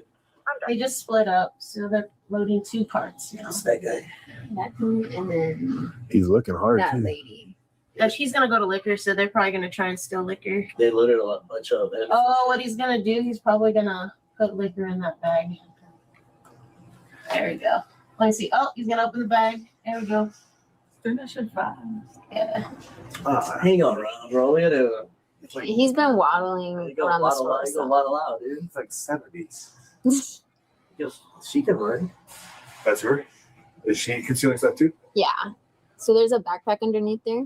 Also, the glasses on her head, or she took off the price tag. And he already took off the price tag to the backpack he just selected. Maybe he should just keep it in his pockets for like easy scare. One could only hope. Easy Look at that. Hey, look at that. Right into the bag. There we go. What is it, a bottle? Yeah. I mean, they know we have cameras. That's what we tell people. We're like, you know, Walmart has better cameras than most banks, right? Yeah. They're probably loading all that too, huh? Yeah. So that has a security. That has a security thing on it. So I wouldn't doubt it. They're just gonna try and run. Like, look. There we go. They're going fast too, huh? Like, She's grabbing a lot of. He's gonna go probably around pets. How much shit's out of here? Huh? It should be like a 300 and some right there with all the meat she's grabbing. No. Like, oh yeah, she's sucking up on me. That's a good indicator right there. And they're just throwing stuff, so they're not even looking at price tags. So that's like another indicator. Yeah, they're not grabbing great value stuff like I do. Yeah, I know, right? Like the people that work hard for their money. Great value. Those are pretty good. They're great value for loot. The way to go. Some of them they can. Sorry, Chris. That's behind your back. let's try this. We'll make this as easy as we can for you, okay?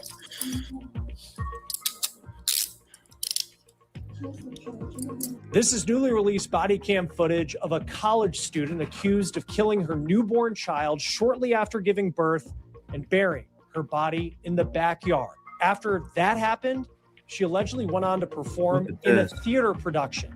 And Miss DeMaggio, is that the correct pronunciation? DeMaggio. Ann May DeMaggio is now back in custody after she was able to post bond the first time she was arrested, but now she's charged with murder. And this story just took a twist we were not expecting. Authorities say she had the picture of a very shocking person on her phone. We're on the case presented by Law and Crime. I'm Chris Stewart.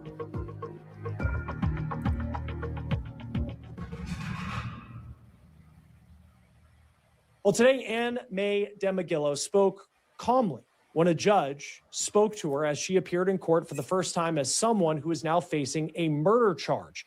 Before we get into what happened in court and also how Casey Anthony is being brought into this story, I want to start with some new body cam video we just received in this case. All right, ma'am. So you already know what's going on, right? So I got to put the handcuffs behind your back.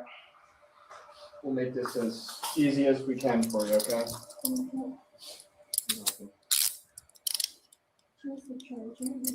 Oh, okay. All right. Yeah. So obviously your wrists are super small, so obviously just don't try to slip them or anything like that, okay? Yeah, we're good. Just cooperate. We'll get the handcuffs off. We just have to go around. Okay. All right. We're gonna head out. Walk around, and we're just gonna bring around the other way.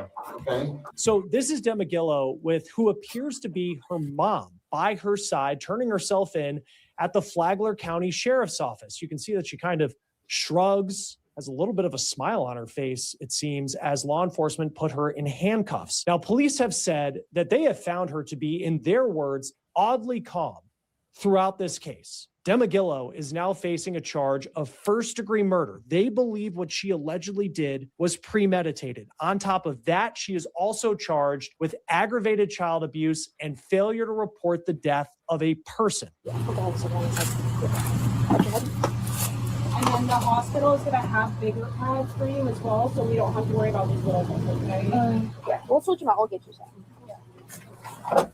Initially, DeMaggio was Look at charged with this. aggravated manslaughter, but a grand jury took a look at this case and brought it to a new level. Look at this. This is a woman in accountability just running away. This is video per WFTV of DeMaggio trying to outrun the media after she posted bond last month when she was just facing that aggravated manslaughter charge. WFTV also tried to ask her questions as she was brought into the jail back in March. And you can see here, DeMaggio didn't say anything. And why did you let your baby drown? And if you were so afraid to tell your parents that you were having a baby, that you had to let your baby drown, why are you not afraid to go home now? Do you have anything to say about letting your baby drown? Are you afraid to go home now? Are you sorry? She has a cross. Look at how she has a here's why cross. It appears Did you see prosecutors that? are going for Look at this. Wearing Do a you have cross. anything to say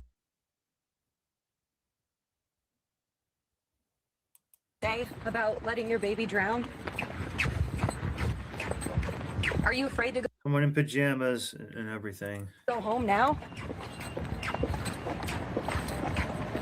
Are you sorry for what you did? So here's why it appears prosecutors are going for this more serious charge of murder against this college student who is now an accused killer. Ann May DeMaggio is 20 years old. She goes to college in the area of Palm Coast, Florida, specifically at a school in Daytona, Florida. Not only is she a student with a very interesting major we'll talk about here in just a moment, but she's also an actress who performs in several local productions, and that is very key when it comes to what police are alleging happened. So let's get into it. March 5th in Palm Coast, Florida, investigators say 20-year-old Ann May DeMaggio gives birth to a baby girl in the middle of the night as she sat on a toilet in her home. When deputies arrived on scene, they met with DeMaggio. She was a little hesitant to speak at first, and then she advised them that she had been pregnant and delivered the baby and led them to a shallow grave in the backyard. Wow. During the investigation, Want to know why it was shallow? Because she had to dig it with a hoe, not a shovel. Oh! And detectives conducting interviews. DiMaggio told them that she had delivered a baby in the toilet. The child had been crying initially. She then had walked away and returned, and the child Wow. had stopped crying and moving. At that point, she hid the infant in a duffel bag in her closet and went about her normal daily routine. Wow. So we just got the document today, a new one that Probably was filed went by right back to prosecutors. I'll warn you, the right back to scrolling TikTok or whatever. Wow. details of this, they are graphic, they're difficult to talk about, but they are very important to talk about when laying out the case. Imagine if a man did something like this too, that, you know, the consequences will be much greater. That prosecutors have. So they are alleging that DiMaggio told investigators, so with her own words, that Look at this, guys, she's doing like a literal sacrifice. she watched the child moving inside the toilet. She's like a Freemason hoe. With the baby's head partially submerged. Look at this. The details of this, they are graphic, they're difficult to talk about, but they are very important to talk about when laying out the case that prosecutors have. So they are alleging I mean, this is like a Freemason type hoe. That DiMaggio told investigators, so with her own words, that she watched the child moving inside the toilet with the baby's head partially submerged under the water after giving birth. So DiMaggio then allegedly said that she Demigod, demiurge, demiurge, demigillo. heard the child cry in the toilet. And that is very important when talking about this case and the charges that she is facing. Police then say, once DiMaggio believed that the baby was dead, she took the child out of the toilet and put that baby in a duffel bag. The local sheriff was more specific when talking about what DiMaggio allegedly told them. What I can confirm for you is that she stayed in the bathroom cleaning up the blood. How much you want to say they're going to come out and call her like a victim and stuff like this somehow? This is bad, guys. This is just like a we're seeing this more in I don't know. It's just pretty crazy. Using paper towels and wash towels from the birth of the baby until the baby died. And she did tell us that she was hoping that the baby would hurry up and die. It's a very tragic case. It's a tragic case for the family, frankly, for the mother. Very tragic and emotional investigation by our team. And more importantly, you know, here's a small, not even, you know, a few minutes old, really, baby that likely could have lived, that frankly drowned to death. And so the ME has confirmed that the cause of death, preliminarily, still we don't have the final report from the ME, was that the baby died from drowning. The baby also had an abrasion on her head, which we believe is from the birth and the baby falling into the toilet as a result of the birth and hitting her head. And so no changes in the charges. We are still investigating. Guys, you can only be a sociopath who feels no empathy and do something like that. Investigating this case. Now, that's not the same as, you know, taking one of the pills or something. This is much different. And the next part of this story is really hard to believe because police say after all of this takes place in her bathroom in the early hours of the morning on March 5th, she puts this baby in the duffel bag, but DiMaggio didn't call police. She didn't reportedly call family members. She didn't call anyone. Instead, police say that DiMaggio allegedly went on to perform hours later in a musical at a theater in New Smyrna Beach, Florida, where she was playing the character Virtue in the musical Anything Goes. She's not a... Guys, see how inversion's always happening all the time? It's everything, and that's part of what the insurance was about too. Is a lot of times the insurance companies just end up, you think you're doing something good for your health, but like it ends up being a parasitic drain. Main character, Virtue's kind of this showgirl that So like, but you think you're doing something good for your health. This girl is out there being the showgirl and everything like that, and she's just a complete monster otherwise. All about self vanity, and probably her god is also materialism, is also her god too. comes in for the big musical numbers. So you think about the physical activity that she is doing after all of this played out. She has all this time to do all this other makeup and do everything else. She can't figure out something else to do with this kid. So she simply just has to put her phone down, stop texting, put her phone down for a few minutes, dump a kid down the toilet. She probably tried to flush it, but it couldn't fit, so she had to do something else. It's just terrible. So, but hey guys, we didn't doing it. We're not doing that. Like we're gonna, not be a part in that. What? Imagine the dad of that kid, how he feels. Not that anyone knows who it is, but imagine that. Say dropping the kids off at the pool. Oh!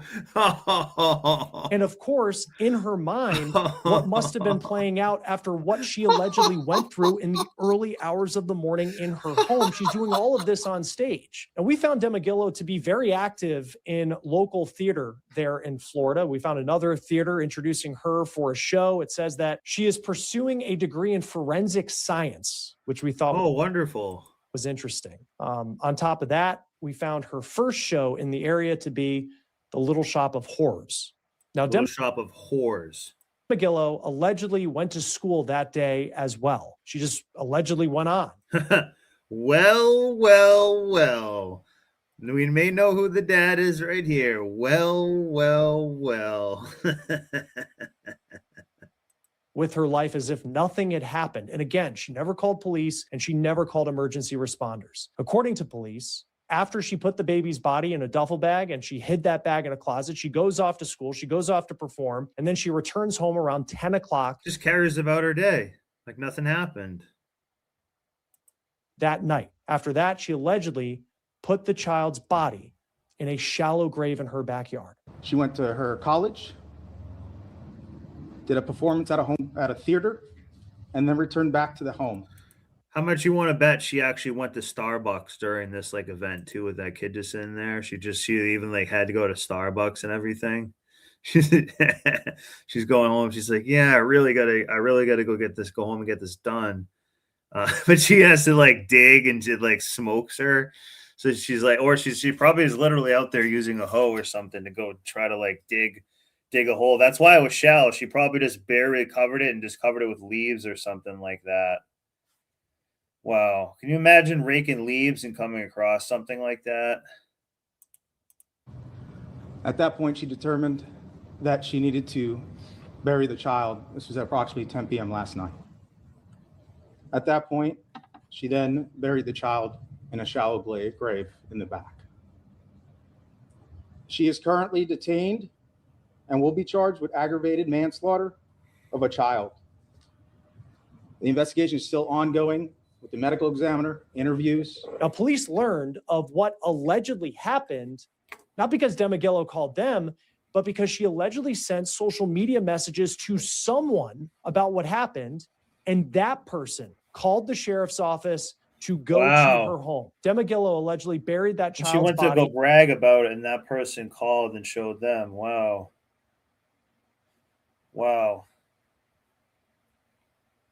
In her backyard in a shallow grave. This is a view of the home on Google. You can see the backyard there. It was probably the dad. And deputies say the only person who was home at the time all of this took place, along with Ann May Demagillo, is her mom. So now I want to talk about Demagillo's phone and the shocking discovery that investigators made or a dog getting a hold did of an it. analysis Absolutely, of it. The Flagler County Sheriff is alleging that the 20-year-old had pictures of Casey Anthony on her phone, along with pictures of newborn babies on her device. Now, you'll remember Casey Anthony, of course. Yeah, remember she was from Florida and she basically got off of that. And She was spotted in my state. She was dating a guy not too long ago in New Hampshire, basically like I think last fall or something, or in the summer. A very infamous name in the true crime world. She was accused of killing her 2-year-old daughter in 2008, also in Central Florida. She was found not guilty in that case. Court documents have said that DeMaggillo told investigators that she had no idea she was pregnant. Deputies allege that DeMaggillo, though, had searched on her phone for, quote, newborn premature babies, Palm Coast OBGYN, and foods to decrease fertility. It is unclear specifically when those searches were made. And then the hospital is gonna have bigger pads for you as well, so we don't have to worry about these little ones, okay? Yeah, we'll switch them out. I'll get you some. Now, this is the body cam video of when DeMaggillo was first arrested on the manslaughter charge back on March 6th. She bonded out of jail shortly after that, but here we are roughly 1 month later, and Flagler County deputies announced her arrest on the murder charge. Link out. And Miss DeMaggillo, is that the correct pronunciation? DeMaggillo. DeMaggillo. Hold on. Demiurge ho. And it usually takes me Oh, about it's 3 really like times demiurge ho. to get it right. So about the 3rd time I see you, I should be getting it. DeMaggillo faced a judge this morning. Oh, she's a demiurge ho, basically. In Flagler County on the new charges. This was just a first appearance. I did find probable causes to count 1 first-degree murder, count 2 aggravated child abuse, and count 3 is failure to report death of a person with intent to conceal the death or alter the evidence or circumstances surrounding such death. I did review the indictment yesterday, and bond on there is no bond on count 1. On count 2, it's $25,000, and on count 3, it was $5,000. DeMaggillo will next be in court on April 21st. Her attorney said in court today that he's hoping that her bond could be set at what it was when she was just facing that manslaughter charge and she was able to get out of jail. Right now, she's being held on no bond. Look We at should this, also though. note that law enforcement pointed out there are safe haven. Dude, like, look at this.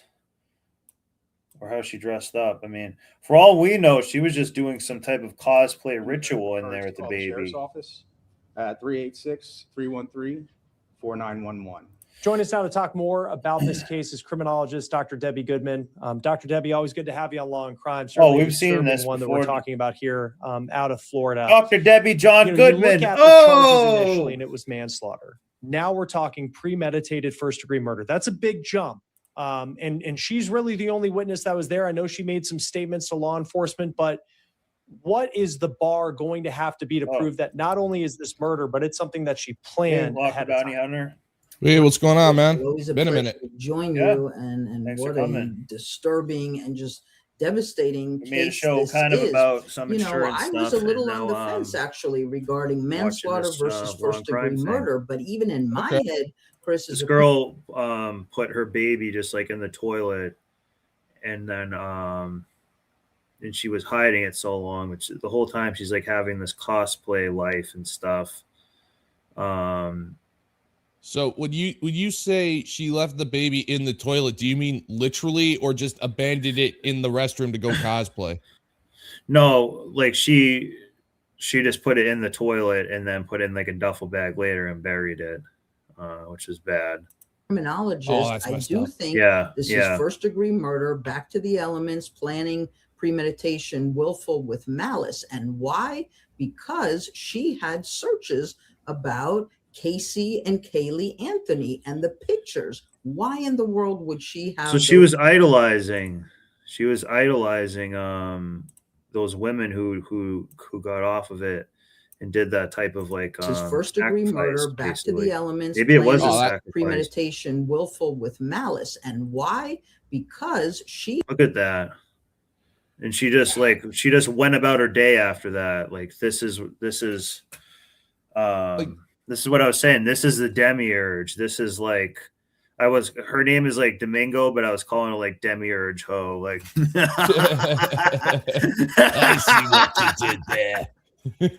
had searches about Casey and Kaylee Anthony and the pictures. Why in the world would she have those images and those searches? So that becomes very startling information that is not in her favor. And then also, Chris, just the fact pattern of what we know has taken place Look at here, to that. include That's someone who maybe sacrificed like a kid, like for real. Like- Imagine if she was dressed like that, then did this too. Yeah, those are. Then it's no those longer are- cosplay, no more. Yeah, those are SSRIs right there. It's Yeah. like they either have SSRIs or the 1,000 Chad stare. Well, this is a black-eyed nihilist because she didn't bother her at all. She just like went about her day and continued like texting afterward. Didn't care.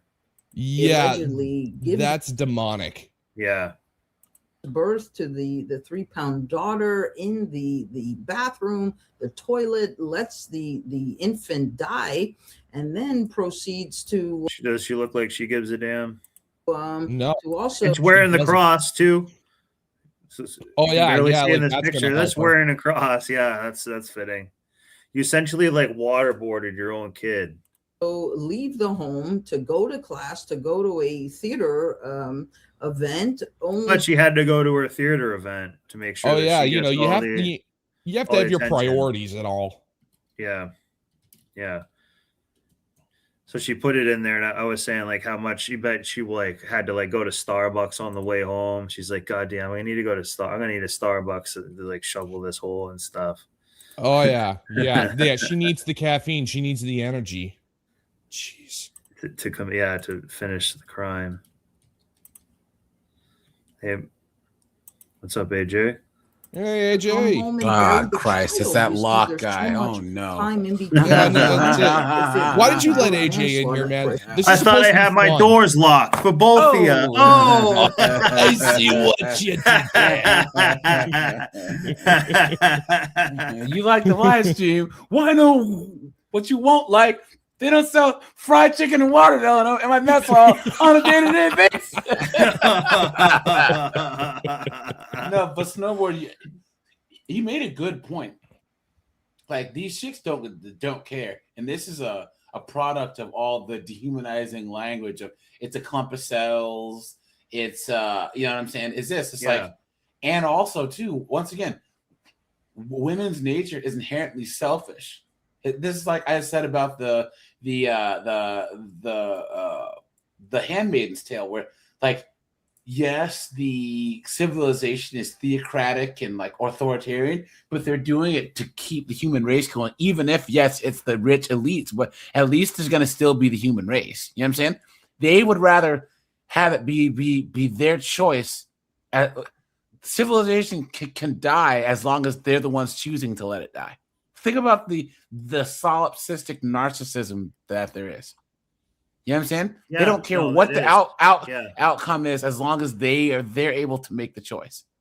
Yeah, everyone is a pawn for them, and they really Yeah. believe it's their own movie, so they don't care about like just a sociopath is someone who has no empathy, so they don't have any empathy for anyone else in the process of anything else. They just don't care. That's the only way you can do what she did is if you're a sociopath and have no empathy, basically. But I think while these women aren't all okay, us men, we don't throw around the term narcissist like women do. Like a lot of us men, I really think, you know, we really have dealt there. I don't know if there's actual data or not, but I believe that there are more narcissistic chicks than there are guys. But I believe that there's social media and other things that have contributed as to more narcissistic and sociopathic tendencies. You understand? Where the norms, where these behaviors, they become the norm and they start to exhibit said behavior. Because once again, but being a mother and all this other stuff used to be a norm, and like, yo, like if you weren't married and you had kids, you were useless to society, to the village, to You the were an old kingdom. maid. Yeah. So you were either someone's wife and you work with your husband, or you were in the whorehouse, right? In biblical times, in China, whatever. Now that we've gotten rid of that, now that we've gotten rid of the practical like reasons to do said things, and women have all the choice in the world, they choose all the bad things. Oh yeah, every single one of them. They sink their own battleship, you know. Yeah. Oh no! Yeah. What's terrifying? Like what's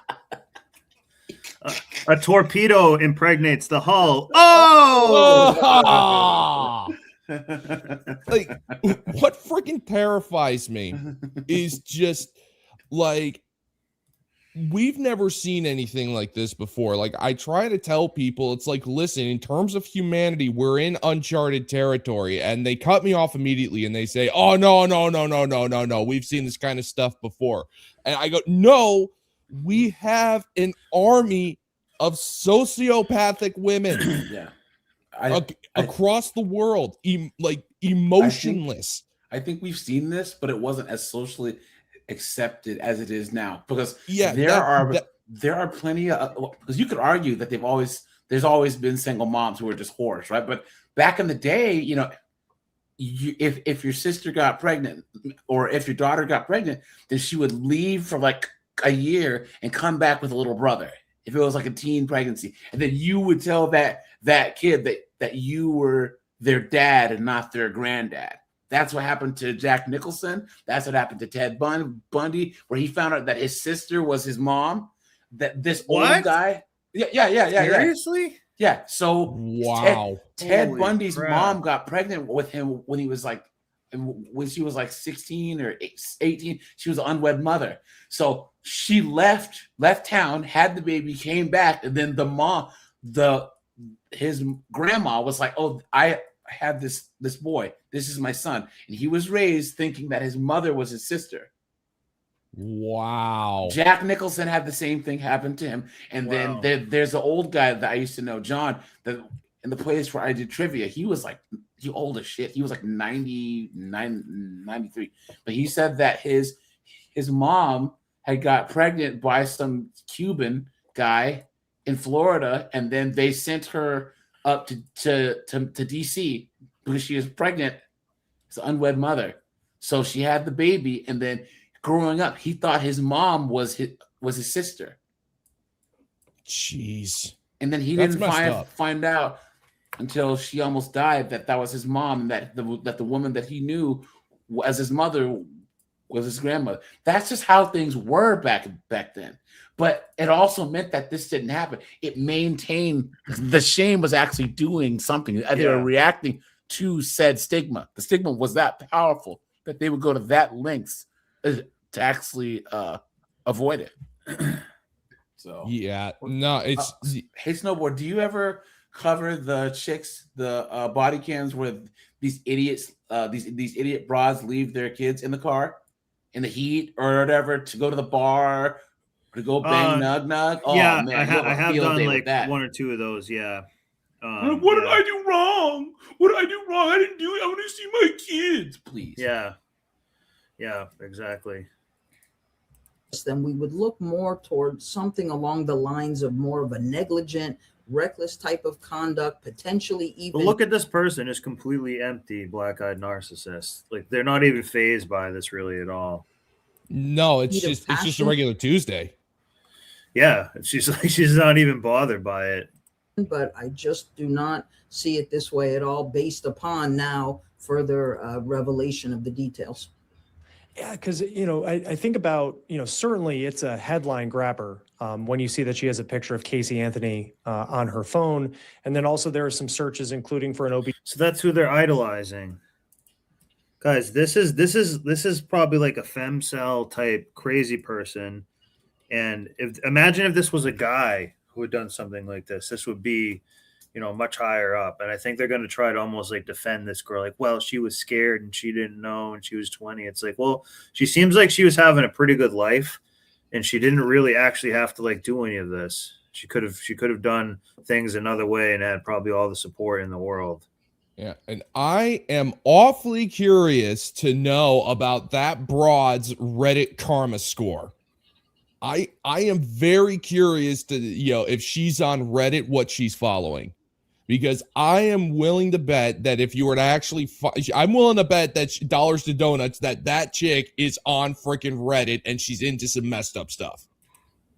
I'm willing to bet anything. Maybe. I don't know. I that's something I got to do more on the show is go read Reddit articles because I don't even really use Reddit much. Reddit's one of the easiest places to actually get content on anything because people are just so stupid. Guys, if dumpster fire, if TikTok's a dumpster fire, then Reddit's a goddamn landfill, dude. Seriously, Reddit has some of the most Tylenol brained idiots that there are, and like.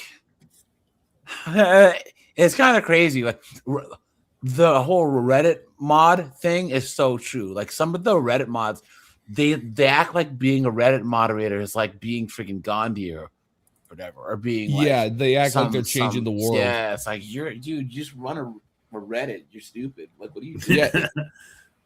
Yeah, you sit behind a computer all day and you just like you freaking read Reddit posts and you act like you're somehow like doing God's work. It's messed up. It's like Reddit, like it'll give you cancer of the soul.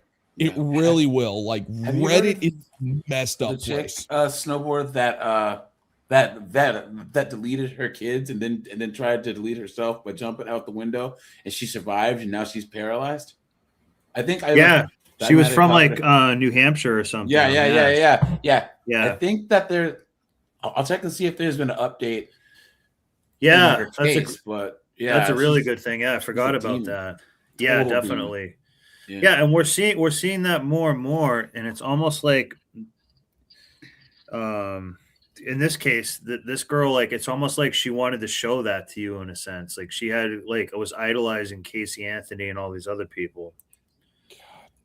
GYN, there's a search for something related to trying to limit fertility. That's what I'm saying. For her, this might be some type of like ritual, be like, because we're seeing this with women now where they want to be like a do more acts of violence and dark stuff. Because they feel like famous or like it's punk rock in a way or something, maybe. Yeah, like it's some type of form of rebellion or something like that. I honestly do not know, because like one thing that I've noticed since I've been doing this, and this is absolutely insane. We have a generation of mothers who are incapable. They don't choose to. They're simply not capable of emotionally bonding with their own children.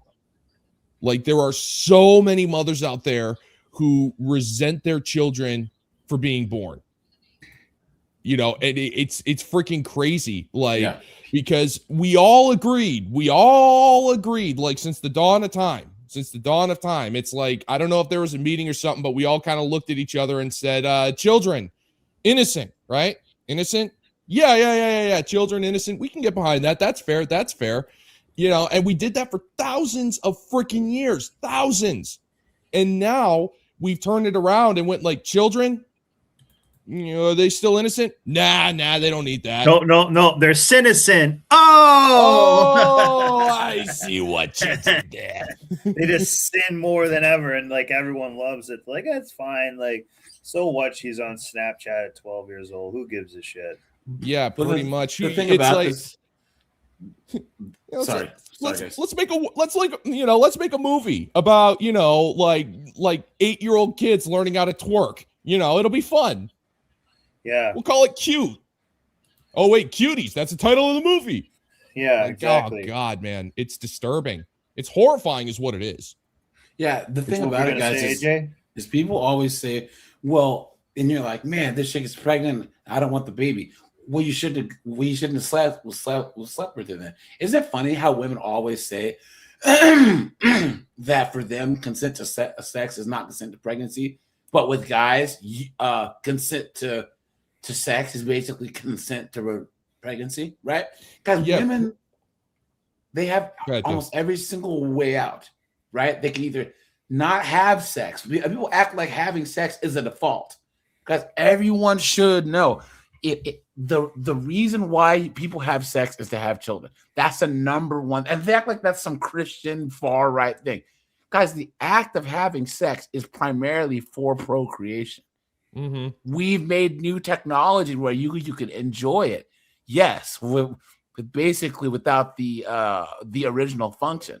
But there's always a penalty. Birth control messes chicks up, and not having kids is actually like you're actually more at risk for cancer as a woman if you never have kids. Yeah, so there's all these things to where sex is supposed to be for having kids, right? So every time you have sex in any given situation, the risk is having kids, and it's especially high for women because they can die in childbirth.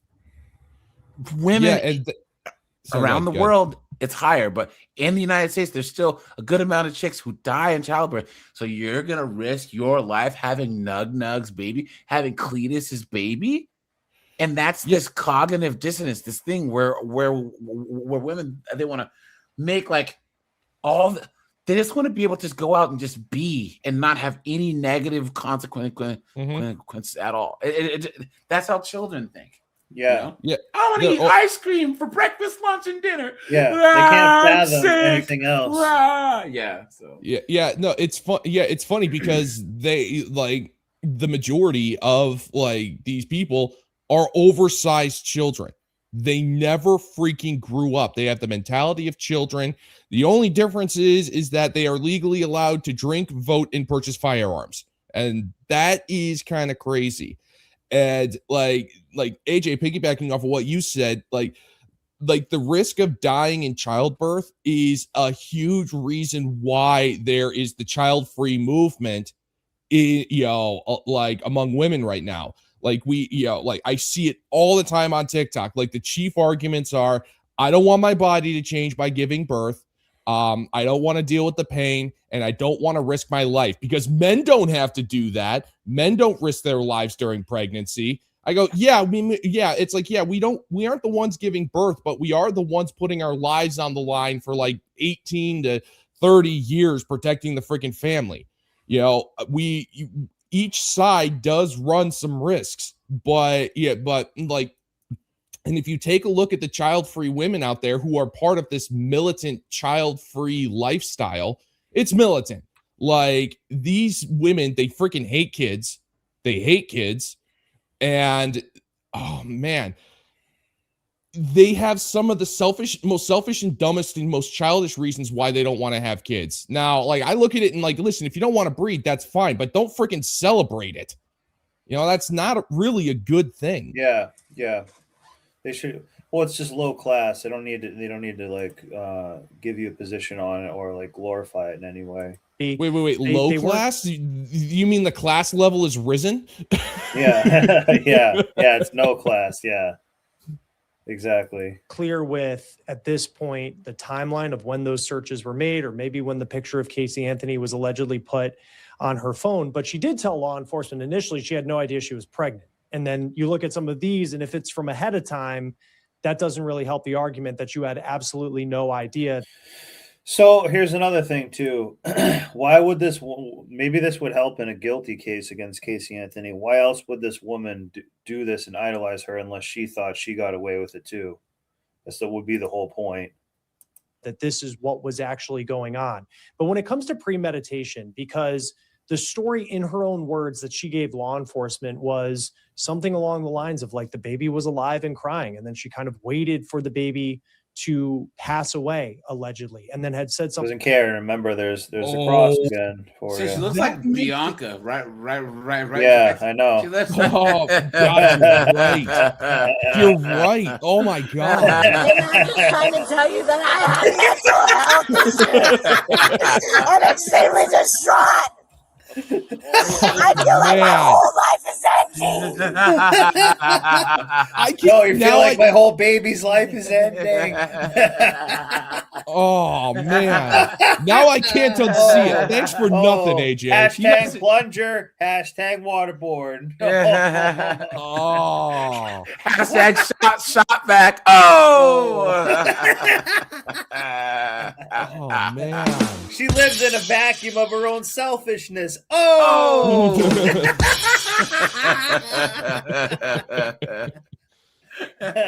What's that one thing that they put in the that they She put the baby into a duffel baggage. Oh, that they used to make ice cream.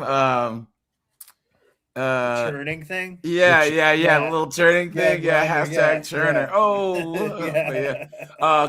Keyshawn Stop says saying Esteen tuna. Oh, he says, "Who is Casey Anthony?" Yeah. Keyshawn, you're a little young. You don't remember this.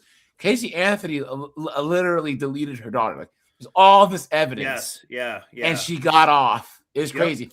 Snowboard, do you know who the Ken and Barbie killers are?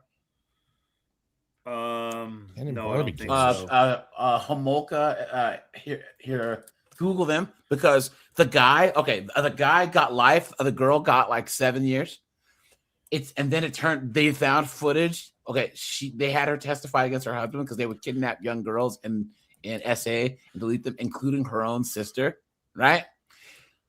But then they found the tapes and realized that she was kind of like the mastermind, like when they were filming him essaying. Oh, her, I actually have seen this before. Yes. And then she's out right now. She's out. She's been out for years. She's And living her he's best still in life. jail. Yeah, She's yep. living her best life. She's not going to let the white patriarchy hold her down, even if she did a whole bunch of stuff and is a sociopath. So and by the way, she'll be doing just fine. She'll be doing just fine, and probably go right back to the same thing. Something along the lines that she was really waiting for that moment to happen. Snowboard, sorry to interrupt. What state is this taking place in? I don't know actually.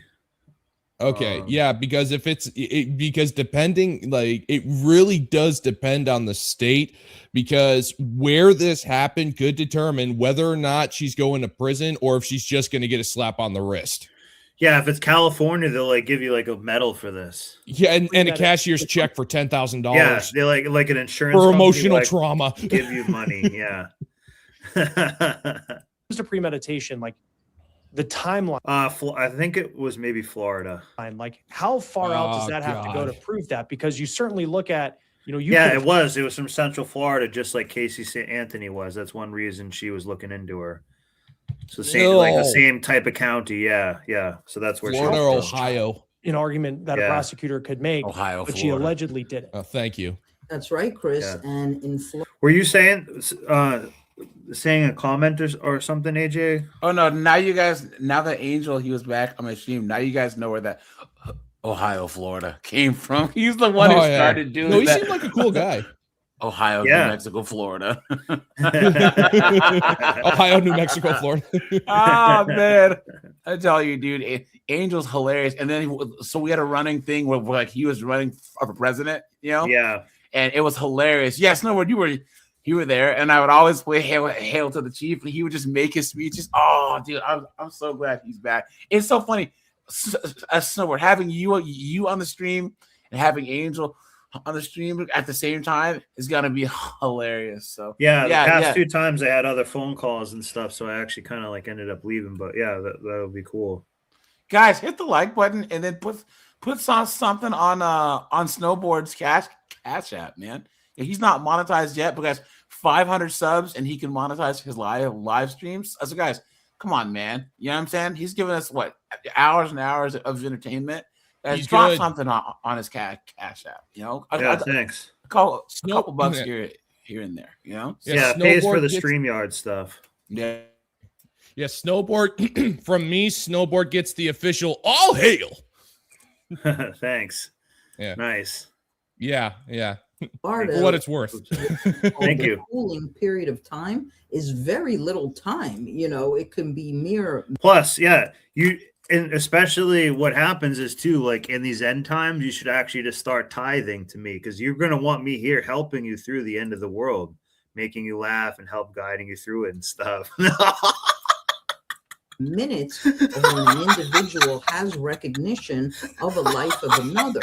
So remember, we call this type of crime infanticide. I tell you though, here's the thing: Snowboard, Lock, myself, who else? Snowboard, Lock, Secret, myself. Guys, think of if all of us didn't have morals, we could each start a church and make millions. Yeah, no, Think about it. I could start up the Holy Tabernacle of the Intergalactic Space Guy. No, but I'm being dead ass serious here. No, I know you are. With Locke's charisma and Snowboard's ability to talk to people and mine, guys, what's stopping us from being a Joel Osteen other than actually having morals? Yeah, no, it's true. It's definitely true. It's harder to have the morals instead of just being, because what happens is you can't be a shill, you can't be a sellout too much, you can't be unauthentic, or else you're like, this is actually kind of I don't know. I don't really want to do that. No. It's just, and the thing is, like, I think in our niche, we've gotten very, very good at like, how do I put this? At spotting the grifters. And whenever like one of us spots a grifter, there is a little bit of, I don't know if disgust is the right word, but you take a look at the grifters who focus so hard on trying to sell a product, and you just take a look at that and go, come on, man, what's the matter with you? You know, and I can't in good conscience like grift stuff like that. I just can't, because you know, like the grifters, they promise stuff. They promise lots of stuff. And that's why my sign off is, you know, if you find my videos bringing you to the brink of laughter, because that's what I guarantee. I don't even guarantee laughs. It's like, you might laugh, so you should subscribe. Yeah, but humor is what men use to get through the craziest things. Like I have emails from dudes saying, bro, like I watch your videos every day. You make me laugh. You got me through some dark times. Dude, do you realize like how that's part of what I was almost trying to say. Yeah, in a way, like how much of a compliment, or like how I don't know. It's a crazy feeling to be able to help people like that, or like even provide any type of like service or any kind of like mental health help or anything. But just making people laugh. There will be guys getting shelled in no man's land, and they're like still cracking jokes and stuff, and that's helping them get like, through it. So, like, I actually heard a story. This is actually kind of funny. So on D-Day, right? Like, there was a news reporter who was actually, I don't know if he was a reporter or what, but he was actually going in with the wave of troops to invade, I think it was Omaha Beach. And the troops, like, for the most part, they were lying on the ground and slowly crawling to the beach wall.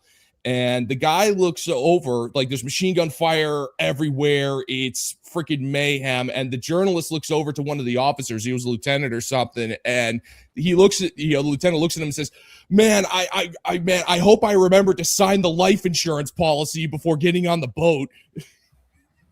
Yeah. And I just got, and it's like, yeah, like we use humor to deal with a lot of stuff. And to be honest, it's kind of freaking awesome when you think about it. Yeah. Because it's not easy to make people laugh. It's not easy to make people laugh, but laughter is so powerful because you could be having the worst day ever. You could be having the worst day of your life. And then if somebody cracks a really good joke, you immediately turn around, start laughing your freaking head off. You can do a complete 180 with the right laugh, with a good laugh. It's freaking crazy how powerful it is. Yeah. So this is a brief thing on Casey Anthony, and so I haven't seen anything about Casey Anthony in a long time, but we can take a quick look at this too. This is only like 2 years old. In that house, where none of us got to see anything. I mean, these people were in hiding because of the mob scene that had gathered outside that house. But you were inside, and you came away from that 8 days, literally in close proximity with the Anthony family, believing it was impossible that child died in the pool, and that the Anthony's, George and Cindy, knew it all along? Oh, 100%. I mean, from the point of the first night, she's in custody 30 days. So she's not able to find out what's going on, where they at. Look out, she drove around with a car like that. Calls have happened. And there was no discussion of that. She never asked. She never cared about the search for her missing daughter. George was the one that was out there putting up flyers and trying to contact people. She didn't care. She didn't care. She just moved about her life, and she almost got like, it's actually been like worth it for her. She's going to get like book deals, movie deals, and make a Lifetime movie about her. Like, she's actually kind of like famous now. And that's messed up. Yeah, she was it. She actually came to, she might live in New Hampshire actually, because she came to New Hampshire to this town that I used to live in and dated a guy who owned like a gun store. And oh, that's I'm not gonna lie, she was looking pretty hot. So you need to stay at my house, Casey. I'll let you. I don't care. Oh, have some standards, will you? That brings a whole new meaning to the word body When count. she came home. Yeah, at least you don't have to worry when she gets pregnant, right? Yeah, exactly. Yeah. I already live near a swamp. Oh! I do. I live in like a wetland, kind of. You went there, dude. There's a lake across the street. You don't need a toilet. Oh! Oh, man. Literally left jail and walked into that home of George and Cindy's. But yeah, people were trying to like shame her and shit like that, which is actually pretty good. So the public didn't really like her. You can't shame somebody who has no shame themselves. You can't do it. But at least somewhat of a healthy response that we should have is like, calling this out and being like, hey, like, we don't want you around here. Get out of here. But the messed up part is, I call it the 24-second news cycle. I call it because with all of the information that is like thrown at us every single minute of every single day, our brains can't handle it. So we are very, very quick to forget, especially messed up stories like this. We're very quick to forget, and the public is very quick to forget.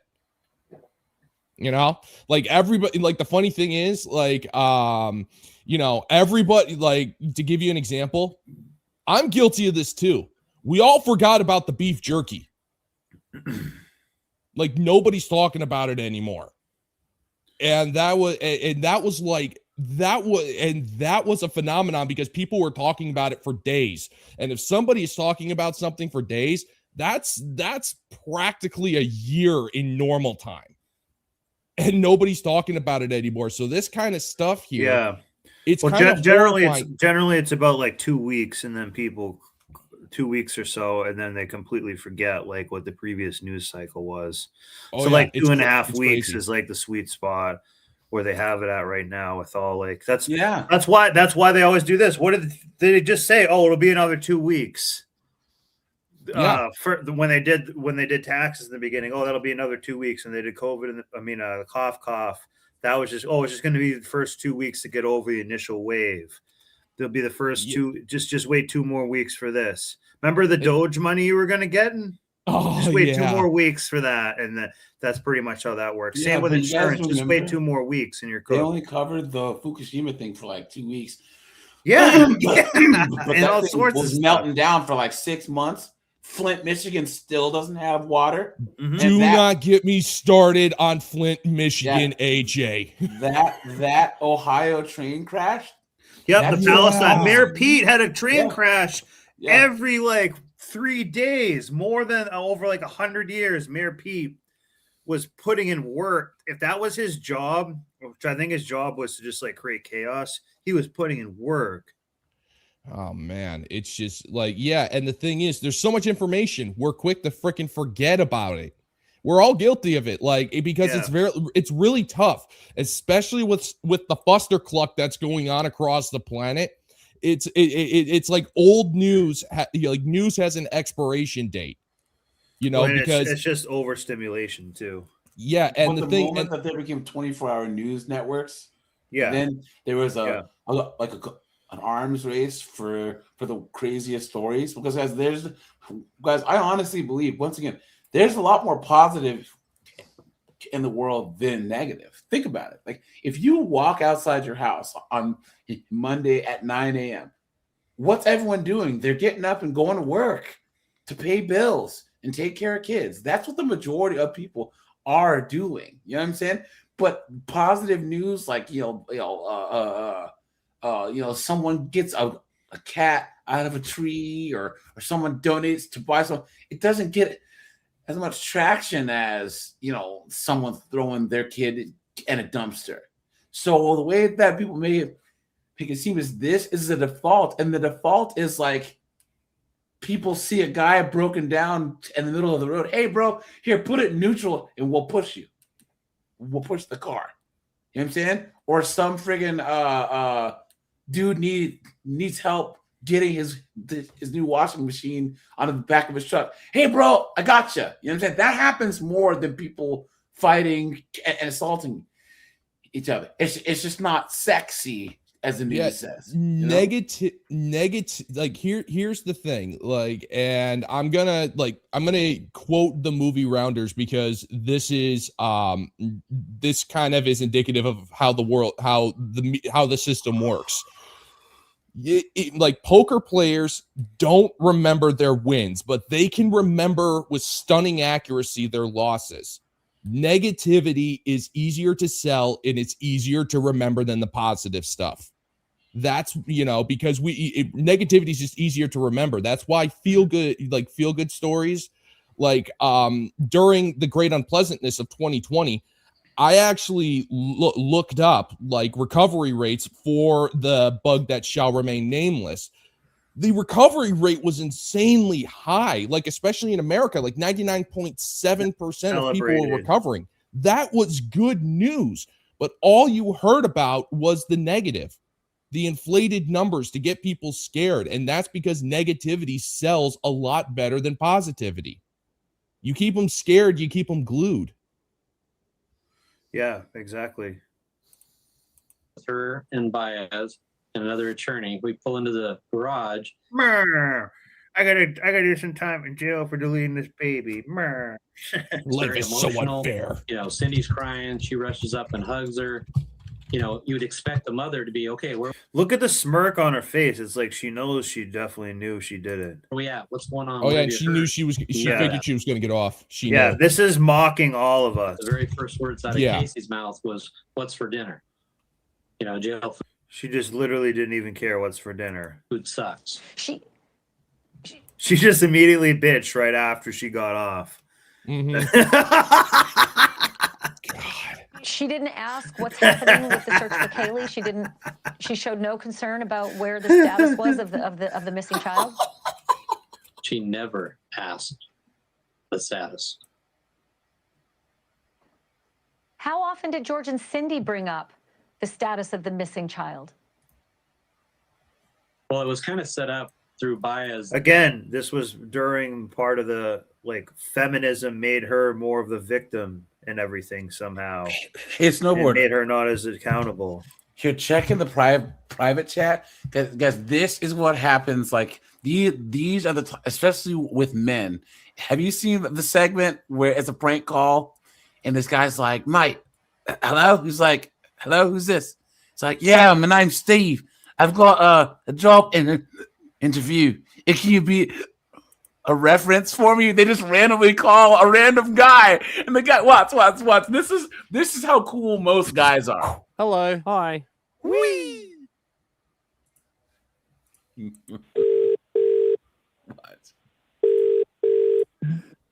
Hello, James speaking. Oh yeah, g'day, mate. Sorry, my name's Tim. How are you? Good, mate. How are you? Mate, I wonder if you can help me out of a slightly sticky situation. I'm just about to go into a job interview at an accounting firm. I've got to put references down on a list. I don't have enough to fill it up. I've just I don't know why I've written down a random number and I just thought I'd call it to see if it's a real thing. It's your number. Yeah. Oh, so you've just pulled this out of nowhere? Yeah, go on. Well, I just didn't want to leave an empty list, but then it's occurred to me they might call it. I doubt they will, but if someone calls you and says, "Do you know Tim Barnard?" Yeah. Can you just say you used to work Tim Barnard? Yeah. I'm going for a job at an accounting firm, but just say that I'm put you down as a personal reference.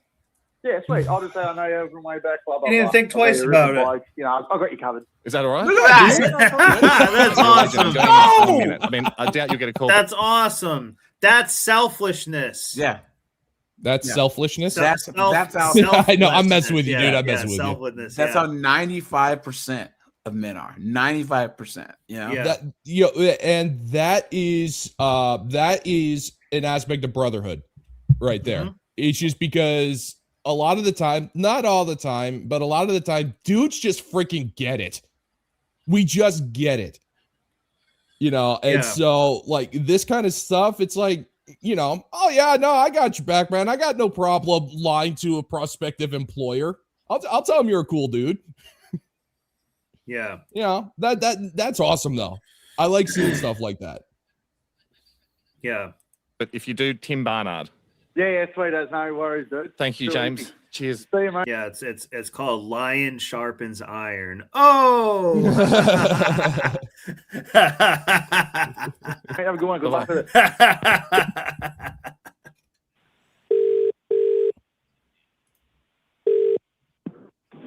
Hello, James speaking. Oh, hi, it's Graham Byrne there. Is that James? Yes. Great. It's Graham here. I'm calling from Kells & Co. We're an accounting firm. I've just come out of an interview with a friend of yours, Tim Barnard. Oh, yes. Yes, who looked to be a great candidate. So we thought we'd make our way back through the references quite promptly. You know Tim? Yeah, I know Tim on a personal level. I've known him for a few years now. We go back a fair while. How long have you known Tim? I've known Tim for probably 10 years old. How'd you guys become? Through the footy club. Right. Fantastic. Didn't strike me as a footy player. He wasn't really a player. He just more come in as a spectator. So he's already lying. Oh, now. yes, helping out around the club. Yeah. Okay, fantastic. He'll be dealing with higher end companies in his role, businesses of profits of $1 million plus. Does he know to be good with money? Do you know anything about that? From my understanding, like he'd help out a lot with a few fundraisers and stuff like that. Oh, nice. Whoa. Nice. Nice. This Holy guy is shit, putting Pat. in work. Yeah. That was perfect. Any other Good examples of him taking on responsibility? He helps out the treasurer a lot. Mm-hmm. Oh, that's good. And he does that a fair bit. How many languages does Tim speak? Do you know? And again, this guy should totally do this too, because like he has nothing to lose in this situation. They call the number called. You should definitely go all in. What I know it's definitely two. Yep, we've got that one down here as well. That's all right. I was just That's double checking. all I know of, though. Yes. What was the other one in addition to English? Good question. I don't know. I'm complete Australian. So I remember him saying he took Spanish in high school. Yeah, right. Just knew he's bilingual. Yeah. He That's all I know. Sorry, I can't be. Go with out Spanish. It's a good one. Just describe to us the best thing about him, appearance-wise. Appearance-wise, well, what you see is pretty much what you get with him. He's a go-getter, and when he says that things are going to be done, they get done. Fantastic. Sorry, James, sorry, mate. It's Hamish and Andy here, James. Oh, you're kidding! You're the best guy in the world. You're the best bloke in the world, James. You are kidding me. Oh, you know what? I was actually thinking, how am I going to get in contact with Tim to say that I've done such a good job for him?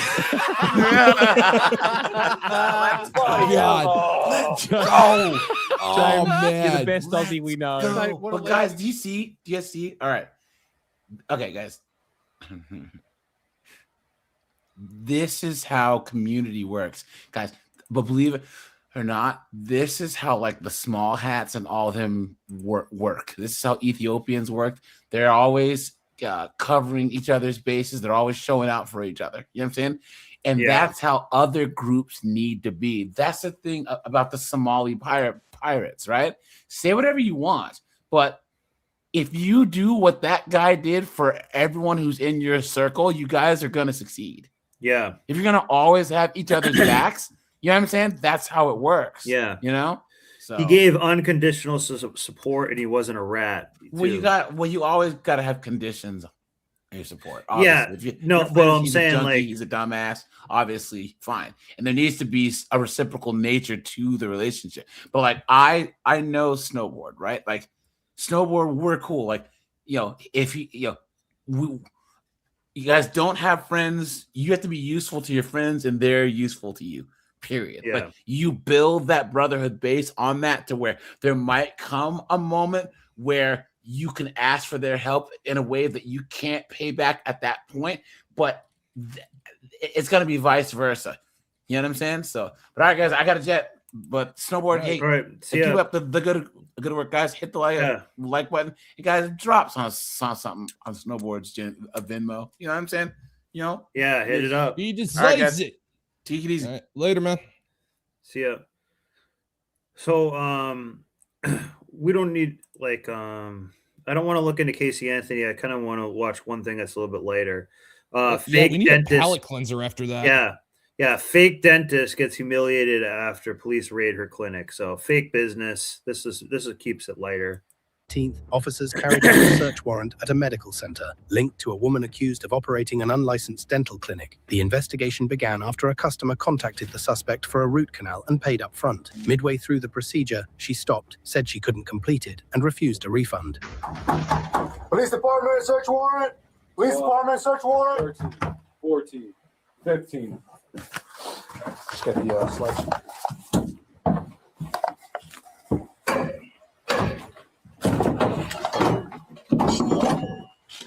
Hey, on the ground. On the ground. Do not move. Don't move. Hands up. Do Hands not up. move. Hands up. Who else is back there with you? Do not move. Manos arriba. Manos arriba. Okay. Manos arriba. Dame un segundo. Hold on. We'll watch. We'll watch. Is there anybody? ¿Hay alguien más ahí? Okay. Come out to me. Okay. We're going to clear it out. Danielle, you want to stay with her real quick? Face away from me. All right. We're going to Face away check this from me. out real quick. Relax, relax. It's all right. Relax. Take a breath. You're okay. Ven acá. Ven acá. Ponytail patrol. Manos en la pared. Good. ¿Hay alguien más ahí? Manos atrás. por Oh, favor. hang Manos on. I atrás. forgot. Manos atrás. Sorry about this. I went to the wrong thing here. I wanted to go finish about this other chick who idolized Casey Anthony. Now that you guys have seen her a little bit. On the platform and in national headlines where we've had cheerleaders, right? Lakin Snelling, you recall, who also participated in a very similar circumstance. And so then we start to piece together these elements about the why. We all want to know the why. We may or may not ever know the why. But for me as a criminologist, some of the prevailing thoughts, of course, and theories relating to when an individual would literally discard a child and end the death and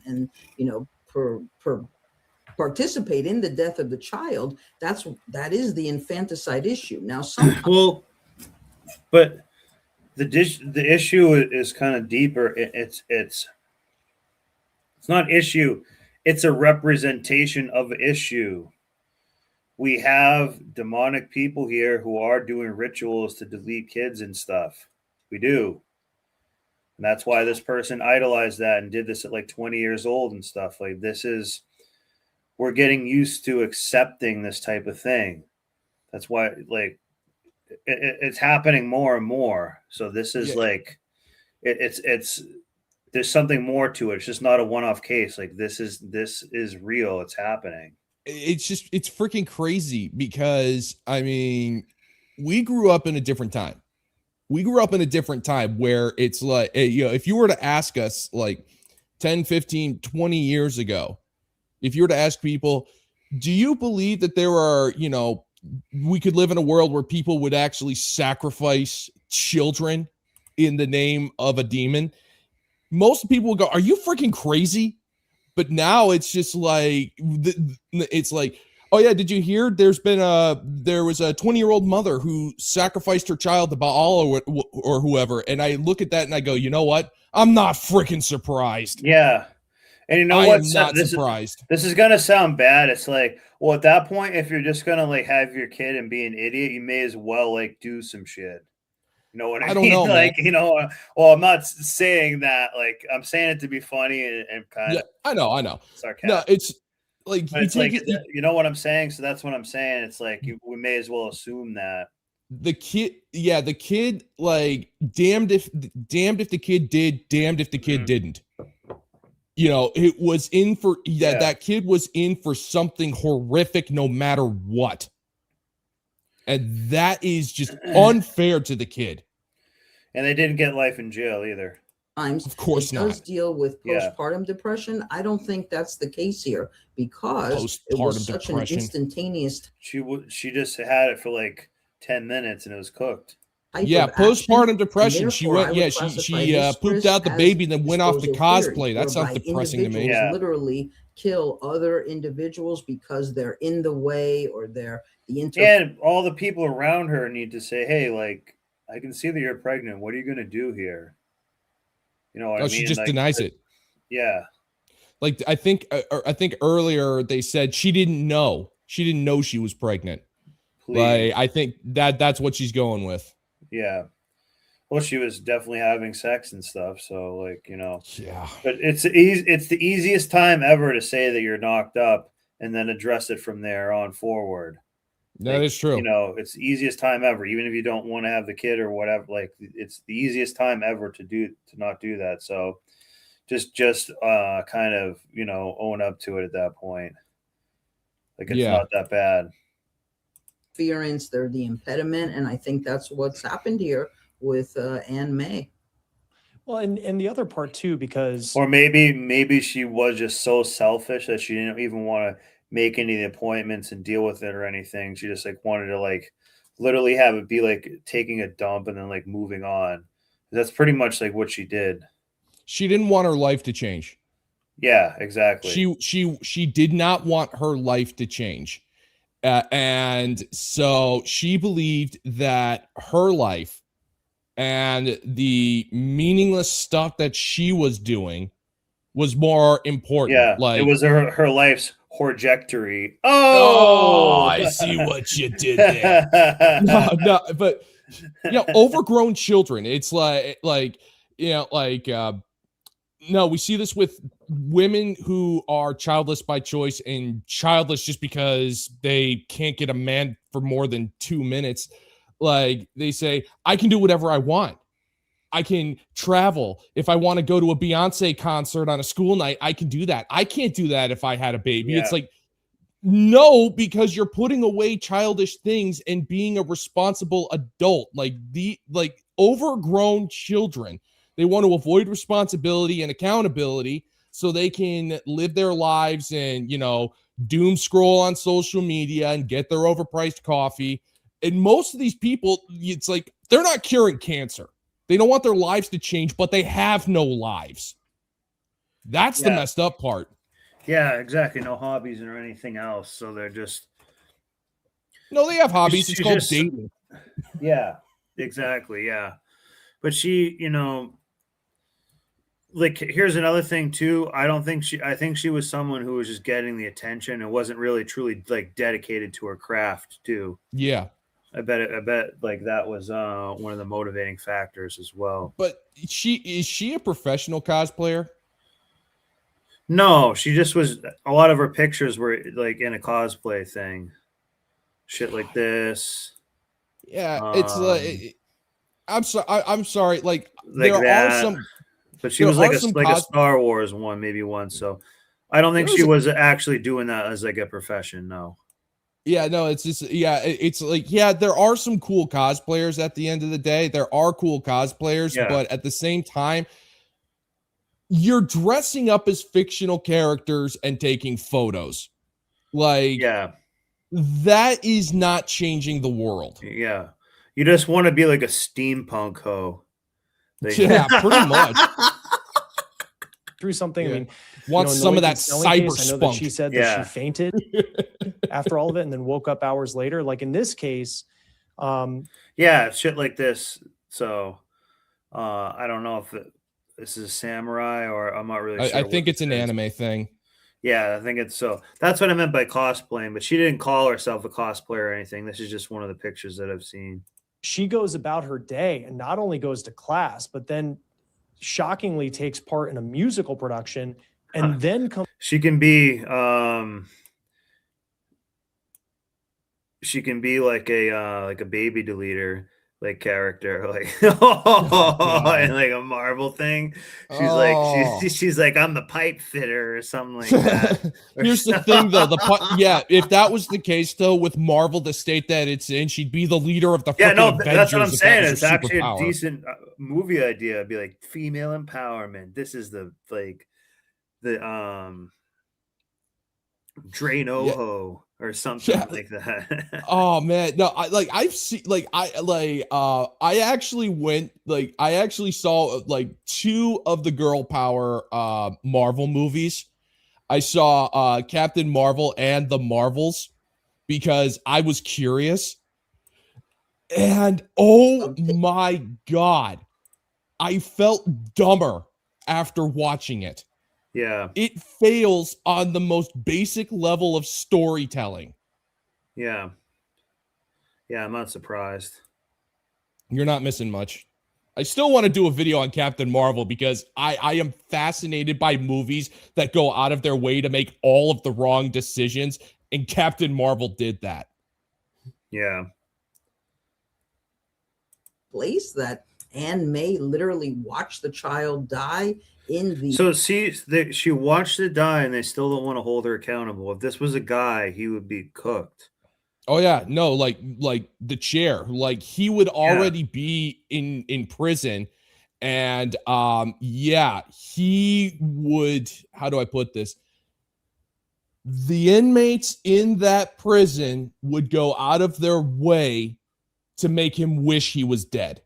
If a man did that. Like there are even in prison, like there's a certain rule. If you are in jail because you did messed up stuff to children, you're cooked. You're cooked. done. Yeah. You're done.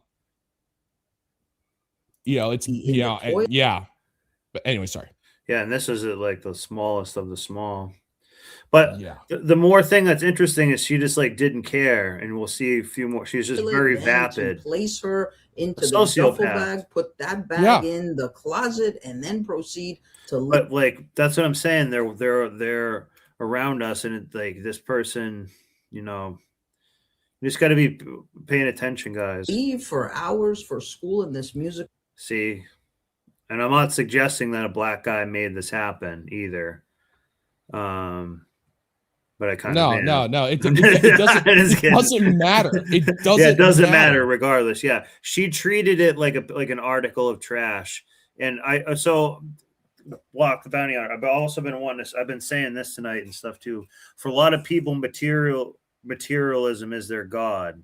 Basically, people like this, and even some boomers and stuff, materialism is their god. Yeah, and money is mostly just the means to help them get that materialism, but it's really materialism is their god. Yeah, and the interesting thing is another thing that they see everything as like disposable possessions, even humans. Yeah, pawns in a chessboard, even kind of less than that. Yeah.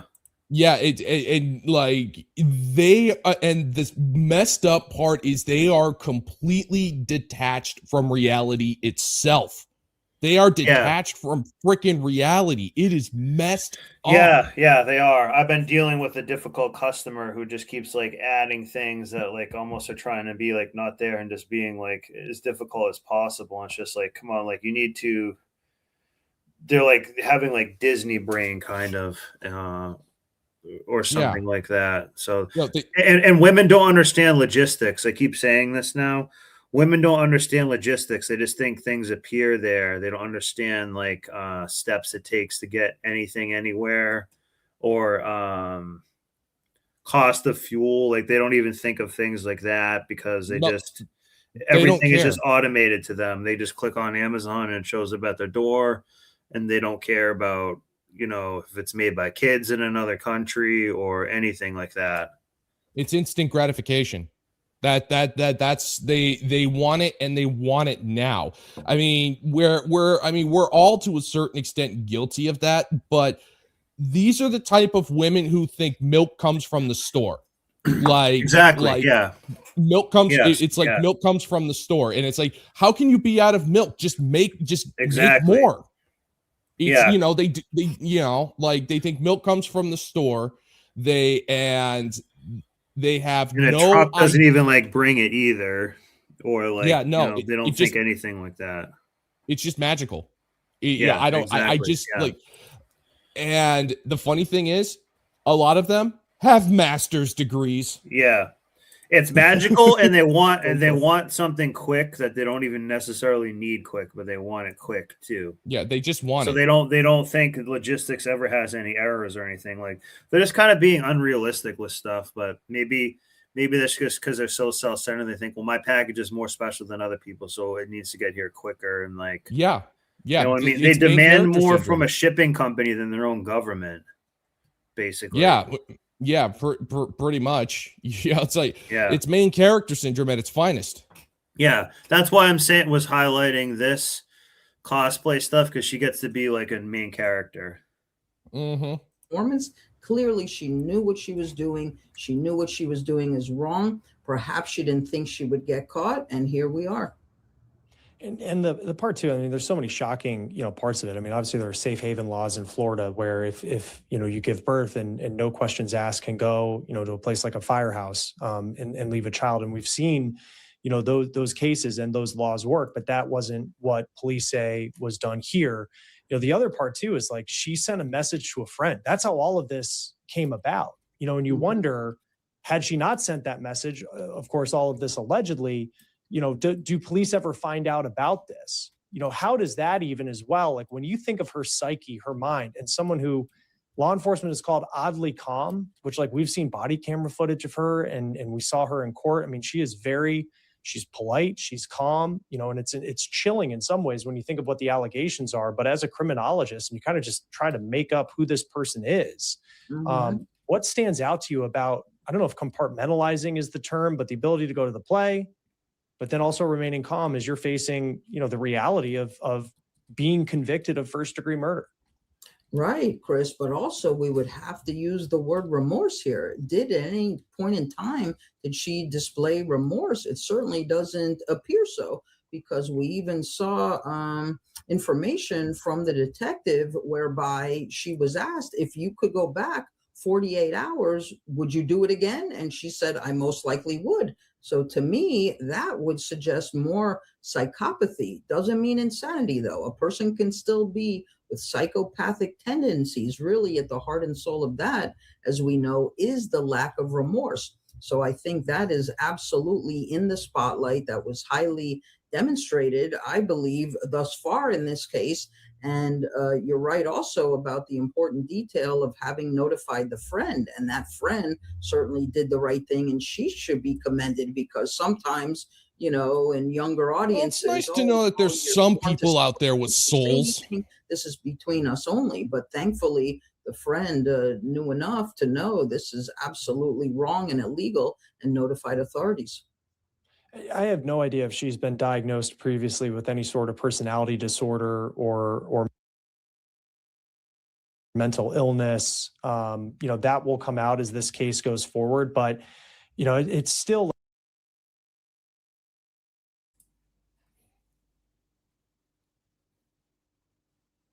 Yeah, your mic's muted, dude.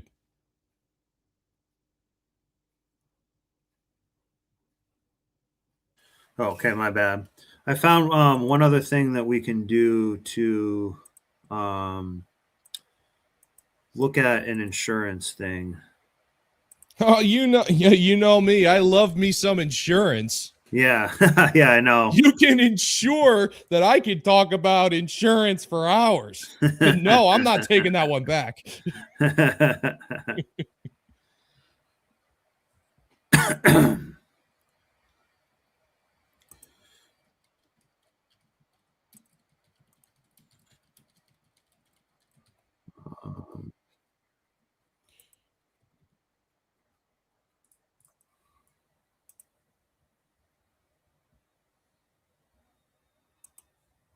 I cannot. Oops.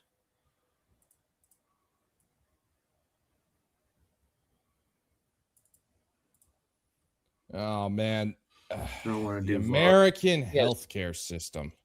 Yeah, it's bad. News poll, No, 2 out of it 3 is. Americans told Well, us and they're it's related to the insurance industry is what my whole thing was at the beginning. Like, so Oh, yeah. there's health insurance, but insurance industries are they're like a membrane between you and the doctor getting care, basically, and a toll booth, and a kind of like a humiliation ritual too, on like how long it takes, and like how you have to have to work for them to get the care, and like you can go to the portal and you can go F yourself, that type of thing. Oh yeah. No, that's always a fun thing. Yeah.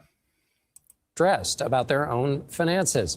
3 out of 4 said their incomes are not keeping up with inflation. Wait a second. That's Well,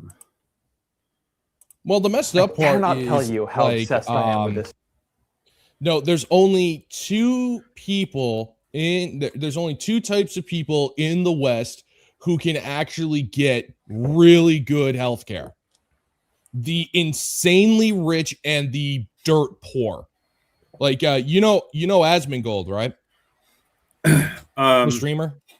Yeah, I've seen. Yeah. Asmongold, like pretty much, he grew up like broke, like dirt poor, and he actually got I think he got the majority of his teeth replaced. I don't know if he has implants or dentures or what, but because he grew up just dirt poor, he got he got full dental work for next to nothing. But if you have insurance, I guarantee you're going to get fleeced for everything under the sun. Yeah. Yeah, well, that's what I'm saying. They're not really there to serve you as the customer really either. No, it's a business. Yeah. Insurance companies and hospitals are businesses.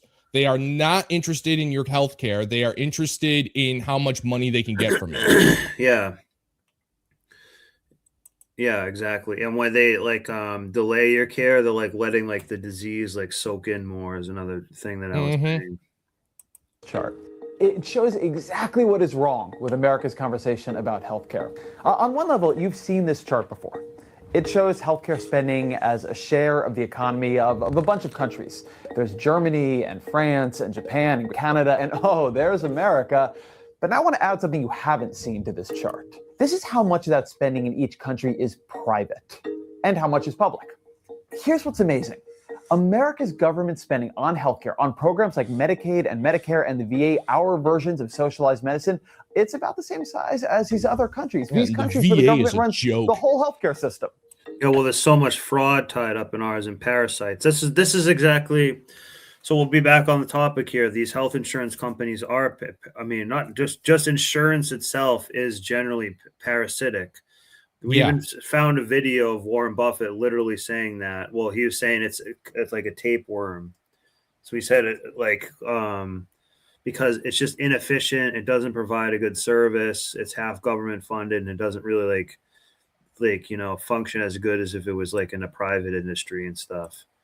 And there's too many incentives from other companies. And then there's private spending. Or industries like pharma and urgent cares and whatnot.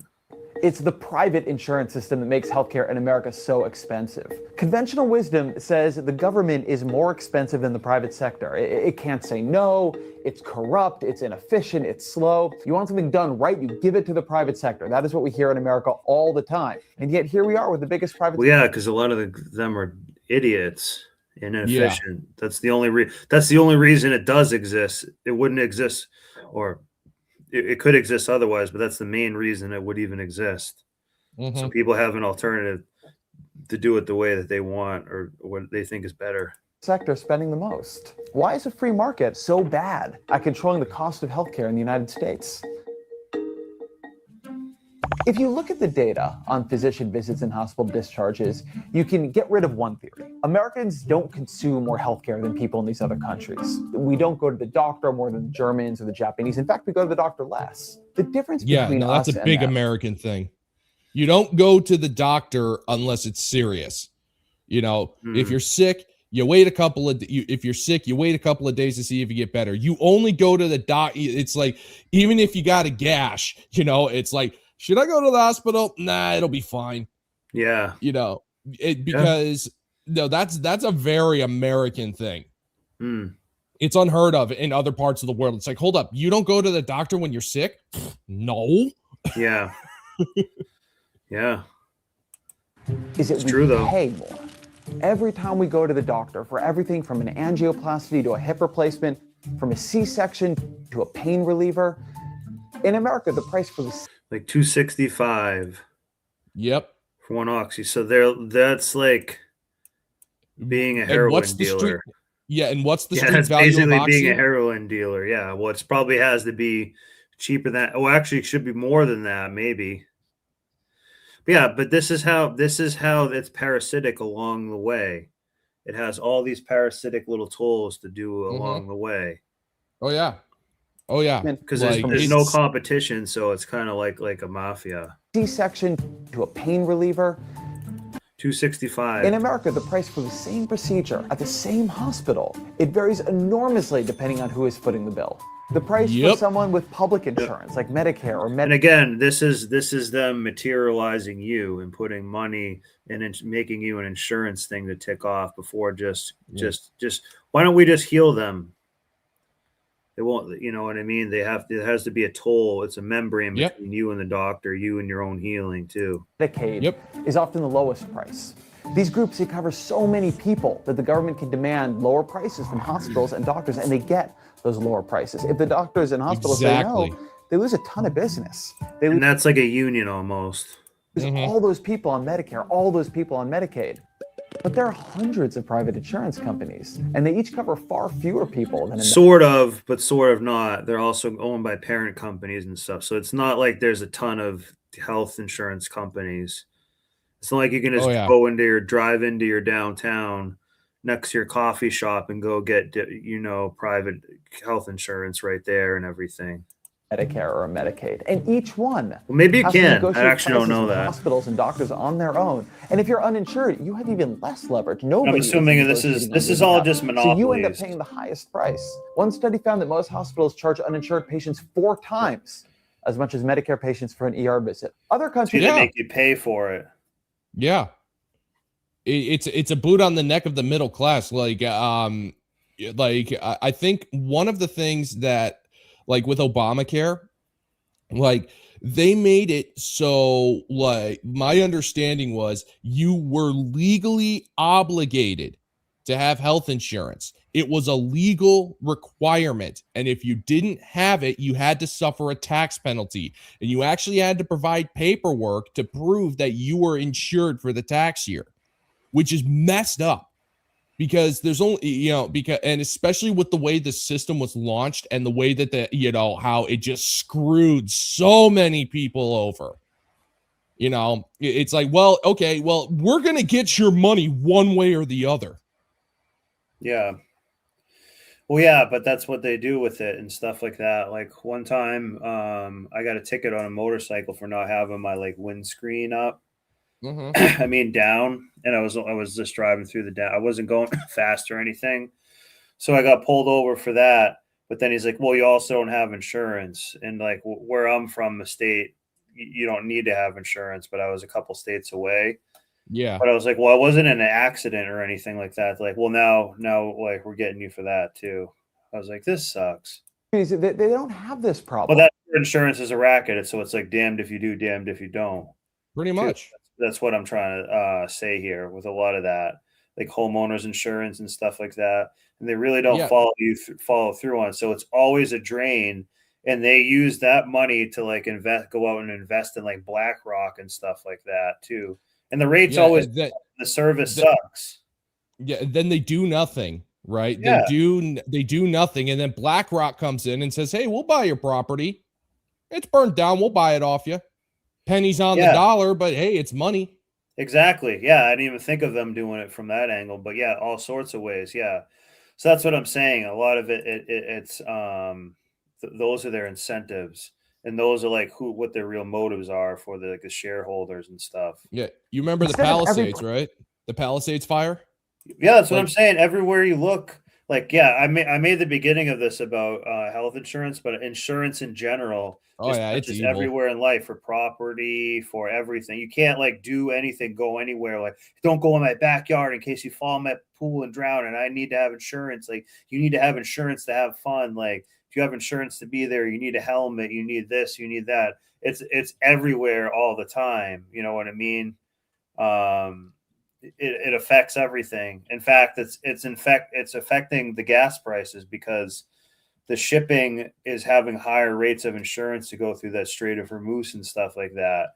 So to Yeah. get your goods to you and everything like that, that price has also gone up too. So Yeah. insurance is for everything. In fact, they think the Titanic might have also been like an insurance job. Oh Because of man. JP Morgan. It wasn't fully that, but it's like a side benefit. Same thing with 9/11.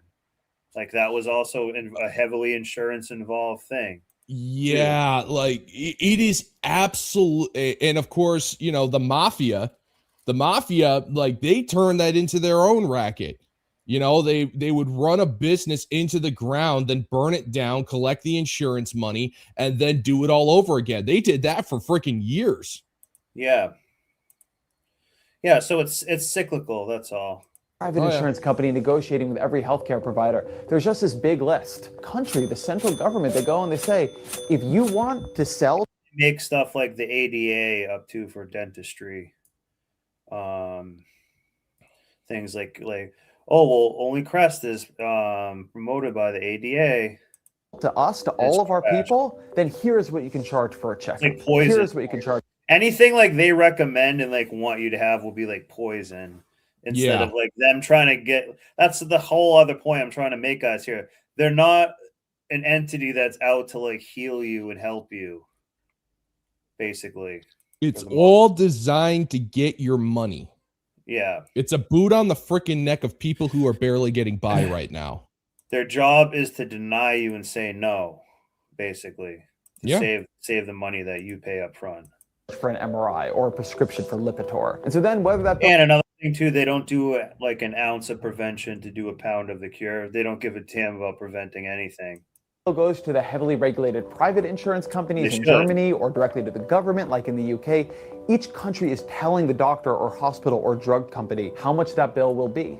And because the government controls access to all of the customers, it's an offer that hospitals and doctors and pharmaceutical companies typically can't refuse. I'm going to make them an offer they can't refuse. In America, the idea is that you'll be a consumer, that you'll do what you do when you go to Best Buy and buy a television. But that just doesn't work in healthcare. It doesn't work in healthcare because you often come and get healthcare when you're unconscious in an ambulance, when you're scared, when it's for your spouse or your child. It is a time when you have the least bargaining power. You are not usually capable of saying no. You're not knowledgeable enough to do it, you're not comfortable doing it, or you're not conscious enough to do it. That's why in other countries, the government is a person who can say no for you, who can say, no, that's too expensive. You're going to have to lower your price because they do have that power. That helps monopolies from developing, keeping them in check. Yeah. That's like what insurance commissioners should be doing and stuff for health insurance. That's what an insurance commissioner is supposed to do. Yeah, no, they're on the take most of the time. Trust me. A new push for single-payer health care right here in the U.S. California and others are saying maybe we should adopt the European model. If we decided to create a single-payer system with one of these huge price lists in the U.S., there'd be nothing to stop lobbying from hospitals, from doctors, from drug companies, and those prices would get influenced. So we could end up with a single-payer system that is expensive, even as expensive as our current system. It all depends on how much you negotiate down the prices. And now in America, these groups have so much power because they are so rich that it's really hard to get them to bring down the prices. Yeah. This is the irony of American healthcare. And you can't do a lawsuit with them because they can just keep a case going on for like decades. Yeah, that's the thing. Most of the problem too.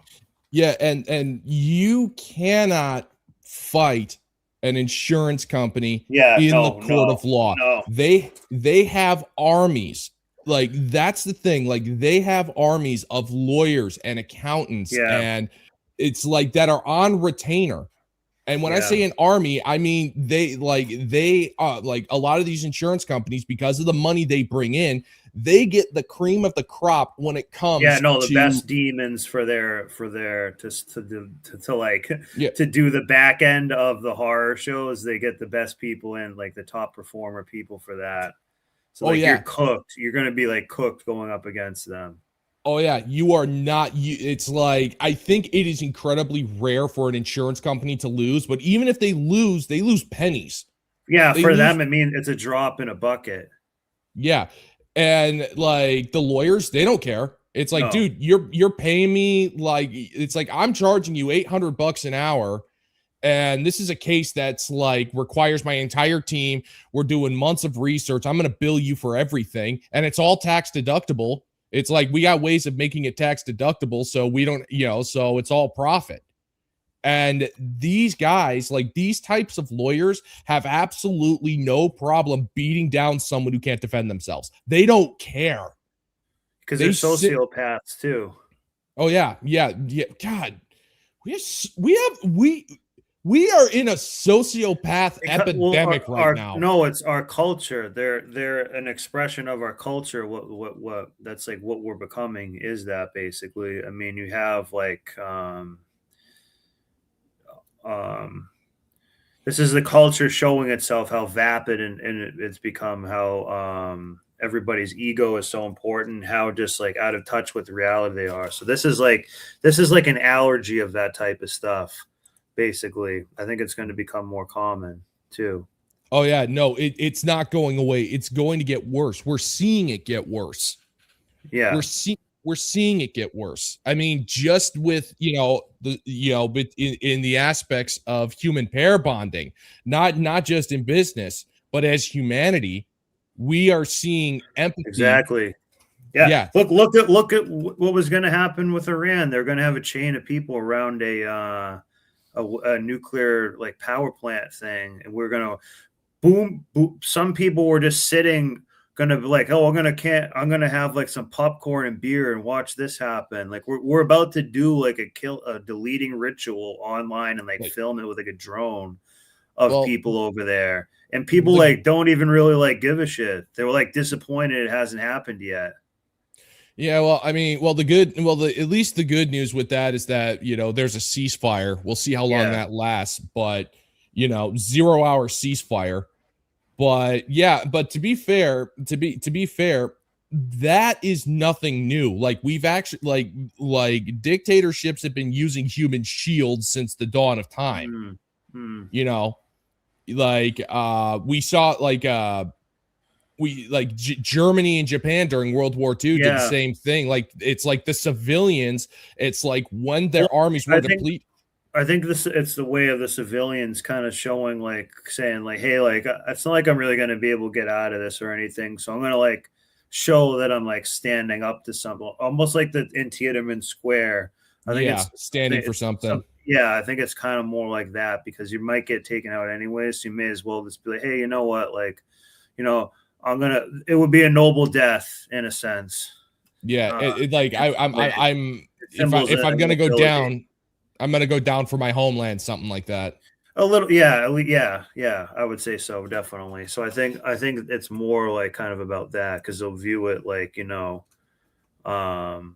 I standing up for what I believe in and stuff like that. And they believe like what's going to happen in the afterlife. Like some people really believe stuff like that. So they go like, look at Jonestown and stuff. People are willing to go in on their beliefs, and they may be like that too. It's so expensive that it's become hard to make it cheaper. And it's like, what else are you going to do?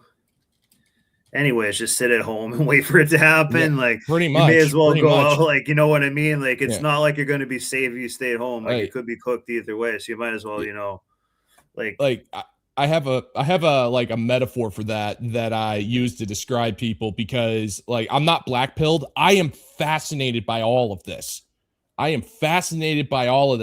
And like I describe it to people as, okay, imagine that your car's broken down in the middle of the desert. The closest town is like 50 miles away, and you're at a at a train track, right? On one end of the track, you got a high-speed train hauling 1 million gallons of gasoline. And on the opposite end, you've got another high-speed train hauling like a billion Ohio blue tip matches, and they're hurling towards each other. And it's and you know, like, you don't have much time, and you're kind of looking at this going, I could run away, but I'm not going to get anywhere. So I kind of want to see what happens next. So you just kind of sit on the hood of your car, and you're just going, this is like a once in a lifetime experience, and like I don't think I can miss this. I can't outrun it, so I might as well see it. Yeah. So I think, like, you know what I mean? I don't know. I kind of think I would maybe stand out there, because it's like that. So that's the thing. That's the thing. Hey, protesters, you want to get out there and protest? That's the real protest thing, I guess. But they're too busy. They're too busy fighting the power by screaming into their cameras in the comforts of their air-conditioned apartments. Yeah, or standing on the for 2 hours on a Saturday with a pre-made sign for you, drinking coffee and like just basically socializing, and you say you're protesting. Like, yeah, you know, that's what I'm saying. Those people, like, no, I'm putting like my like soul where my mouth is now. Not even just my money. I'm putting it, you know, showing like this is what I believe in or something. That money they make. And to show you like, hey, look, we're just standing here and you're going to delete us on camera in front of everybody. So we'll see. That becomes political power, and years and years and years of overpaying. Those are huge industries now, and they have a lot of influence. And a ton of it is all referrals too. Oh, let me refer you to this specialist. And then, oh, let's go to this other specialist over there. Like, well, I really think we should just get an MRI anyway. So let's go ahead and wait. Yeah, like let's be safe about it. To do that. Yeah, let's be safe about it. Yeah. Well, we're just gonna get an X-ray just in case. Yeah, we're gonna give you. Yeah, like okay, yeah. We're gonna do this expensive procedure because we want to be safe. We want to make sure you're okay. And yeah, it's like, and you ask the doctor, is my insurance gonna cover this? I don't know. I don't know if it is or not. That's a question for our billing department. And you can't ask the billing department because of course they want to be safe, so they got to get it done right away. And you're freaking scared, so it's like, yeah, let's just be sure. Yeah. Congress. Under a single payer system, if we did drive, and like insurance is like a branch of government too, in my opinion. Prices yeah, it is. They're like a kind of a hybrid, sort of. Hospitals, they would be paid less than they are right now. That might mean some of them close or some go out. Which doesn't have to be a bad thing. They could just do a better job with it and not gouge like crazy and have things like be kind of efficient. Then I wouldn't really care. Business or some move. It would be really painful. One person's waste is another person's essential service or local hospital or their income. But then single payer, it's not an all or nothing choice. For instance, there's a really interesting section of Bernie Sanders' Medicare for All bill where he lays out this interim plan. It's a plan he wants while he's setting up. And again, never forget, Bernie Sanders simped to Hillary Clinton and let her try to go up instead of him. So he's cooked. Yeah, he has some great ideas now. But when the rubber met the road, he was kind of just like a cock for the system in a way. Hey, Bernie Sanders is a democratic socialist. Just because he lives he has multi-million-dollar mansions doesn't mean that he doesn't know the strength of the common man. You punk. Yeah, exactly. I used to have a good Bernie Sanders impression, but not so much anymore. But I'm saying when it came down to it, like nothing good really happened. So, no, of course not. You know what I mean?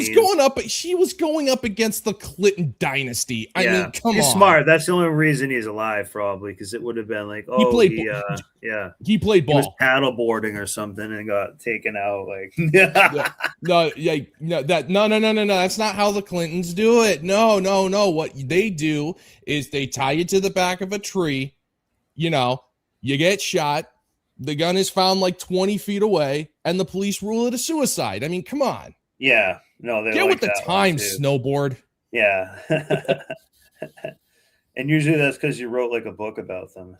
His new single-payer system, and in that plan, he expands Medicare to cover vision and dental, and he opens it to nearly everyone, not just people 65 and older. And again, guys, there's people who are in these industries who are overseeing these industries. Like this is all they've been doing their whole life and everything. And sometimes they haven't found any way to improve it. So it's just like, you're just like being at work, but you're not really working at work. to improve it, to make it more efficient and stuff. You're just putting up more tolls everywhere, more Kids go on Medicare. and more red tape. Insurance always means just like red tape as well. Yeah. Automatically, and most adults can buy in. That plan on its own, it wouldn't get American healthcare spending far down overnight, but it would at least begin to recognize what we already know and what most other countries already do. That healthcare is one of those things the government can do cheaper and better than the private sector. Well, yeah, because they can steer government contracts and everything Mhm. like that. You know, Oh, yeah. that helps a really big amount. Because government contracts really they can really, price gouge with them. Oh, yeah. Launder things with them, do fake charges, get government vehicles, government, You insurance get tax breaks deals. too. Yeah, exactly. A whole bunch of stuff like that. And it kind of is better. It's a good way to be like in bed with the state too. Oh yeah. Pretty much. Oh yeah. Once you have the connections, once you have the connections, you can freaking drag your feet when it comes to everything and just milk it for all it's worth. And so long, and it's like they'll keep cutting the checks so long as you keep playing ball with them, because it's not their money, it's our money. And it's like, it's like, hey, and it's like, so this project here, we're getting the government contract. It's going to take us, like, you want it done in 6 months. It's going to take us 5 years. And the government goes, what do we care? It's not our money. Yeah, exactly. Exactly.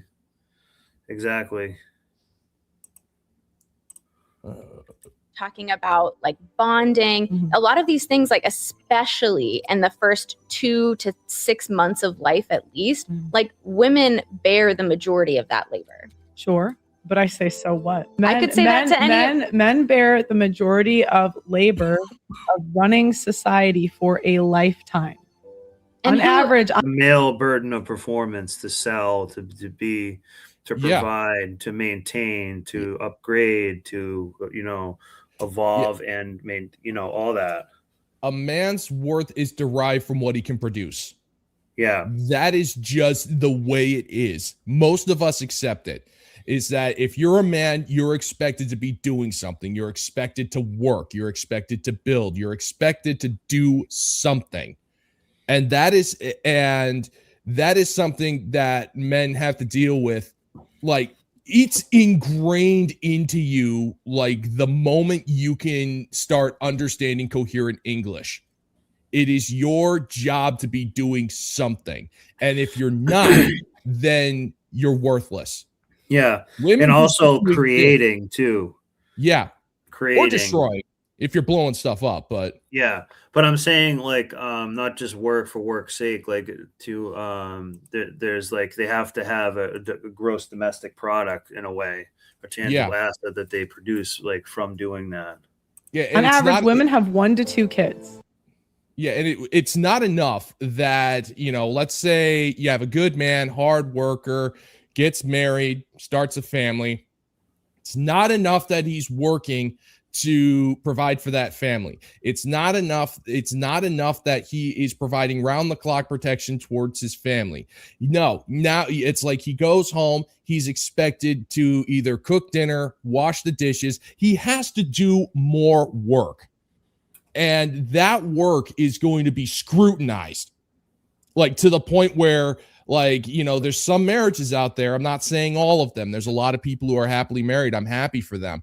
But, like, there's this growing trend where it's like, if he doesn't fold the towels the way I fold them to the letter, then that means he doesn't love me, because he doesn't care enough about my feelings. And so that means he's worthless. And that gives me the right to resent him. Men cannot win. We simply cannot win with some of these standards. It's freaking insane. So, okay, you could say that's 4 years. Men work 50 in a difficult job that gives us the food that we have, the chairs we're sitting on, and the microphone we're talking in. And who set that system up? You should say thank you. Men did. Something doesn't add up anymore. And if you've been paying attention, you've already noticed it. We are living in an era where the word equality is used as a universal solvent, intended to dissolve every traditional boundary, every historical expectation, and every perceived imbalance of power. However, as a woman who has spent decades observing the internal mechanics of social movements, the workplace, and the domestic sphere, I have seen a pattern emerge that is increasingly difficult to defend with logic. Like, what do you think their jobs were? Like 1800s, what were your choices as a man? This is kind of what I was saying before. They don't understand like logistics is part of it. No, it's all magic. Yeah, mechanisms of how things got to there. Just the you fact just push that, a button. Yeah, and the fact that systems were laid down before them, like the roads were built, railroad tracks were put in, you know, people have like built the society around you, and she just thinks it's all like vapid and there to serve her. Like she thinks like the environment needs to mold to like what she needs too. Yeah, like that, like when I started doing this, that was one of the first things I picked up on. These women expect the instead, like the human condition is you adapt to the world around you. That is the human condition. They are the opposite. They believe that they are so special and so important that the world has to change to accommodate them. And in many ways, it did. Like, especially in the West, we saw this massive uprise in like a woman ties her shoes and, you know, she deserves a freaking gold star. You know, she goes and she pays her bills. She's worthy of burnt sacrifices. Companies went out of their way to hire women. Like militaries went out of their way to put women in charge of like incredibly important aspects of the military. And even when all of that happened, and even when more often than not, they failed miserably. I mean, you remember that New Zealand, it's like the New Zealand Navy had that lesbian captain, and the ship ran aground on its maiden voyage or something. It's never their fault. It's that the world has to change more to accept them. And it's like, no, the world has changed enough for you, and you've been given ample opportunities to freaking prove that to put your money where your mouth is, and you have failed miserably, like spectacularly. You destroyed Bud Light for a year. How do you do that? You destroyed Bud Light. You destroyed Star Wars. You destroyed all of these things. And what you are saying, the response is, we just need more time. We need more exceptions. We need more changes in order to prove that this works. They want the world to change for them, not the other way around. Yeah, conform. Sorry for the rant there.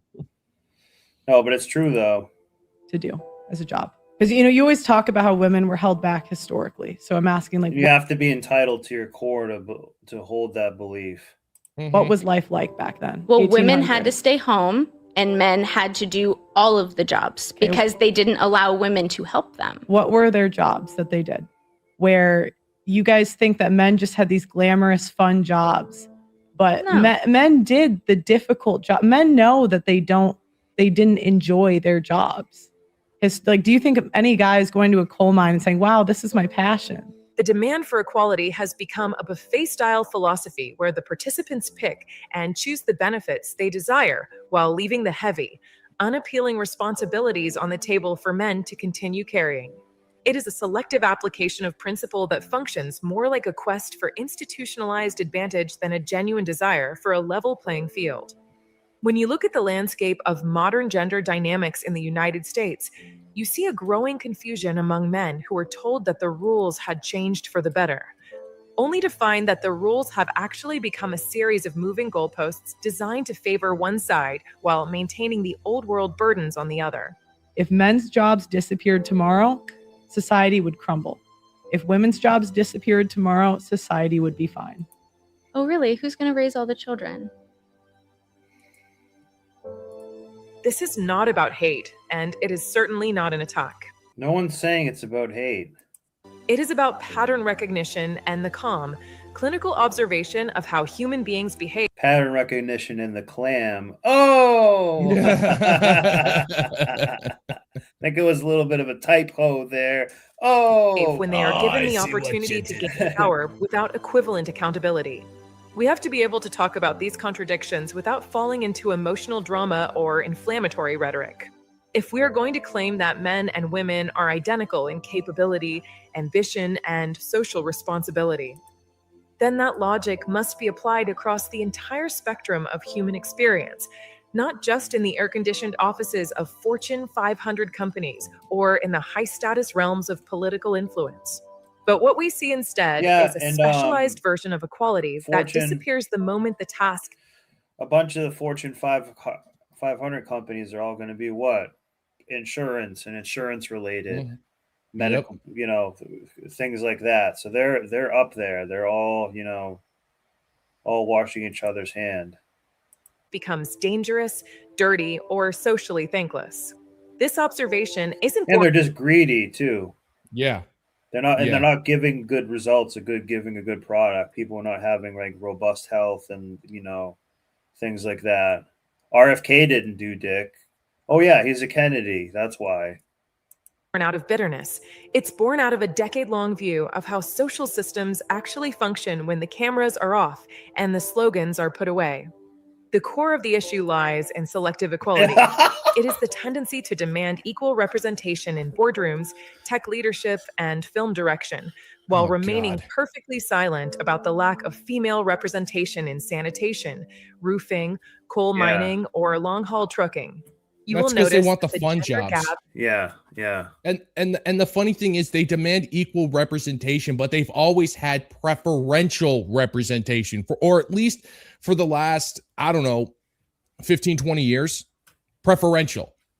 Like, and it's like, and they kept demanding more and more and more. And it's like the whole, we want equality. There is no equality. Equality is the goalpost and it's on wheels and they keep moving it. And that's why when you see a lot of womanists go, we're not there yet. goalpost. It's a goalpost on a power scooter. Yeah, pretty much. In fact, it's talk about instant gratification. It's like these, the feminists, they get angry. It's like, why isn't the goalpost moving faster? I need the goalpost moved now. Yeah. Veruca freaking Salt. Yeah. She was probably just postpartum. Oh, dude. Oh man. Hey, let's say snowboard. Sorry, man. I got to bounce, man. But I'll catch you on the next one. All right. Okay, cool. Thanks, man. Thanks for showing up. I appreciate it. No problem. Later, dude. Yeah. See ya. We'll come anytime.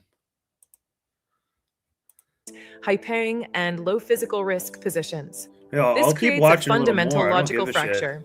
If the goal is truly a 50-50 split of society, that split must We'll finish include the this 4 one. a.m. shifts in the rain and the high fatality rate jobs that keep civilization's infrastructure from collapsing. Exactly. When feminism ignores Part of that is the logistics. That's what I was trying to say. And guess who makes logistics the biggest pain in the ass is insurance companies all the time. these sectors, it reveals that the movement is not actually about Whether the it's on boat, plane, truck, conveyor belt, warehouses, mailboxes, different weather conditions and stuff. egalitarian distribution of labor, And it has to be changed hands a lot of times. but about the upward mobility of a specific demographic within the safest and most lucrative sectors of society. This leaves men in a position where they are expected to compete with women for the good jobs while retaining the sole obligation to perform the bad ones. This imbalance extends deeply into the realm of rights versus responsibilities. In any functioning social contract, a right is balanced by an equivalent responsibility. If you have the right to lead, you have the responsibility for the failure of the collective. However, modern social dynamics have shifted toward a model where women are encouraged to claim the rights of the traditional male role, authority, autonomy, and career primacy, without being required to surrender the protections of the traditional female role. And now we have double the people who are just helping these companies get what they want. When they should have been going the other way and going more at home and making money home, being like off that system, so we don't feed it as much in a sense. Men, conversely, So now feminism just gets double the employees, basically, in other words, are being or stripped gives them the double the employees because now it's each gender. of the authority of their traditional role while being forced to maintain all the responsibilities, such as financial provision and physical protection. You see this in the dating market and in marriages, where a woman may demand an equal say in all financial decisions. Also, too, I want to point this out too. Notice how we're calling ourselves cattle, like, oh, we're out there on the meat market. What's it like on the market there? What is it? What is this? A 6 or a 7? Or what is this, a 6-7? But what is she on a graph? Well, her body's this, but we treat ourselves like cattle. We talk about each other like cattle. That's another way that we have dehumanized ourselves. We've done that, and that's because social media and stuff has just made everybody to be like a ranking system all the time. And to a lot of people, that algorithm kind of like is their god, and how much the likes they get and how much like stimulus they get from that. Yet still expect the Has a man huge influence on their life. to be the primary breadwinner or to pay for the majority of shared experiences. It is a what's mine is mine and what's yours is ours mentality that is being rebranded as empowerment. The workplace reality provides perhaps the most visible evidence of this contradiction. We hear endless discussions about the glass ceiling, but almost nothing about the glass cellar. The glass cellar consists of the hazardous, grueling, and physically soul-crushing jobs that are 90% to 99% male. These are the jobs with the highest rates of injury and death. If there were a genuine push for equality, there would be massive social campaigns to get women into HVAC repair, oil rig operation, and masonry. Instead, the focus remains exclusively on high-visibility roles. This reveals a deep-seated social truth. We are comfortable with men taking the risks and performing the labor that society depends on, but we are uncomfortable with the idea that women should have to share in that specific type of equality. This creates a scenario where men are effectively the invisible scaffolding of the world, Yes, while the exactly. conversation about fairness only That's part of what I mean when I'm talking about logistics. They don't understand or appreciate any of that part. Or they're the scaffolding that's holding up the logistical structure, which makes things function. happens at the penthouse level. Dangerous jobs are the silent graveyard of the equality narrative. When a building is on fire, when a war is declared, or when a ship is sinking, the equality rhetoric often reverts instantly to traditionalism. We see this in how the Selective Service remains a male-only obligation in the United States. While women have fought for and gained the right to serve in combat roles, a right they should have, there has been no significant feminist movement to ensure that women are also required to register for the draft. That's convenient, huh? This is the Why? Because you're a pawn to them. ultimate example of wanting the option without the obligation. It is You're the literally a pawn to them. desire to have the door open if one chooses to walk through it, but to never be forced to stand in the same line of fire as a man when the situation is dire. This selective participation in the harshest realities of citizenship erodes the moral standing of the equality argument because it suggests that female life is inherently more valuable and less expendable than male life. Even in a system that claims Yeah. I mean, that's huge, guys.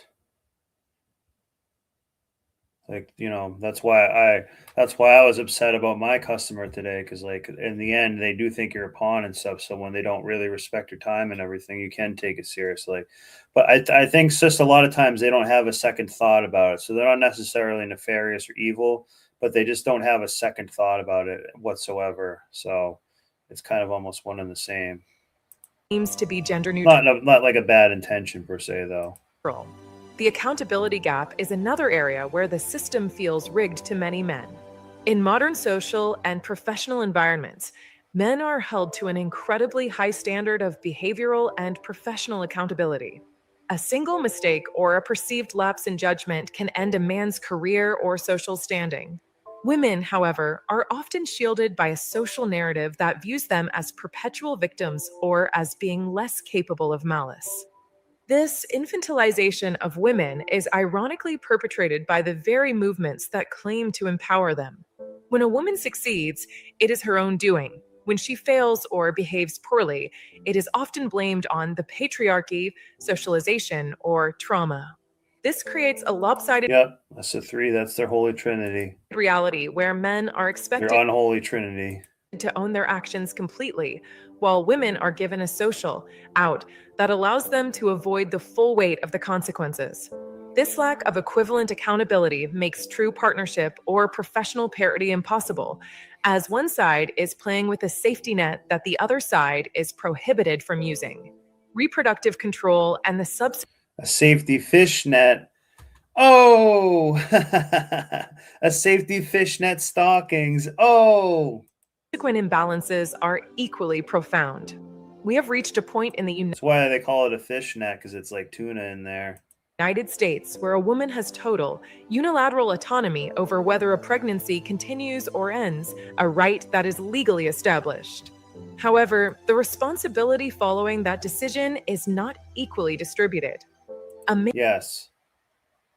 So he can say, okay, I had it now. Now you pay the bill and you pay for this for like 18 years now. Man has zero legal say in whether he becomes a father once conception has occurred, yet he is legally bound to the financial consequences for 18 to 25 years. This is a clear case of my body, my choice, resulting in your wallet, my choice. If we were to apply the logic of equality Your wallet, my choice. Think of that. consistently, a man's lack of choice in the reproductive process would be balanced by a lack of forced financial obligation, or his financial obligation would be tied to a legal right to participate in the decision-making process. Since Yeah, that would be a better, it's not viewed equally. neither is true, the current system functions as a transfer of agency to one party and a transfer of liability to the other. Family court dynamics further illustrate the selective nature of modern fairness. Despite decades of women entering the workforce and achieving financial independence, custody and alimony laws often still operate on the assumption that the woman is a helpless dependent and the man is a utility. Men frequently find themselves in a position where they have worked for years to provide for a family, only to be marginalized in their children's lives while simultaneously being forced to fund a lifestyle for an ex-partner that they no longer have any relationship with. The equality that is championed in the boardroom is nowhere to be found in the family court, where traditional biases are weaponized against men to ensure financial security for women. This creates a deep sense of betrayal among men who believed that equality. Well, why wouldn't it? Because they're getting cooked in this divorce court all the time. It's really just damaging people. And it's just so people can get money along the way. Other people can extract money. Think about this. People are gaining money off of your divorce. They're like benefiting from it. Meant they would be viewed as more than just a paycheck. The shift from logic to emotional argument has allowed this selective equality to flourish. In many modern debates, the felt experience of a woman is given more weight than the statistical or logical reality presented by a man. If a woman feels oppressed, she is oppressed, regardless of whether her objective circumstances suggest otherwise. This narrative control allows for the goalposts to be moved constantly. If men achieve success, it's privilege. If women achieve success, it's breaking barriers. If men struggle, it's toxic And masculinity. it's usually the complete opposite of that. If women struggle, it's systemic failure.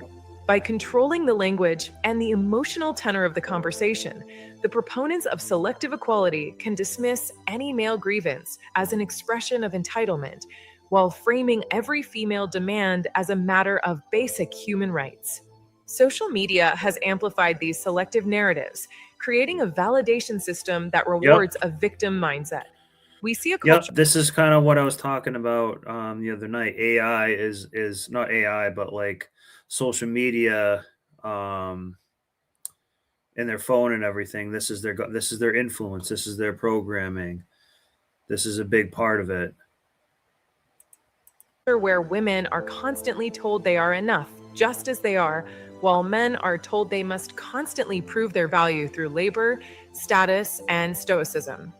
The strong and independent woman narrative is often used as a shield to deflect any criticism, while the same culture expects men to be vulnerable and open only to penalize them when that vulnerability doesn't fit a specific, curated aesthetic.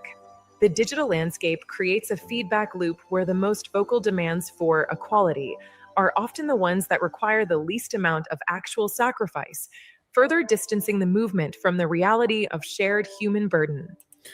So it's basically saying it's not equal skin in the game. You need more skin in the game. That's got to be equal. The responsibility means skin in the game. This validation system creates an attention imbalance that influences behavior on a mass scale. Women in the modern West receive a level of social affirmation and support that is historically unprecedented. There are endless resources, scholarships, and social programs dedicated exclusively to female advancement. While these were created with good intentions, the refusal to acknowledge when the gap has been closed or when it has reversed shows that the goal is no longer balance. In many educational and professional sectors, men are now the ones falling behind, yet the equality machine continues to push for more female-centric advantages. This suggests that the objective isn't a level playing field, but a permanent tilt in one direction. The historical argument is frequently misused to justify these modern double standards. We are told that because women were historically restricted, modern men must accept And this is simps also accepting it too. a period of correction where they have fewer rights and more burdens. This is a flawed logic that punishes individuals for the actions of ancestors they never knew. It also ignores the reality of male hardship throughout history, the millions of men who died in wars, in mines, Uses pawns. and in factories to build the very civilization that modern critics now Not as pawns. I mean, they did do a lot too. deconstruct. By framing I'm saying they can be viewed that way. history as a simple narrative of oppressor versus oppressed, selective equality advocates can ignore the massive sacrifices men made to provide the safety and technology that allow these modern debates to even exist. Modern privileges are often mislabeled as oppression. In the United States, a woman has more freedom of choice in her lifestyle, career, and domestic arrangements than perhaps any other group of humans in history. She can choose to be a career professional, a stay-at-home mother, or a combination of both, and society will generally find a way to validate that choice. A man, however, is still largely judged by a single metric, his ability to provide and produce. If he fails at this, he is often discarded by the social and dating markets. The privilege of choice is heavily weighted toward women, while men remain locked in a rigid performance-based identity. True equality would mean freeing men from the provider role as much as women have been freed from the domestic role, but there is very little social appetite for that. Double standards are the currency of this new dynamic. We see it in how behavior is judged differently based on gender. A man who is assertive is often labeled as aggressive or toxic, while a woman who exhibits And there's no reason we can't just have basic equality too. We can have it where it's just equal in the right way. There's like no reason we can't have do all these things. Or there is a lot of reasons, but this could be definitely possible. the same traits is bossy or empowered. Conversely, a man who expects traditional loyalty or domestic contribution is controlling, while a woman who expects a man to pay for everything and provide protection is knowing her worth. This inconsistency makes it impossible for men to know how to act. They are told to be sensitive, then punished for not being alpha. They are told to be equal partners, then expected to shoulder the traditional burdens of masculinity when the bill comes or when the heavy lifting is required. As a result, many men have chosen silence. They see the contradiction, they feel the unfairness, but they also see the social cost of speaking up. To question the equality And the women will just be completely turned off by that. narrative is to risk being labeled a misogynist or a regressive. So men disengage. They withdraw from the marriage market. They do the bare minimum in the workplace, and they find community in spaces where they don't have to apologize for their existence. This silence isn't a sign of agreement. It's a sign of exhaustion. It's the sound of a demographic that has realized the game is rigged and has decided to stop playing. The consequences of this shift are a total breakdown in trust between the genders. When one side realizes that the other is only interested in equality when it is convenient, the foundation of partnership crumbles. Relationships become transactional and guarded. Men begin to view women not as partners in a shared life, but as potential legal and financial liabilities. This erosion of trust leads to long-term instability in the family unit and, eventually, in society at large. You cannot build a functional civilization on a foundation of selective fairness. I want to be clear that this does not apply to all women. There are many who see these imbalances and strive for a truly fair and reciprocal life with the men in their lives. However, the pattern within the broader culture and the institutionalized equality movement is visible and undeniable. It is a movement that has lost its... We just saw it with some of these women who were getting out of into any trouble. And it's just like they're not treating them the same. way, moving We from see this in court all the time. the noble goal of legal parity to a cynical pursuit of social and economic advantage without the commensurate responsibility. The hard truth is that you cannot demand fairness and avoid responsibility. You cannot redefine equality based on comfort or personal gain. If you want the seat at the Just saying it, equal playing field, equal skin in the game. That's it. table, you must also be willing to stand guard at the door. If you want the right to lead, you must own the failures. If you want the freedom of the modern world, you must accept the disappearance of the protections of the old world. This isn't about denying equality. It's about recognizing when the definition of equality changes depending on who benefits and what that does to trust over time. When we stop being honest about these contradictions, we lose the ability to actually fix them. True equality is a heavy burden, and until both sides are willing to carry the same weight, in the dark, in the dirt, and in the courtroom, it remains a hollow slogan used to mask a pursuit of power. Yeah. Giant warehouses are popping up across the US, more than 2 every week. They feed AI algorithms, store photos, and answer our questions. Hey Google. A data center campus like this can consume as much power and water as an entire city. And many of the biggest server farms are emerging from the desert. But there's no official record of how many of these are being built, where they are, or even who owns them. To be honest, I've never really run into so much resistance for records than this project. Big tech companies often go to great lengths to hide the details. So we decided to build a map. What we designed is a system to see not only the individual location of each data center across the country, but also where they cluster. And for some, these clusters are appearing too close to home. We went to meet people who say having data centers next door is affecting their health. Yeah, they're going to radiate it like crazy. So they're turning the country into like a giant like microchip processor thing. You know, the cities and these they are there, and they're trying to make it self-power itself. Like we're like replacing ourselves with AI guys. Like look at they care more about building these data centers than they could like just have homeless people live at some of these like data center buildings, basically. And we're supposedly going to the moon or something. I had a hard time breathing. I couldn't sleep. I was like, I thought I was losing my mind. Summertime is more of a during the winter it's like It's like EMF. Almost like an engine trying to start. So how many? That sucks. That can drive you like insane. They say when windmills go around and around, they make a sound like that too. And the flickering light like messes up your circadian rhythm and stuff. How many data centers are there in the US? And is there enough power and water to satisfy a building boom that is only just getting started?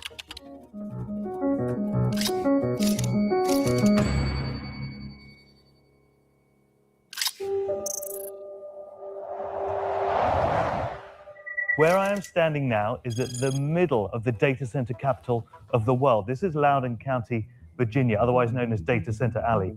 And it may not look like much from down here, but just take a look from up above. These are Amazon. Well, Virginia is a very like government type state, you know. Data centers.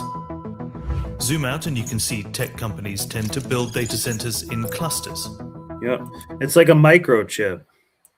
Where there is a reliable power supply, access to enough water, as well as tax breaks and affordable land. But of course, these tend to also be places where lots of people already live. So they get tax breaks and affordable land to make this poison you. Isn't that nice? It can just poison you. Like Santa Clara County, California, or the most heavily populated part of Arizona, Maricopa County. See, this looks like a microchip. And this is a matrix, guys. Look at this here, man. Come on. You like this is like just look at it. I'm not saying it's completely terrible, but like that's just what this is here. Of course, here in Northern Virginia, the most densely populated part of the Washington, D.C. metro area, and one of the largest and fastest growing residential areas in the U.S.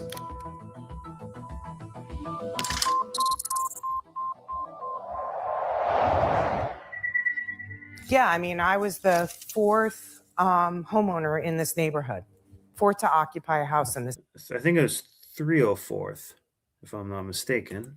Neighborhood. Donna Gallant has lived on this street in Prince William County, Northern Virginia, for the last 30 years. All very, guys, those are nice very houses peaceful and stuff, but that's until so close to each 2021, other. when things started to change. These are Google data centers, and ever since they started rising from the ground, Donna has been looking for answers. There's no transparency, and With when data center companies or with local authorities? Or both. So anytime you ask a question, it's, oh, we signed an NDA, we can't talk about it. Oh, we're under NDA, we can't talk. Delay, deny, defend, or deflect, or whatever. Talk about it. So there's no transparency at all. The site isn't complete yet, but she says the Yeah. noise is already taking its toll. When I go to my room at night, the tonal noise immediately triggered my anxiety to the point where I couldn't sleep. And they're probably going to, the insurance company's going to be like, well, you know, we can't treat you now because you were like cooked by this microchip thing. I ended up having to go down on my Not only that, it makes them more of a target in their community. Like, hey, how about you build that somewhere else, not next to like this whole neighborhood that so when it gets, you know, attacked by something, it's not like next to a dick ton of houses. first floor Because and you put wanted to like save some money. noise canceling headphones on just so I could sleep. And she should listen to you know, tune in to my show if you can't sleep.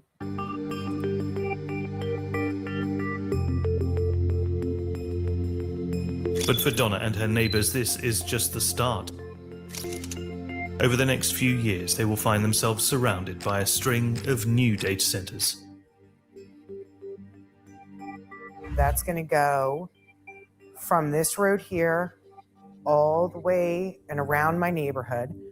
That's where the data center is going to go. And that's going to be 75 feet tall, dead smack in the middle of a neighborhood. Zoom out a little more and you can see this plot of land.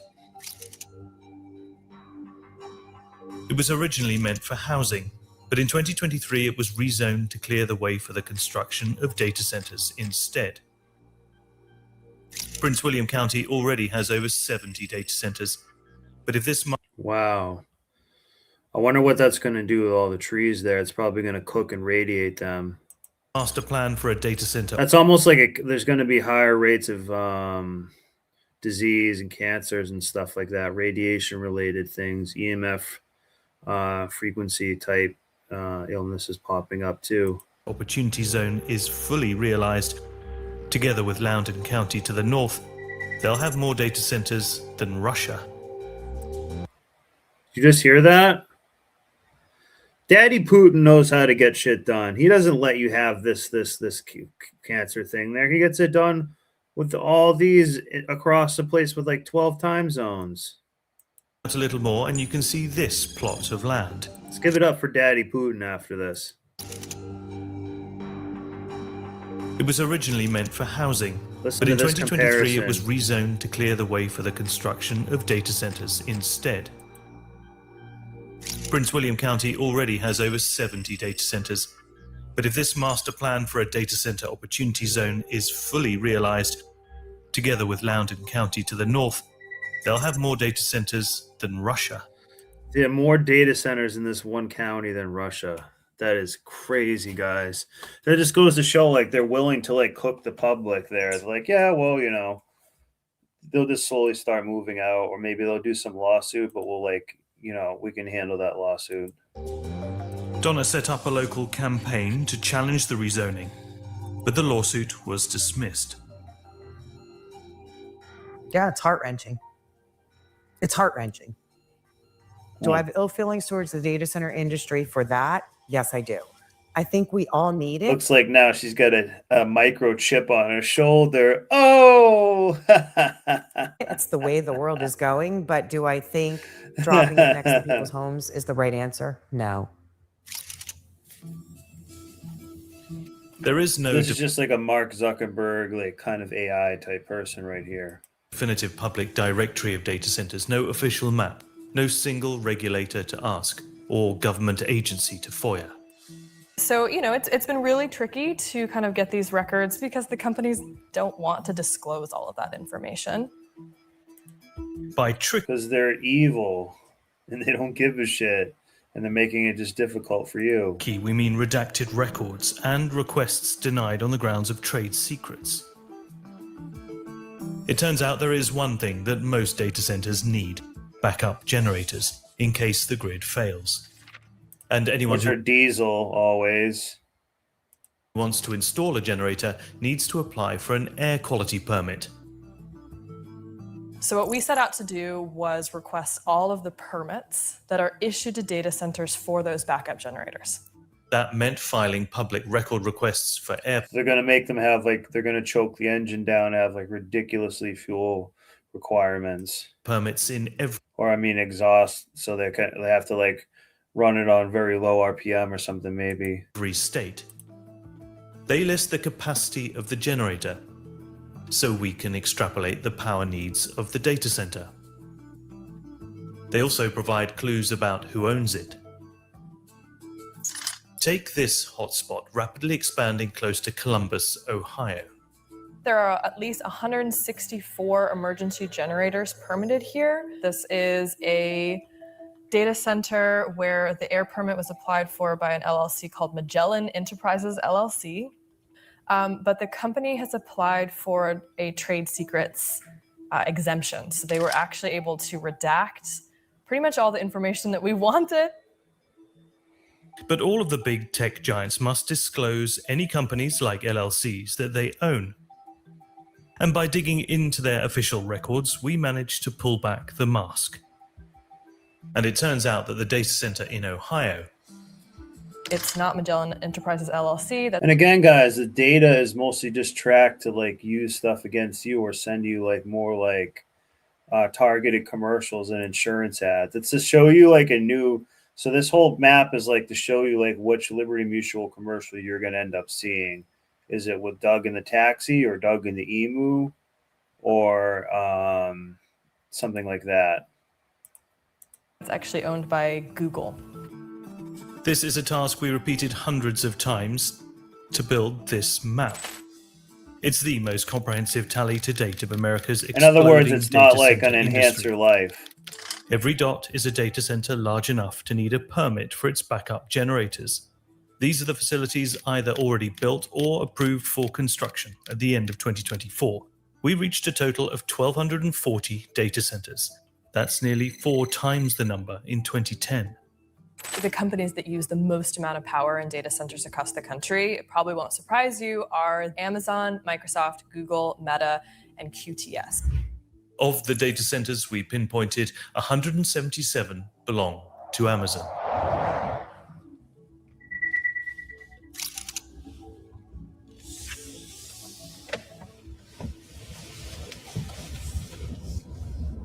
And we've just passed the huge Amazon data centers behind us, and already we're straight into a residential area. And you can start. They do it. This is Black Mirror type stuff, guys. This is like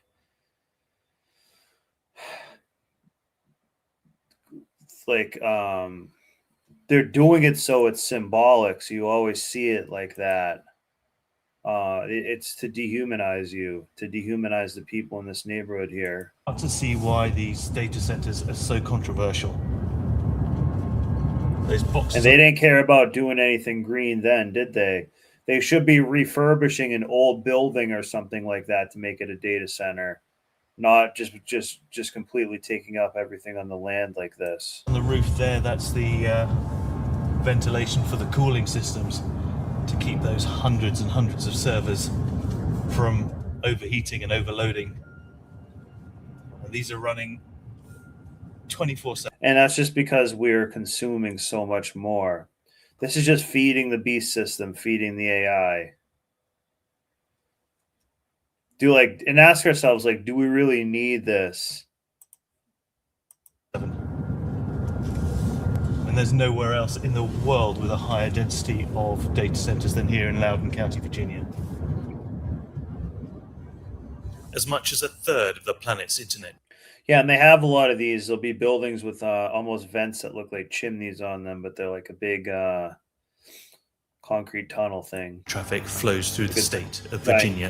The 329 data centers we tracked together consumed almost a quarter. Look at all the cameras they have on it and everything. Quarter of the state's electricity in those are all like vents for cooling. 2023. Tight security by the looks of it. We've got pretty high fences with barbed wire on top. I don't think we can get much closer. It's rare to get a glimpse inside one of these server warehouses. We contacted dozens asking for a tour. Eventually, a small company called Lunavi in Wyoming said yes. Hey, Courtney, welcome to Lunavi. Well, come on in, I'll show you a tour. This 35,000 square. This is probably a private company, so he's happy to show you it. Square foot data center is tiny compared to the largest ones in the US. Those can stretch to well over 1 million square feet. Lunavi offers cloud services to customers like betting apps, mapping companies, insurance, and healthcare businesses. See, insurance and healthcare businesses, see? Zoom out and you can see that the location is no accident. So these are also the AI computers that will help decide that we're not going to give you like a wheelchair or something. Cheyenne, the capital of Wyoming, sits on an east-west internet superhighway. The city is also well connected to renewable energy generated by these wind farms. Wyoming is only a small player compared to Virginia, and to attract more, the state is offering generous tax breaks to encourage the big tech giants, like Microsoft. This large data center began emerging from the map south of Cheyenne in 2021, and this is a site belonging to Meta, just over the road. Wow. You're currently within the critical... Almost like they're almost one company or one, of Data Center 2, designed to have 800 cabinets roughly at full capacity on that side. So we take the air from the above ceiling grid, we feed it down through the computers, they heat the air up. That's always an back option, out the back and up through the chimney above ceiling, and then just continually circulates the air on that perspective. Lunavi has the space to scale up to the more energy-hungry GPU processors used to train AI algorithms. So this big white space is future computing. The cabinets in this facility now have a capacity of something like 5 to 10 kW. If they want to build the ones that are going to do AI with graphic processing units, GPUs, that'll go up to something like 70 to 100 kW. GPUs do need more power, but they can complete more tasks than a regular processing chip and in less time. The lower ambient temperatures in the high plains of Wyoming mean data centers use less energy and water to cool themselves. Lunavi say they use around 500,000 gallons of water a month when at full capacity. That's roughly the amount of water used by 200 people. The nice, cool ambient air temperatures allow us to maintain a low PUE.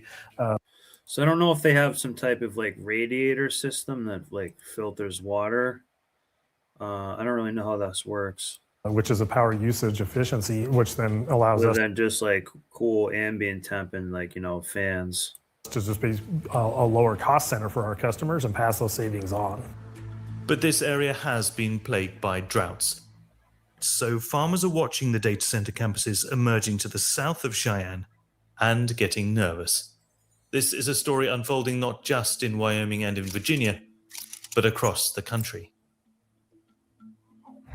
The average American holds hundreds of gigabytes of data in the cloud. Big tech companies, the healthcare and finance sectors, governments, of course, hold much more. We're talking zettabytes of data being stored, processed, and retrieved every day. 1 zettabyte is 1 trillion gigabytes. Jeez. Of course, none of this lives I never even knew that was a term. up in the clouds. It's stored in large warehouses on the ground. It's a Zuckerberg bite. This graph shows the explosion of data centers. See, this is like a just a microchip in the US in just the last 20 years. From above, just little white boxes, but remove the roof and you I can't believe they built this right next to like across the street from a neighborhood. You can see what all the fuss is about. Rows of computer servers performing calculations, training AI models, or storing data. Your social media accounts, photos, and videos live in a place like this. All these machines need power, a lot of it. So do the building's cooling systems and water pumps. This is how it works. So even this itself is like a microchip or like radio board, electrical grid piece. The largest data centers can consume over 2 terawatt hours of electricity a year, enough to power 200,000 homes. And just in case the power cuts out, data centers have backup batteries, as well as those diesel generators that they need permits for. The byproduct of all that energy use is heat. In many data centers, massive cooling systems suck out hot air and pass it through air conditioning units in a continuous loop. The most common type uses chilled water to absorb heat and release it from a cooling tower. The cooling systems and fans emit a constant drone. The noise level is generally below the limits permitted for industrial zones close to residential areas, but these were never designed with the 24/7 drone of modern data centers in mind. Listen to this. The ambient sound of Dulles Town Center in Northern Virginia, recorded on a phone.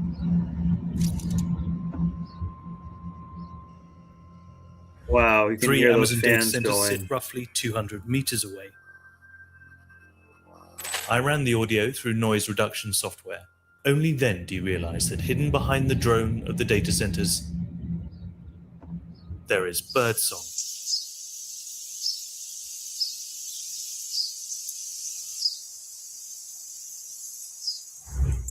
About 20 miles south in Manassas, Virginia, Carlos Yanis measures the noise from his local Amazon data centers. But again, it's pretty much what we were experiencing. And this might be also like programming those people too, or definitely affecting them. This is nature versus nurture. This has been a thing that's never happened in mankind before. We just always hear that buzzing like that, or like that frequency and stuff. And that's just from your deck out there? That's from It's the him deck. trying to do like a voicemail. So what sort of reading are we getting? So right now it's stabilizing, but of course we're talking. He does this twice a day, usually in the evening, and logs his readings with a local residents group. This has been his routine for the last few years. It's not something that you just hear, it's something that you just feel, and enough to the point when it's really, really strong, you can even hear the windows vibrate. He spent $20,000 on insulation and replacing all the upstairs windows. Still, the sound and the feeling of the constant hum keep him from sleeping. I'm getting bombarded each and every night. And again, I can feel it. Even if I touch the wall, you can feel the vibrations on the wall. The American Public Health Association says chronic noise exposure It was useless. can lead to serious This is when you need to step in and do something about it then. health problems like cardiovascular disease or increased stress. Carlos's son started having nightmares. Recently, with my kid, he's 7 years old. He was waking up a few times. I was trying to figure out what was going on. And one day he told me, Dad, there's a spaceship outside. And as a father, it's terrible because I can't do anything about it. Since replacing the windows, they've Wow. also tried white noise machines. At one That's point, what I'm saying. This is going to cause people to have a psychiatric break. Carlos moved his whole family down to the basement to try to escape the vibrations. After the local homeowners association raised concerns, And it's not like they're going to go outside and enjoy their yard and stuff if it's like that. It looked like they had some pretty nice woods too, actually. County officials and Amazon executives, they initially tried to muffle the sound by putting material around the fans on top of the buildings. When that didn't work, they replaced the fans themselves with taller exhaust vents. The noise level did drop, but Carlos and his neighbors say they can still feel the vibrations from the data centers. Like, An Amazon that's what we spokesperson want. told us the centers operate well below required sound levels. Meanwhile, yeah, but that doesn't mean those vibrations are not affecting your body. While Carlos feels stuck, he's worried that the data centers will reduce the value of his home and he'll never recoup the money he spent on it, even if he decides to move. And it's not just Amazon to the north.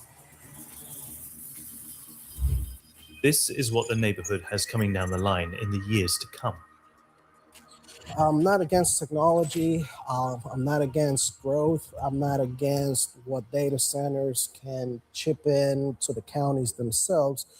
I just believe we're crossing that fine line that they need. It's dehumanizing to us. To be out away from homes, out away from schools, out away from hospitals.